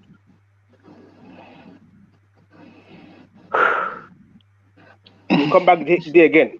I think we have passed that place now. Why? Okay. You have come back again. What do you mean? Come back again. I think we have discussed about that one. No, security. Let's pick security. Let's pick security. You go to even security. Where are you coming with your facts? I mean, this is your facts. You're talking about economic of Tinubu. Where did you get that from? The numbers are there. Please Google it. If I can share, I can share. I can try and share with you. Run us through. What? Just give us an example of what you're talking about. I'm talking about increase in IGR between Peter Obi and Tinubu in a period of 8 years. But Lagos was the Nigeria capital territory before. Abi? Go back to what we talked about. You're comparing to Anambra State. You know what Lagos State is to Anambra State? I don't know. No, but I don't know now. It's percentages. This is math. It's percentages. We're not talking about numbers. It's percentages. Do you understand? One man. Lagos is more productive than Anambra State. But hold on. One man, do you hear me? Moses, hold on. One man, do you hear me? Because you never stop. Sorry, Moses, but you have to let the conversation. Lagos is a stronger, more vibrant space, but whatever the baseline is for Anambra State, that as a projection. So from the baseline that what's his name? Peter Obi, from the baseline that Peter Obi took over Anambra State to the achievement that he achieved over a period of 8 years, that's a metric, that's a measurable space. So whatever their productivity level is, whatever their economy is, whatever their debt is, and whatever their potentials are, all of that put together, how did he improve on it in percentage terms? And how did, using the same paradigm, Tinubu improve his space in percentage terms? So not in terms of who made more money, but who made the percentile improvement on their space. I get you, woman. I get you. I get what you're saying. But another thing you should consider is you need to consider the potentials that Lagos State has, the edge Lagos State has over Anambra State. Right. Lagos State has so many industries. The banks are there. All the financial institutions are there. I mean, you talk about it. Population is there. So you can imagine if they can grow that IGR, they can devise means of, taxing people, finally generating funds from people, the population. Even Target, only Lagos Target self. Moses, let me land, please. You can't just be running this platform. Just there's a way we're talking on this platform, please. I don't like the way my woman keep taking you off and on. I just want us to understand that him to settle down. We need to just understand that we need to allow ourselves to talk. Adele Koko has been quiet, myself has been quiet for so long. Now let us talk, please. We're not saying you should not interject, but you must do that with decorum, please. So what I'm trying to say is that Anambra State does not have the productivity that Lagos State has. I hope Kalakuta is still there. Is it Kalakuta is his name? I'm listening to. So you need to factor all of that in. Kalakuta, by the way, but carry on. If Tinubu has been the governor of Anambra State, there's only so much you can do. It won't make the people dry. You can't overtax people that are not productive, that are not getting they're not into production of anything. Internally generated revenue is not just taxation. What is it then? Well, you can create a business space. You can change policies around to incentivize growth. It's not taxation. I mean, government cannot. I mean, it's not the business of government to create jobs as such. Besides civil service, no, you only create an enabling environment. Yeah, well, there it is. And you leverage on what you have. Yes, okay. But you can by policy liberalize or improve.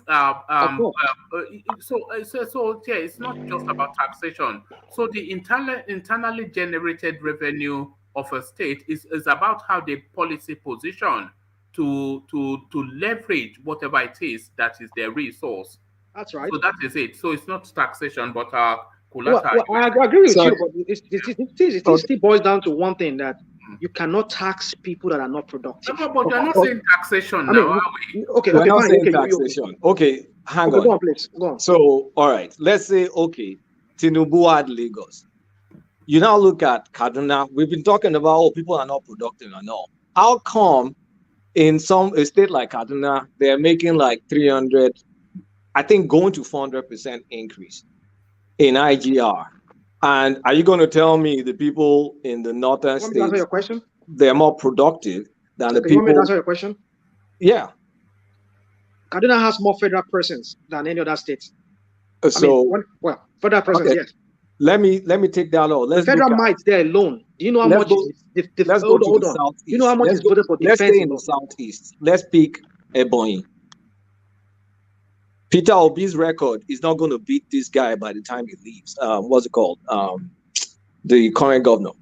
By the time he leaves, mark me, that miserable 18% that Peter Obi left is going to be lower than what the current governor of Ebonyi will leave with.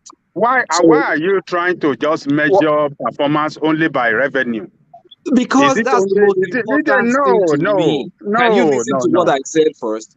Nigeria you can't measure performance.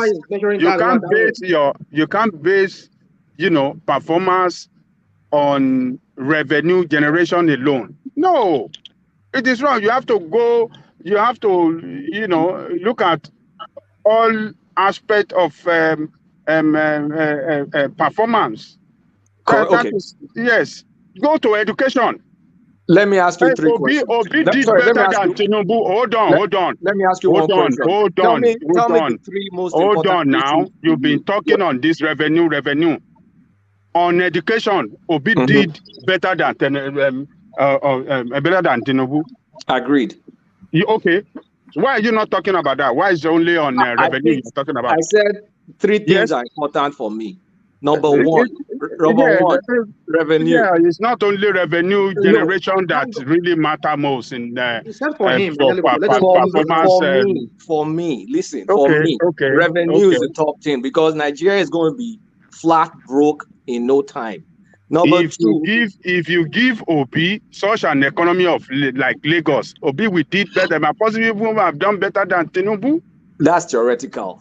In fact, that is not even hypothetical. That is actually, it's not backed up by the antecedents because in percentage terms, we've already, even if we facilitate for Lagos being a special case and a gifted space, if we're going by the numbers that are collateralized, is that Kule, by the way? Are you Kule? No, actually, rational mind just analyze everything. Rational mind, what did rational? Come on now. Rational, yes. He told you the economy of Lagos State. Rational mind analyze the state of. All right. Well, don't say you are Ajale Koko. I think Ajale Koko is driving. Are you driving? No. Can you hear me now? Yeah, we can. We hear you now. Lost me? No, we hear you now. Rational just told you the economy of Nigeria is in Lagos State. Lagos State is the economy of Nigeria. It's the commercial economy of Nigeria. So that is an advantage on the side of Lagos State and Tinubu. So you cannot compare Lagos economy to that of what do you call it? To that of Anambra. It's incomparable. There are 2 different economies, and Anambra economy was completely down as at the time that Peter Obis came on board. It was a dead economy. When Tinubu took over, it was a dead economy. You guys can remember 1999 Lagos. If you remember 1999 were you in Lagos in 1999? Yes, I was. Okay, what's wrong with Lagos State in 1999? 1999 Lagos, that federal government had left the place. It was so desolate. All the buildings were abandoned. No, come on, you guys should just stop. You guys should just stop all this lie. What do you mean by something desolate? No. Lie. What is desolate? What is dead in Lagos State? Why are you guys talking as if we didn't know Lagos? As if we didn't know this is not a place that we were born and we grew up in. What are you saying that Lagos State was this? A lot of things that even the military people did that Tinubu did not do, that Marwa did, that Tinubu couldn't do with all the money that he generated. So why are you people celebrating fallacy and failure?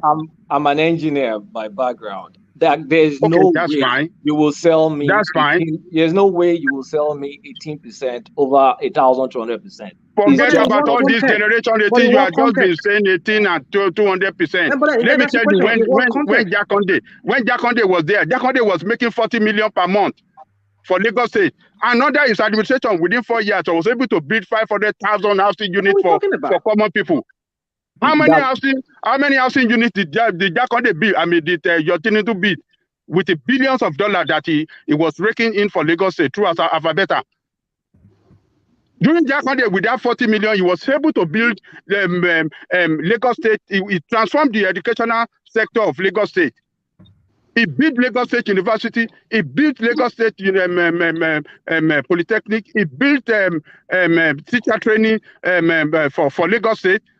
And he transferred the educational institution of Lagos State. How many? Tell me, how many did the Tinubu build with your billions that he was listing? I'm not looking at Jakonde. And he started this metro line. As you call yourself an engineer, he started metro line. He paid 50% of all this metro line only for Buhari to come and destroy everything. Are you disputing that he's not an engineer? Do you know? No, I'm not disputing that. I'm not disputing that. No, I'm just telling you. I'm not disputing that.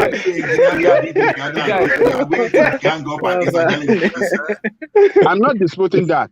The guy vexed. During this thing, if Jakonde would have, if Buhari did not come in, if they allowed that democracy to run for another 4 years, Jakonde would have built metro line for Lagos State because he already paid 50% for the building of metro line across Lagos State. Jakonde has been the best governor in Lagos history. Everybody knows that. So what are you talking about, Tinubu? You are just hammering on the revenue. What I'm talking about is Lagos State is the economy of Lagos of Nigeria. That's an advantage for Lagos State. So don't compare Lagos with Anambra. Wait. For people that know Bible, you know that parable of talent. That's exactly what percentage is. Then if you look at the top 3 things I mentioned, revenue, because Nigeria is so broke and people will steal. I don't think you'll be able to prevent people from stealing, but we need to make more than we steal. Number 2, the security. I don't think Obi left Anambra more secure than Lagos. I'm sorry. Those are just the facts. Number 3, the education. Number 3, oh, wait now. Number 3, the education. Obi performed excellently in education. Tell us how Obi failed. Tell us how Obi failed on security. Tell us how Obi failed on security. He's not going to tell us anything if it's not. No. You can't just be talking like this that we don't fact check him. If you tell us the substance on how Obi failed on security. Okay, let him make his presentation and then we make your presentation. But you see that people are willing to push you hard. So be precise. Yeah, people are willing to take on them one by one. I'm ready to back it up, but I make your presentation. I'm willing to go one-on-one on them if they let me. Okay, go on. Yeah. So during Obi's period, and even immediately after that, there were a lot of security issues and killings in Anambra. Go on. It's lie. No, don't say what you don't know. Don't say what you don't know. You've been told too many times. Just don't. Calm down now, you guys. Hold on. Let me address this guy. Hold on. Why don't you? Hold on, Kulata. Moses, we let people speak here. You have the right to counter him, but let him land. Yeah, I did say that let him land. So please don't do that. If he lands, and one man, can you hear me 1 minute? Can you hear me 1 minute? What do you mean 1 minute? I've been hearing you for 3 hours solid. Let me hear somebody else first. No, this. All right. I don't think it's worth it. This guy not going to let me say. No. Go on. I've removed him from. I don't think it's worth it anymore. Not to stifle his voice, by the way, because people in the listening, they'll be saying you are stifling his voice. You've been saying I've been conducting himself, and I've facilitated for him to calm down. But he will not. But I carry on Kulata. All right. So security situation in Anambra in the late 2000s, even to the early 2010, to an extent still now, has been bad. Like people traveling there are watching their backs. So I don't think Obi made any significant dent in security as compared to Lagos that actually attracted more companies moving there, because the place was secure. Number 3, the education part. I give that one to Obi 100% because he did something I want a lot of Southwestern governors to do. He handed over the schools to the missions. There's nothing as good as that, in my opinion, because you give people that can run the schools, you give them back to schools, and you kind of like let the government save money. So from an education perspective, I give Obi 100%. Sorry to interject. It's not only Obi that did that. Every governor did that during that era. No, not every governor did that. Not every governor did that. Lagos State did that. Lagos State did that as well. Lagos State did that. It wasn't as executive. Lagos State did that as well. But Tinubu did that. But the result Obi got was better than Lagos State. I'm concerned about results. You can't say that just to give him something. Don't just give him something just for balance. No, it's not just for balance. I mean, Anambra became like the first from the 26th. That's significant. Lagos got to maybe the 5th or the 6th at best. So from that, if you're looking at the metric, Obi is better than me. I mean, I look at the metric. Obi is better than Tinubu in terms of education. Tinubu is better in terms of growing the economy and also security. Those are the three main things I care about from issues perspective. That's why I don't see Obi as anything like the miraculous guy everybody's kind of painting him. He's quite ordinary when you look at his record. Is it at best average, is what you're saying? Yes, it's at best average because Umahi will beat Obi. Many governors. That average is even generous, is what you're suggesting. I mean, by Nigerian standards, it's okay. It's okay. Well, it's not that, Obi the savior, Obi is going to... This guy do squat. Okay, can I say something?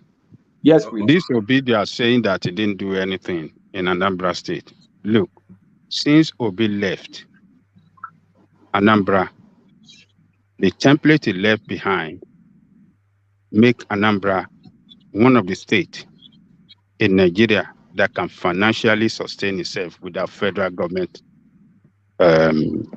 allocation. So that you must give it to him. It never happened to him before. It was during him. And after the template he left. The same thing Lagos State. Lagos State sustained itself without federal allocation. What do you call it? River State. Those are the three states that can sustain themselves without federal allocation. So this woman you are championing, go and check him. He cannot survive without federal government allocation. So Obi on education, you said it. They are on number 27 when he came in. And he brought it to number 1. He beat your Lagos State you are talking about with all the resources, with all the vast taxes and revenue you are championing. He couldn't provide free laptop for children as Obi did for all secondary school children. Maybe he did it for elementary, I'm not sure. But I know of all secondary children. That's a big mark. That's a person that is futuristic, thinking for the future of the Anambra's children. So this, your Lagos State, your Tinubu, you champion. I was comparing his record and that of Jakonde as far back as Jakonde there. With the 40 million Jakonde was, did you know Jakonde built 5 general hospitals within 4 years? All this I'm telling you about Jakonde record was within 4 years. So he built over 500 housing units. He built 5 general hospitals. I can mention them. Ikorodu General Hospital, Orilage General Hospital, Ijede General Hospital, Agbowa General Hospital, this other one. Within 4 years. So, and all secondary school in Lagos State, he gave all of them buses. And he improved on what do you call it? Transportation system. More buses on the road. LSTC. He opened up the LSTC. He opened the the ferry services that convey people by ferry from Mile 2 to Marina and all those places. So, and these places you see around there, that is Cherry or maybe is the Jakonde that open up all those places. Interior places, it build roads to there's no interior places in Lagos up to Badagry to Ekpe that Jakonde did not build roads. So look, when we are champion, yes, let us give it to Tinubu that yes, he was able to improve on the IGR We can't take it from him. But what have he done significantly that improved the life of the people of Lagos State in terms of the basic amenities that poor people enjoy? Tell me. Like the light rail system, you mean? How many years? How many years? For 20? Do we build light rail system for 20 years? And the road construction, expanding Lagos into Lekki, which expanding. These are the things that Jakonde have left. All template have been there since Jakonde time. That template has been there. So all this this thing, glory that you want to glorify one of your oppressors, one of your looters. I mean, we just have to stop this for God's sake. This man have not done anything that improved the life of common people in Lagos State. Jakonde, let me give you one more. We had only Iju Water Works during the time of only one supplying the whole of Lagos State. Jakonde built additional mini water works, 5 more. All this happened within 4 years, for God's sake, with 40 million revenue every month. 40 million naira. Look, let us say good thing. Let us champion. You know that this water works are not even let us working champion honorable people. Don't let us champion criminals and looters. So you're mistaking one thing. I wish tell me. All the time you mention Jakonde, I wish you were mentioning Obi, because we're talking about the present. Oh man. We're talking about Obi. I have told you what Obi has done. It is comparison. Okay. Let me give you another. Let me give you another one we of talked Obi. about Jakonde. Obi remain. Okay, let me tell you. Obi is the only governor during the time of what do you call it? Tinubu and him as well. When they were serving, it was the only governor that was actually saving for the state among all the governors in all the states of the federation. Ngozi Ongweala confirm it. Okay. There's no way you can have a say if a state or a country does not save for emergency, for future emergency. That country is like a dead country. Do you know that Lagos State, with all this revenue, Lagos State owed more than any other state in the whole of federation? Put the debt of most states of the federation, put them together, they are not owing as much as the Lagos State. Can I respond? Where are the development? Where are the development you see in Lagos State? Where? Can I respond? When you're talking about the fiscal standing of states and governments and all that stuff, you're not looking at what debt is owed. You're looking at what's the capacity, what's the cash flow every month.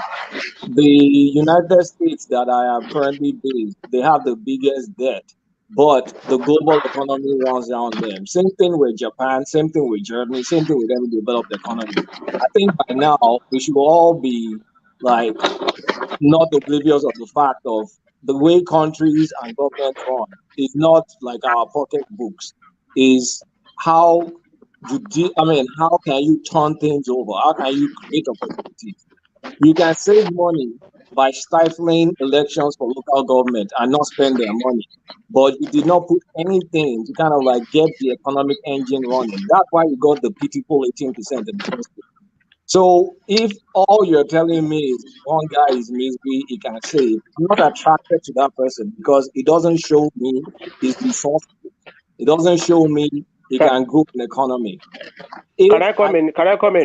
If I can get, you spoke for a long time. If I can get like credit facility and I owe massive amount of debt, but I can bring in a significant amount of money on a monthly basis and I can pay my bills, I'm better than you that can save 10,000 naira. Can I stop you there? Sorry, so not stop you, but can I interject? Yes, you can. Yeah, sorry, Kulata. I'm very glad you said who's that is whooshing in the background? Sorry, there's an undercurrent noise. I think that might well be coming from Solomon. So Solomon, mute yourself. So sorry, I only interjected you because I'm really glad to hear what you just said. That if you are carrying debt but you have the investment to back it up, that is a better space. I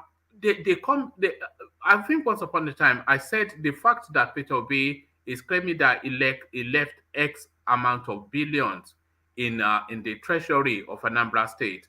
I'm saying that is not a plus, that's a minus. That is to his discredit rather than to his credit. Because with the vast infrastructural need that would have elevated the economy and development of that space, still plentiful to be addressed. If he's leaving all of that money and vaunting it, that is to show a lack of creative thinking or a lack of developmental thrust. That it should really, in a developing economy, what you should really be leaving for the incoming administration is debt tied to development. So that's what I suggested, but it sounded as though what you were saying aligned with. What man can I come? What man can I come? Hold on now. Let's Kulata, because I said that before and people threw stones at me. Yes, so, you're right. Because when you think about an economy, you're investing in people, you're investing in resources so you can get returns. But if all you're doing is just burying the money, look, you can open up Anambra to like become the next, who knows, have this economy be number 2 or even matching Lagos by intelligent investment. But just saying, oh, I stifled some spending, then I'm an economic genius. It doesn't work that way. There's no like first world country in the world right now that is not mired in debt. It's not about the debt. Debt is a resource that you should use. It's a different thing if you have debt on like trivial stuff, like you use debt to go and buy BMW or Mercedes. That's like an asset that's depreciated. But if you are spending debt to expand and the economy is growing and booming, you can borrow more, you can expand more, then there'll be way more resources for people to spend. But we're talking about like pinching pennies. We're talking about a country where our oil, the primary source, we can't even generate 2 million barrels a day. We're struggling with 1.something million barrels. We've been having the same budget since the 80s. Our population is expanding. You think anybody's going to stop corruption? No, it's not going to happen in my lifetime. We need someone that can come in to kind of expand and liberate the economy. That's what I need. I don't need the penny pincher. Okay, my brother, can I come in?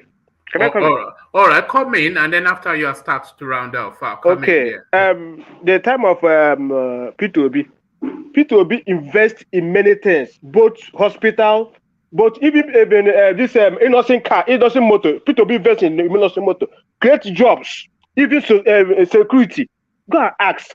Even in interview, Peter Obi said it. Even innocent motor, Peter Obi create a lot of jobs for Anambra State. Peter Obi invests in human being. Go and ask, even youth. So there is nothing Peter Obi did not do in his time. Go and ask. Peter Obi creates a lot of jobs for Anambra State. Any endorsement, any investment, both if you go to Anambra, ask. I'm close to Anambra. I know what Peter Obi did in his tenure. So Peter Obi is if you give Peter Obi Nigeria, I bet on you that in 2 years, if you come to Nigeria, you will not. If you said that Nigeria is, you will shake Peter Obi. I give you guarantee of that. So Peter Obi is a creator. Peter Obi we've not seen that in Anambra now. So no, now this is 8 years. You know, let me tell you something. Peter Obi came to Anambra. Ngige was the former governor, and the man ran to London. Did not keep 1 naira for a pocket of Anambra State. This man is the man that came to Anambra without anything. Start from scratch. All right. Achieve what he's achieved. So you can give him the credit. The man is that man is a very he's a very simple man. What he tells you, Peter Obi is the kind of politics a politician that before people. I don't think Peter Obi they lie. I don't think the man they lie. Anything Peter Obi tells you, go and check. That thing he tells you that come. Maybe the kind of politics where we say he go tell you say sleep here, you sleep there, snake will bite you. You not lie about the Pandora papers. You not lie about the Pandora papers. And what do you know that Anambra have airport today is Peter Obi? Do you know that? Okay, you answer my question. Peter Obi kept that Answer my question. He Pandora's papers. He not lie about them. What? The Pandora's paper. I don't think he knows what that is. He doesn't know what that is, I don't think. So he collect Anambra State money, go invest that for in-law, beauty, prosy, waiting own, Euro beer, about 30 billion. Which that one be? Not be lie. Which Anambra money, Kwano? Which Anambra money, Kwano? Which Anambra money? And your money Did the Anambra tell you say their money is losing? Yes. No, the Anambra told you that they are losing. Yes. They are looking for their money. To defend it, say invest for Hero. What did he say? The EFCC is no. Now, if you can you back up what you are saying? Can you back up what you are saying? No, don't say. No, you can say whatever you want to say, but you have to back it up. If I call you tomorrow now, come. If I call you tomorrow now, come and back it up. Can you back it up? I'll back it. Don't say what you don't know. You are telling what you don't know. Don't say what you don't know, bro. See, Oga, I tell you one thing. Don't say what you don't know. I tell you that you can't verify what you. Hold on. Let me back it up. Since you are asking for it to be backed up, SAB Miller Breweries belongs to Soludo. What's it called? Peter Obis' relative. And the investment of Anambra State government in the region of $20 million dollars. Moses. All right. Come again. You don't hear now. Come again. I all right. That is Mela. That is Mela. No. That is one man. That is Mela accusation. That is Mela accusation, which is lying. You understand? Wait. As you say, you know here before. Okay, Moses. That is Mela accusation. Don't say don't say what you can't back it up. Wait. Are you the one that said that it's accusation? Are you the one that answer is the lie? Allah. When the guy came up, when they accused him, when the federal government accused him, and he came out to defend, said he now came out and opened up that he invested this money in the social place, that they have returned the money back. Do you know what that means? I told you now. Let me tell you something. You are the biggest line on this platform. Excuse me. Lie. Did Anambra State come and tell you that they are looking for their money? Yes, this one. If you don't know, because Anambra was talking, that's why he came out to say the money I spent. As EFCC they pursue Rotimi, Amechi, and this guy and the Rogers and some of the governors, even Abia State governor, former Abia State governor, all of them there for EFCC. Have the EFCC called one day, told you say Peter Obi is in the EFCC. They are proving him because of the money. You understand? I want you to, before you say something, we ask your Pandora papers. You are telling your Pandora papers. You are saying of EFCC. All right. Let's hear from Ife so that I know that every voice has been heard. So Ife, please, before you go to Ife, let me just quickly say this. Sorry. Let me say this. One thing I hate of the test about this being supporters is this. Everything about them is based on propaganda is a good word. It's based on petty lies. I'm sick of tired of it. Lies. 2 days ago, they said Sanusi as a support endorsed Obi. Sanusi came out and said it's a lie. Yesterday, Soludo came. He said the investment Obi did has hit 100 million. So you don't have to come out on national paper to waste Anambra taxpayer money to 27 is a lie. Yesterday, they were shouting, Imo, PDP and APC collapse their structure for Obi, Imo's East, something, Imo Southeast or something like that.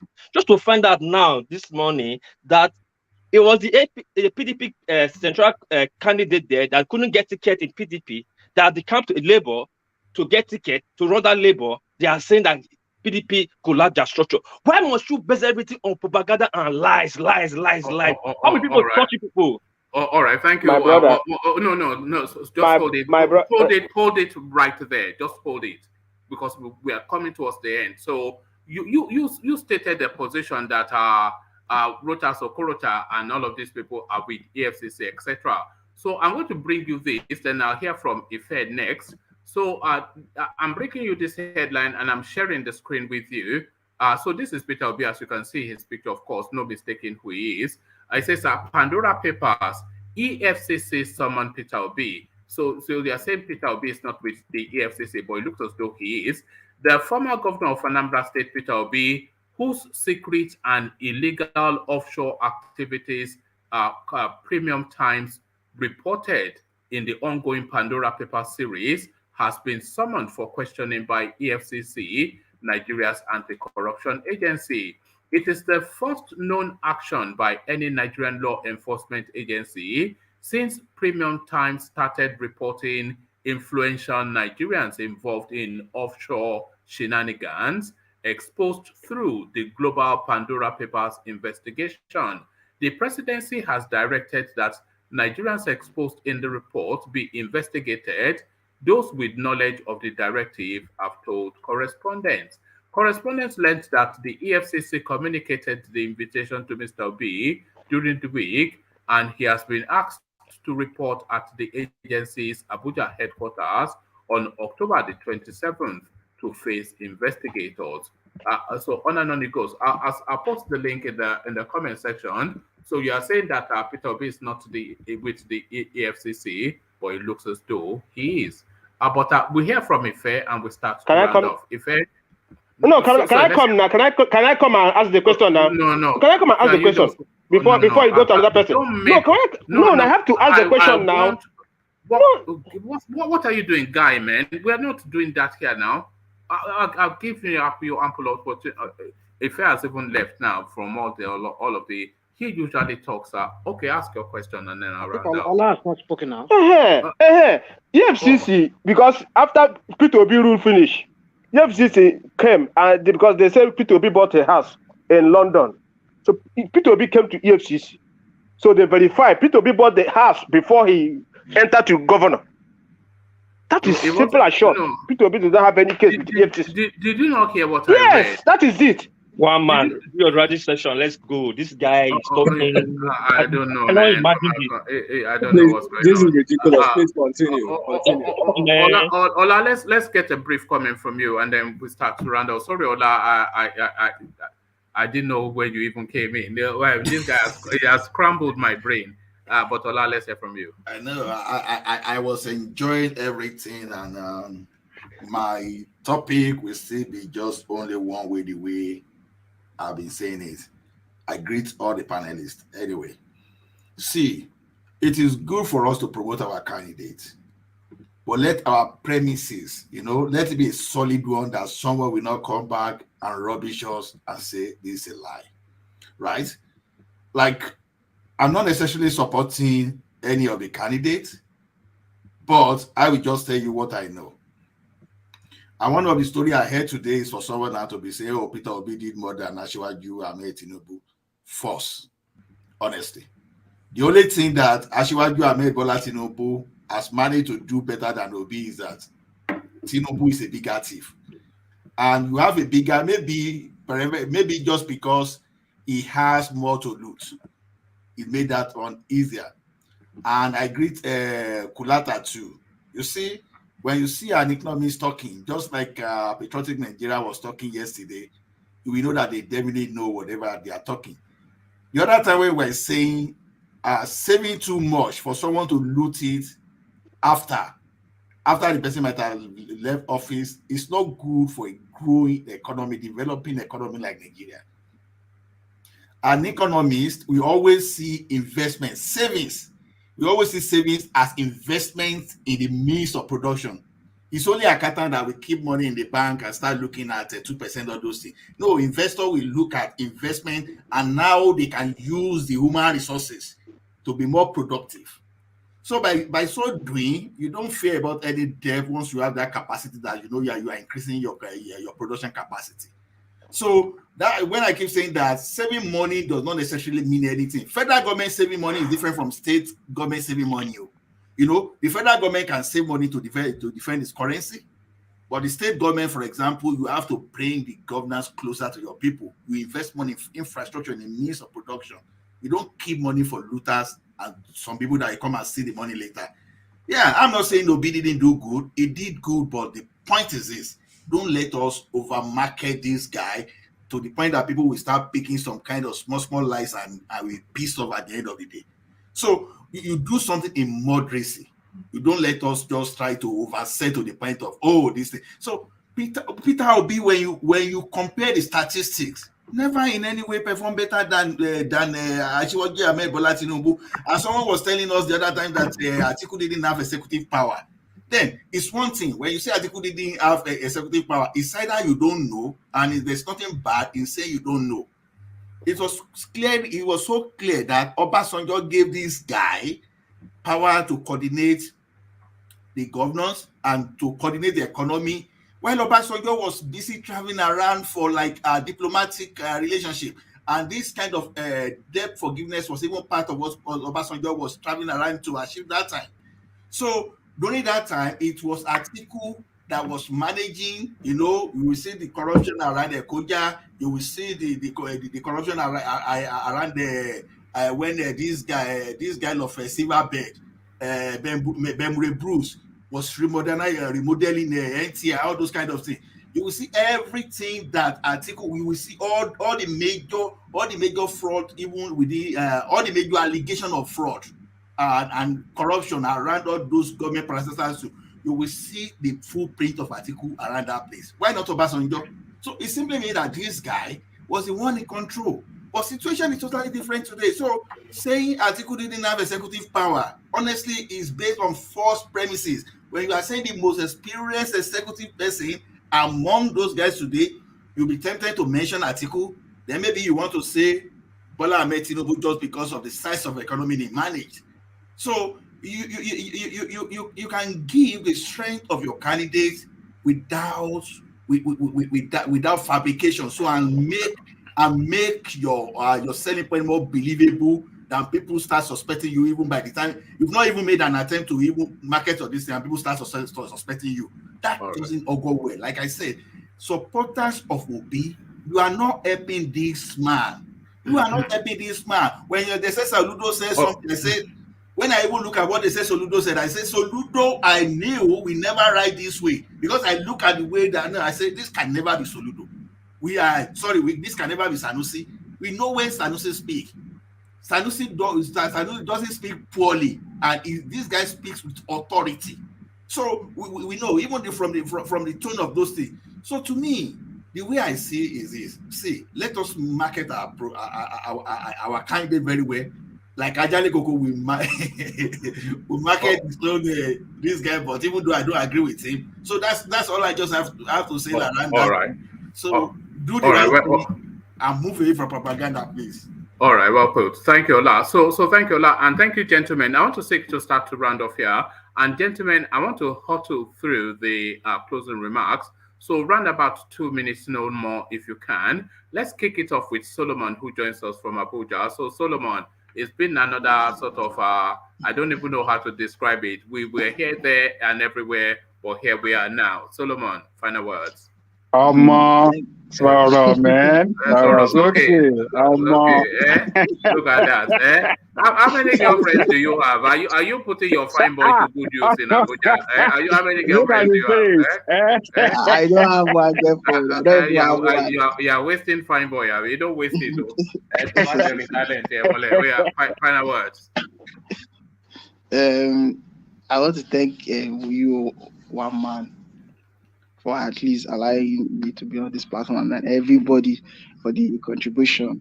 And we enlighten everybody, but on this platform, then God always has the thanks, or have the thanks for everything.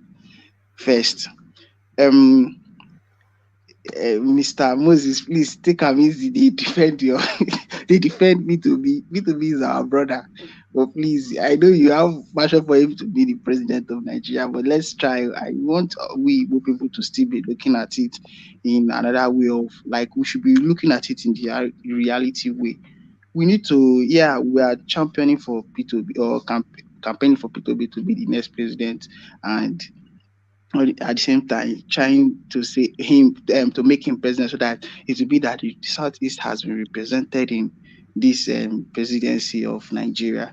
It's a good one, but at the same time I keep hitting on this point of, let's follow this system the same way. You people are looking at Nigeria, right? Everybody in Nigeria is corrupt as it stands now. There is nobody that is a saint in Nigeria. Peter Obis, yeah, he's rich, he's a billionaire, and he's upright in his own way, but nobody is as everybody is corrupt. So please, let's try and face this Nigerian politics the way they've already placed it. Then when we get the power, when the right person gets the power, he starts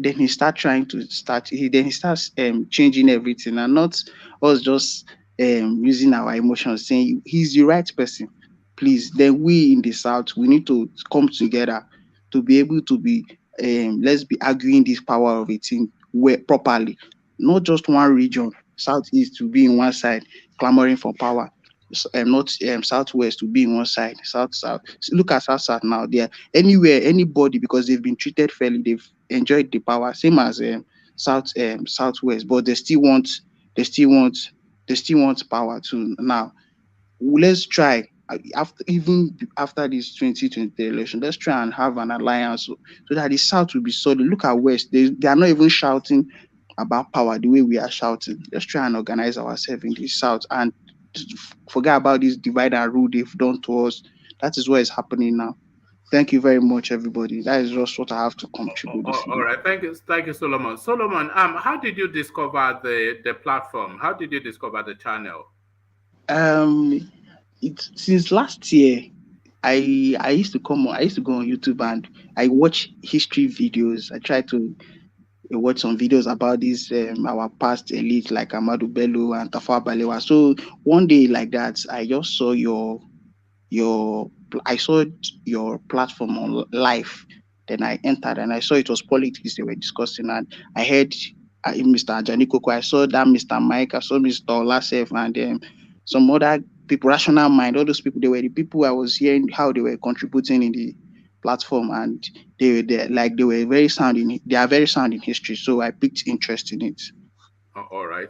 But you added Rational Mind to that, please. So, all right. Well, I don't know. Maybe so. Rational Mind. Rational Mind. Yeah. But what is Rational Mind? You bring it, Koko. I know. I'm lining it up. If we carry Fulani with him, we carry joy. We carry all his drive. What is your assessment of the platform, Solomon? What improvements would you like to see? What would you like to see us hold on to? What is your assessment of the platform? The platform is very educating. It's very educating. Me come here, I get enlightened. I get informed. In terms of in the political aspect and the historical aspect, and in all aspects, I really get informed in this platform. What I just want us to do is maybe if there's a way we can invite other people from other regions, especially outside the southern part of Nigeria. Maybe we're trying very hard, but I think they find our language maybe by hour. I mean, too aggressive sometimes. They should. They should. We bringing in any northern president. By the grace of God, I just pray. I know this. Forget the fact we always come here like this, but I know that this platform is big. I have the belief that it's a big platform. All right, brilliant. Thank you. Have a good night. So that's Solomon now, who joins us fairly regularly. So from Solomon, let's go to World Peace. World Peace to you. We can hear my baby crying. Go to the next person. I'll come after that. I beg, eh? All right. Okay. Let me have a go. All right, Daddy Deuces. Okay, so to you then, Rational Mind. Rational Mind. Right. Your fan club are growing just worldwide. Yeah. Thank you, one man. Thank you, everybody. And please, as usual, please. I think I'm not even myself. I'm not let me like this. Also, everybody like and share, and please subscribe if you have not. Yeah. In conclusion, my take is just about the replacement they are trying to do, the Akatadabra they were trying to do in with the AGF. I see that you see, like we're talking about, they want to replace the man that is there, another Fulani man. They're trying to turn that country to a Fulani nation, dominated nation. And we're all standing and looking, and I don't know if we're going to have a country after 2023, when a section of a country, a minority, seems to be dominating the key areas. I thought it will skim us out. We find out that one day we just wake up, our governors are in all our states where we are all indigenous to, Fulanis. I won't be surprised if that happens. But the thing is, this is strategic for these people, and that is why they keep holding power, and you keep seeing them having a role in the power of that country. Anybody, you see that the president is from there, or the vice president will be from the Fulani stock. So we need to start thinking, and like this guy said, we need to start thinking of working together. If the southern people don't come together, south, southeast, and southwest, forget it. We will continue being perpetual slavery, and we'll continue being dominated by these people. So for me, it's left for us to think who want to be our candidates 2023. And if we miss this opportunity in 2023, forget it. We'll be in that servitude for as long as I don't know that country will last. Well, man, that's all I have to say. I wish everybody a pleasant night and good morning and good afternoon. All right, brilliant. Thank you, Rational Mind. So that's Rational Mind, always brilliant anytime it turns up. So from Rational Mind, let's go on to Ola to you. Yeah, thank you, everyone. Another day of learning. And like I said, we can see that the platform is actually improving in quality. So I thank everyone. So you see, that's why I made special mention of Kulata and Patriotic Nigeria and everyone. So we expect better things to come. So sorry, Ola, but I have to acknowledge that as well. And that has been the push. You know, it's not just really the conversations just to fill in the space, but it's really the quality of the conversation that I have always been particular about. And those two chaps that you just mentioned, Patriotic, who joined us yesterday, and he's joined us a few times now, and Kulata now. I mean, you may disagree, but you cannot disagree with the sequencing and the logical flow of how they arrive at their conclusion. You may disagree with the pathway, but you cannot disagree with the sequencing. So that's the sort of presentation. People like yourself are on, Rational Mind. So that's the sort of, Ajanle Koko, that's the sort of conversation I'm inviting, not just noise, So sorry, Ola, but yes, I acknowledge that with you, yeah. Now, you made a very valid point, and that is why we are appealing to people to click like and share, so that the more this thing reach out to people, the more we improve on the quality. So, which I really appreciate. So now, the Rational Mind spoke very well, really. So because while we argue with ourselves in the South, while we try to do propaganda, some kind of the leaders we have that don't like us, before we know, they bring something upon us that we might regret for generations if we don't stand up. That is why I'm saying that, okay, the obedience, they can do something. Who say we can't call disruption? Who knows? Maybe it's going to happen the first time in Nigeria, even if it's never happened anywhere before. But whatever we are trying to propagate, to convince people, let us be truthful. Don't let us detain just with propaganda, because when you keep bringing propaganda to me, you do it once, twice, the third time I will just ignore you. And once I look disinterested, we find ourselves going to the same area, to the same point we are coming from. So to me, the obedient people, I know the group of person like me and those of us that we are supporting Obi now, honestly, I can tell you we are the one that we are even going to disappoint Obi in 2023, because we talk and talk and talk and no action. When Lai Mohammed was using internet to lie to us against Jonathan, they were on ground pushing as well. So anything you are saying here, keep pushing. If you want to support Obi, deploy all your arsenal, but make sure you are truthful about what you are saying and tell us something reasonable.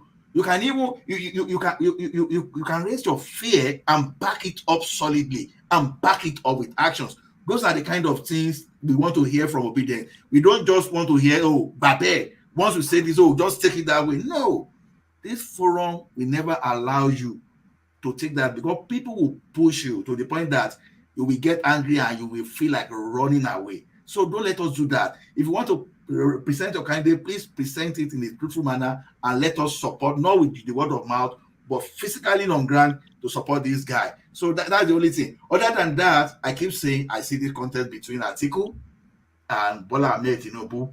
The truth is, Peter, what I will always say it. If you want to change the permutation, do the right thing. Don't use propaganda to support Obi. Be truthful, then support it with everything you have. Other than that, I want to thank everyone, and I know you will always be here to support this forum. And the more we are able to disseminate the right message, and the more, or propagate the right message, the more we will be trying to help Nigeria. So thank you all. See you later.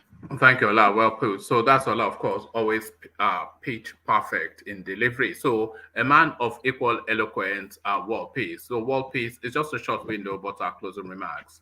Yeah, thank you, one man. Sorry for just that time. My son was crying. Anyway, I think later. Let me quickly say this. About this Muslim ticket of Tinubu, please, as I just earlier said, that we should come together in the South and work together. And we should not allow this, for me, we should not allow this Muslim ticket. But when we do this, we are giving these Fulani people the bigger upper hand to deal with us for the next 16 years. Because that time, they will only refer to us and make a reference point to us like Tinubu did it, so they can do it. So if Tinubu makes this Muslim ticket now, they will do it the next after Tinubu and do it after. So that is for me. I'm not in support of it. If Tinubu can find a Muslim, Christian, or whatever, Christian that not it to be better, not because of his personal interest. Then coming to Obi, Obi is a good guy, but I don't like his. He's not a saint. He's not a saint. He's not a bad guy. He's not a saint. That's one. Then I don't like his followers. The propaganda is too much. The lies is too much. It's unbearable. I said it before that 3 months from now, a lot of people pull out. That 3 months are reduced to a month, 2 months, and 3 weeks now. Please market your Obi in a decent way. We know he's not a saint. People like him, but stop making him look like a god. If you make it like that, people will start scrutinizing him, which is not good. So please stop the insults. Please stop the lies. That's all I have to say. Go get your PVC and vote your choice. One man, thank you. I'll see you in the bonus section. Brilliant. Well done. And well done for the good work. It's not easy. All that burping and changing nappies. Yes. I hope you are doing your own share of changing nappies. So I hope you are not. I give you baths, change nappy and everything. He sleeps with me and wake up with me. I don't sleep at night. You don't toss. Do you toss? Do you toss and turn? Do you? I do all that. But do you put a pillow between you just so you don't roll? Yeah, I do all that. I do that. I put pillow. Sometimes I put on the baby. Now I have to bring him to the living room because I'm getting hot here, so I like to on my AC. And my kids don't like. I don't want my kids to get cold, so I sleep on the floor. I just put my mattress, sleep on the couch. Then he was on the baby bed. I did last night, I think 5 a.m. Make sure he learns English as well, because it's very important that. Yeah. I'm paying 1,600 for my 3 daughters every month for English school. So if he grow up now, you make it 2,000 plus. It's killing me. 1 month. Don't worry. all that you're a businessman. I know. Don't worry. It's an investment in the future. How many nightclubs do you have in? You think I don't? I know everybody's history. If I tell you your history, you'll be shocked. How many nightclubs do you own in Japan? I used to have like 3, but I closed all of them down. Now I go into my new business. Look at this guy, and he's complaining about money. We know you now. How many houses how many estates do you own in Nigeria? Not really many. I have hotel in Benin. I have my warehouse. Shut up. You are complaining about 2,000. Get out. All right. Thank you, World Peace. Dollar millionaire is complaining about. I wish. I hope. Thank you. All right. Thank you, World Peace. Every delight. So thank you, World Peace. So from World Peace, let's go on to Moses. Moses, we're taking closing remarks. Moses, to you. Oh, one man, I greet you so much. I love this platform. You know, for long, and I've been listening to this platform for long, understand? So I have 3 phones, all my 3 phones, I just subscribe to your platform because I love it. Shout out to my good friend AJ Koko, Abi. I love you guys. So, hold on, Moses. Who is your better friend, Ajale Koko or Peter Obis? Which one? Yeah, in this platform, AJ Koko is my friend today because all of before it's not my friend, but today it's my good friend. So.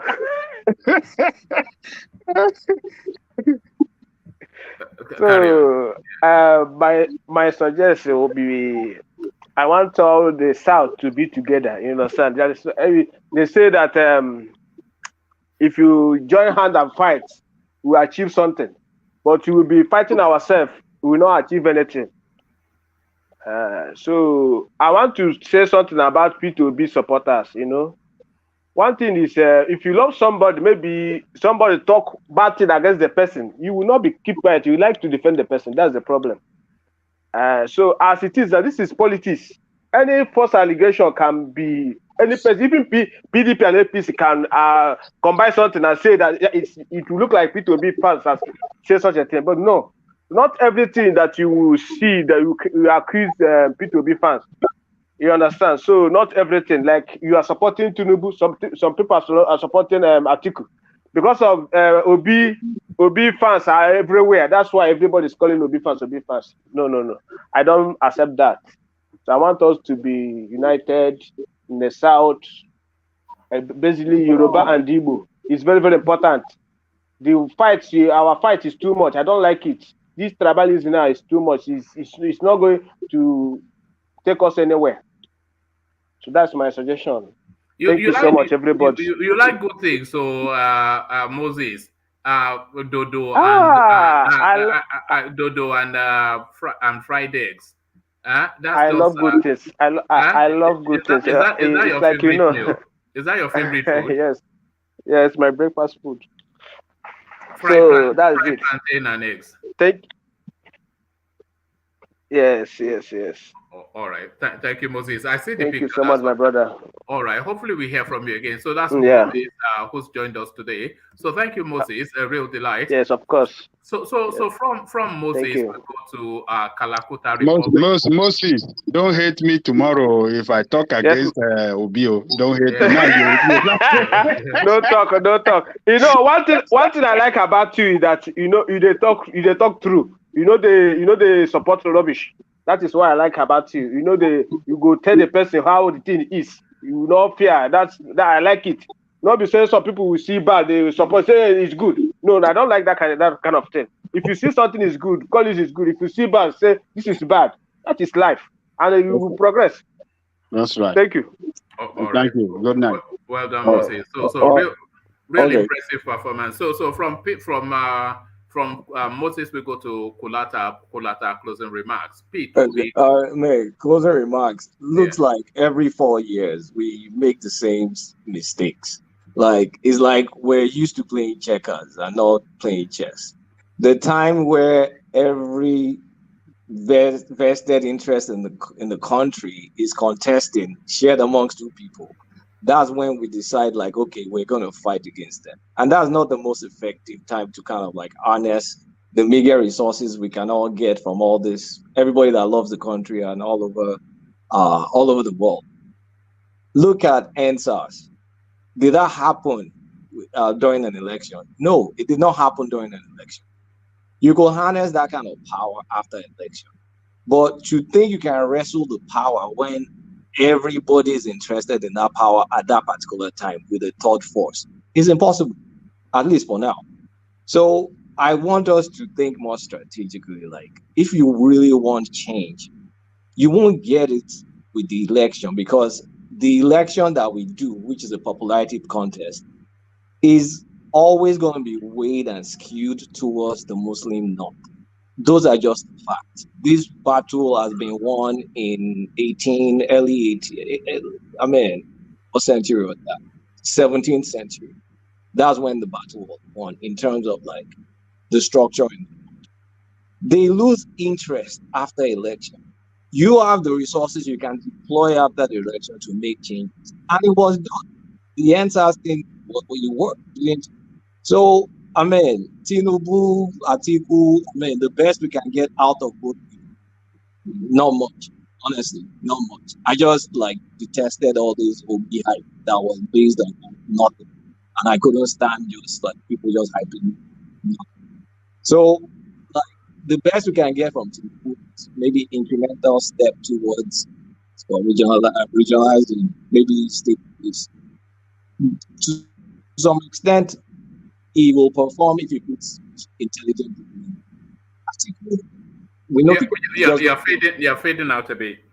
Oh, again? Okay. Atiku, Atiku, the problem is precedence. He will sell, everything is going to go on a fire sale.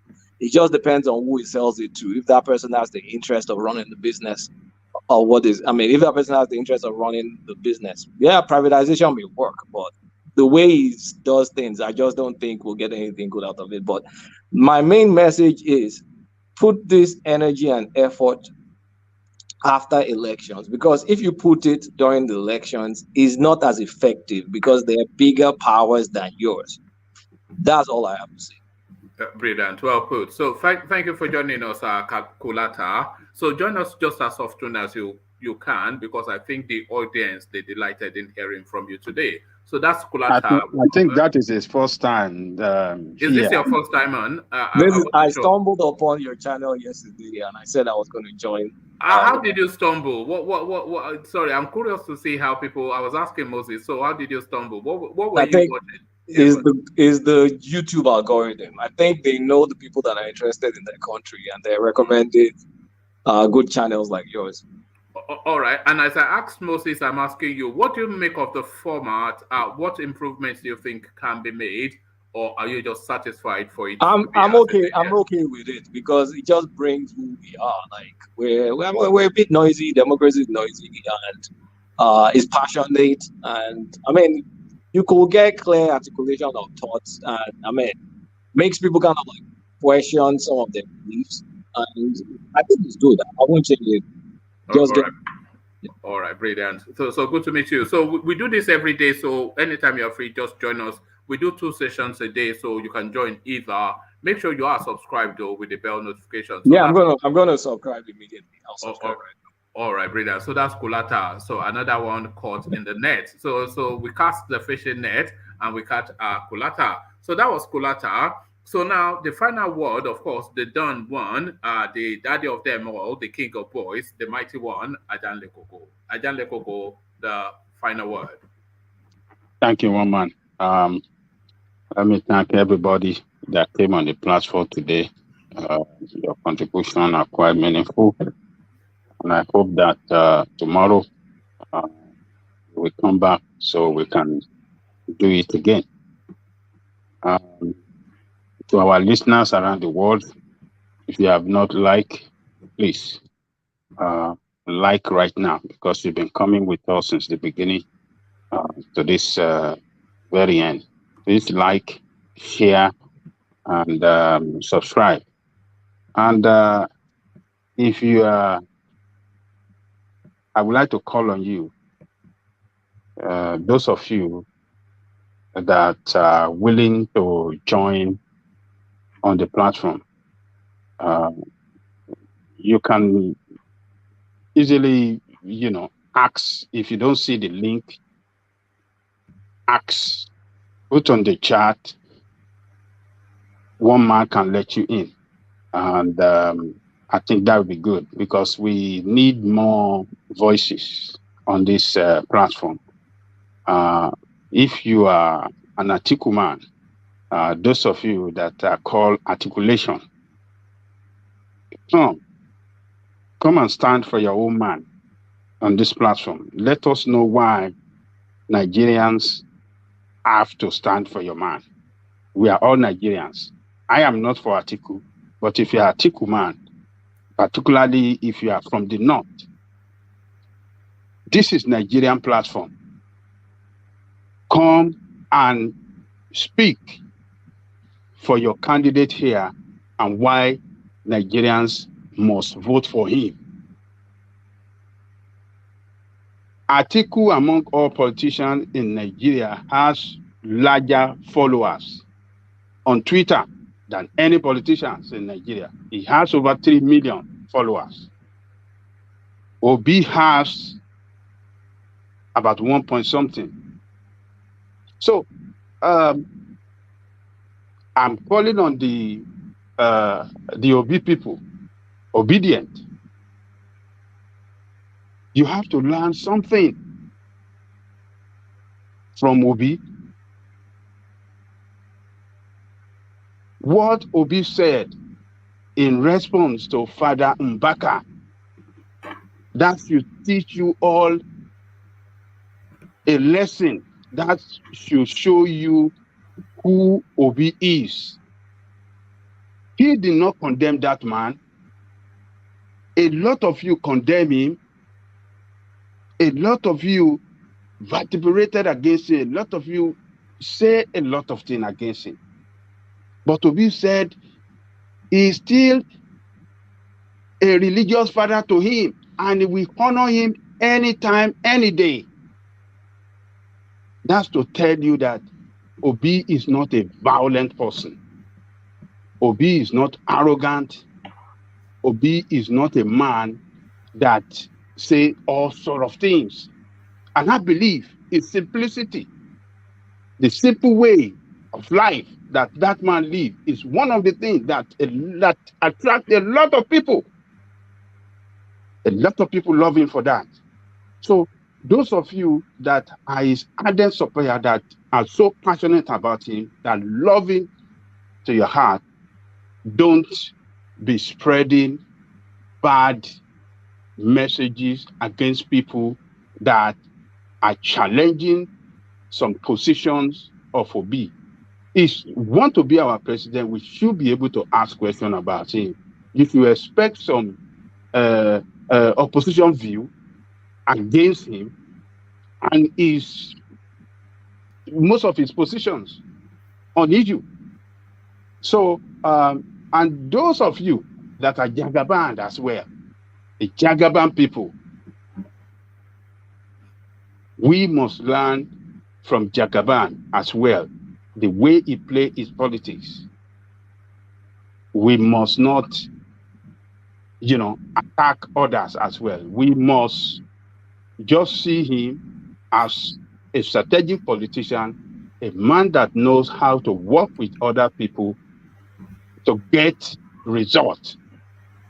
It can be a bulldozer whenever it's time to be a bulldozer. He will come out the way he did in Abeokuta and bulldoze everything, and didn't work well for him.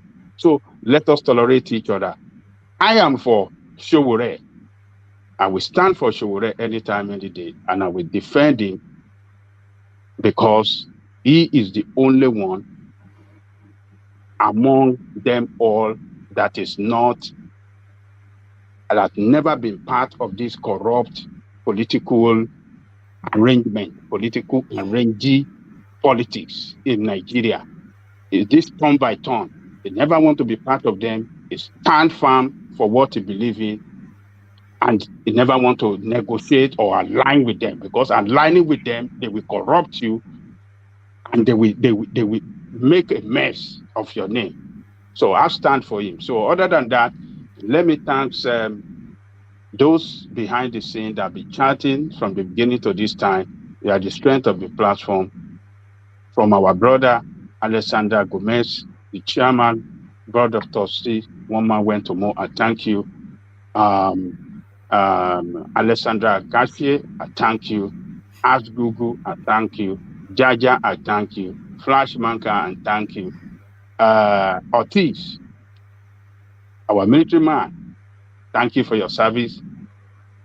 And others, please, I thank you all. My sister, Bookman, I hope she's there.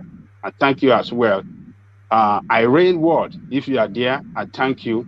So let us come back tomorrow. And to one man, the driver, the man that is doing the best of the best job, driving us every day,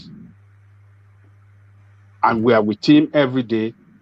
Tomorrow, I believe, it will bring us some good news.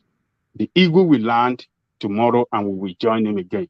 Thank you. one man see you tomorrow, the ego. Thank you. All right, thank you, Ajan Koko. So that's Ajan Koko, who rounds it off as it always does. So that's Ajan Koko, and that has been the session.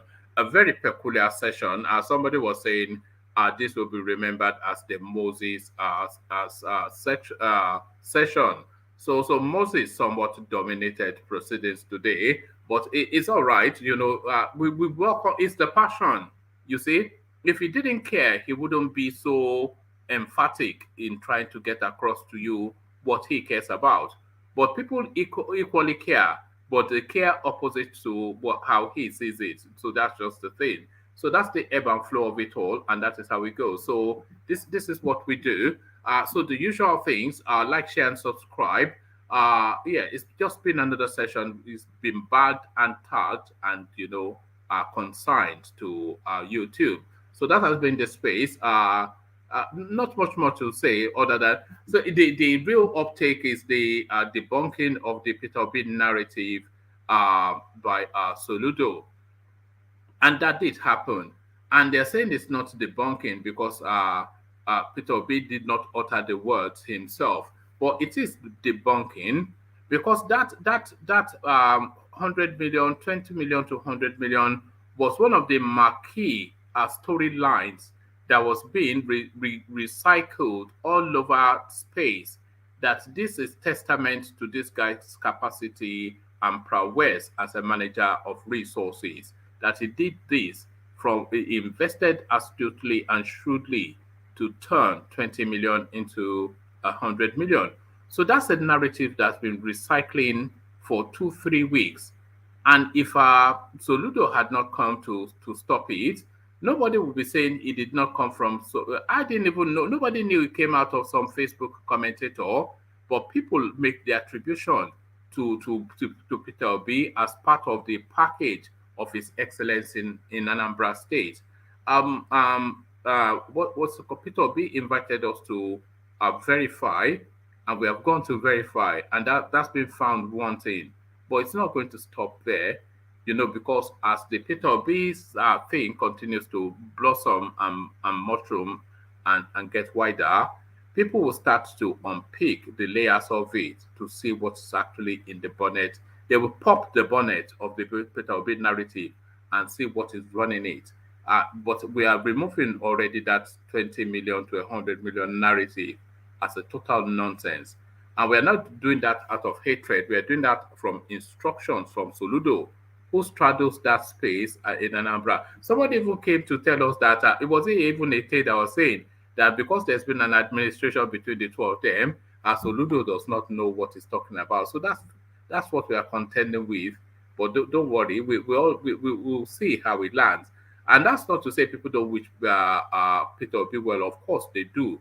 Any lover of Nigeria, whatever your political strand is, you are a lover of Nigeria, because that is not even the country itself, but your ancestry within the space, which has now been loosely called the Nigeria. So you are invested, whether you concede that or not. And I think a lot of you do concede that.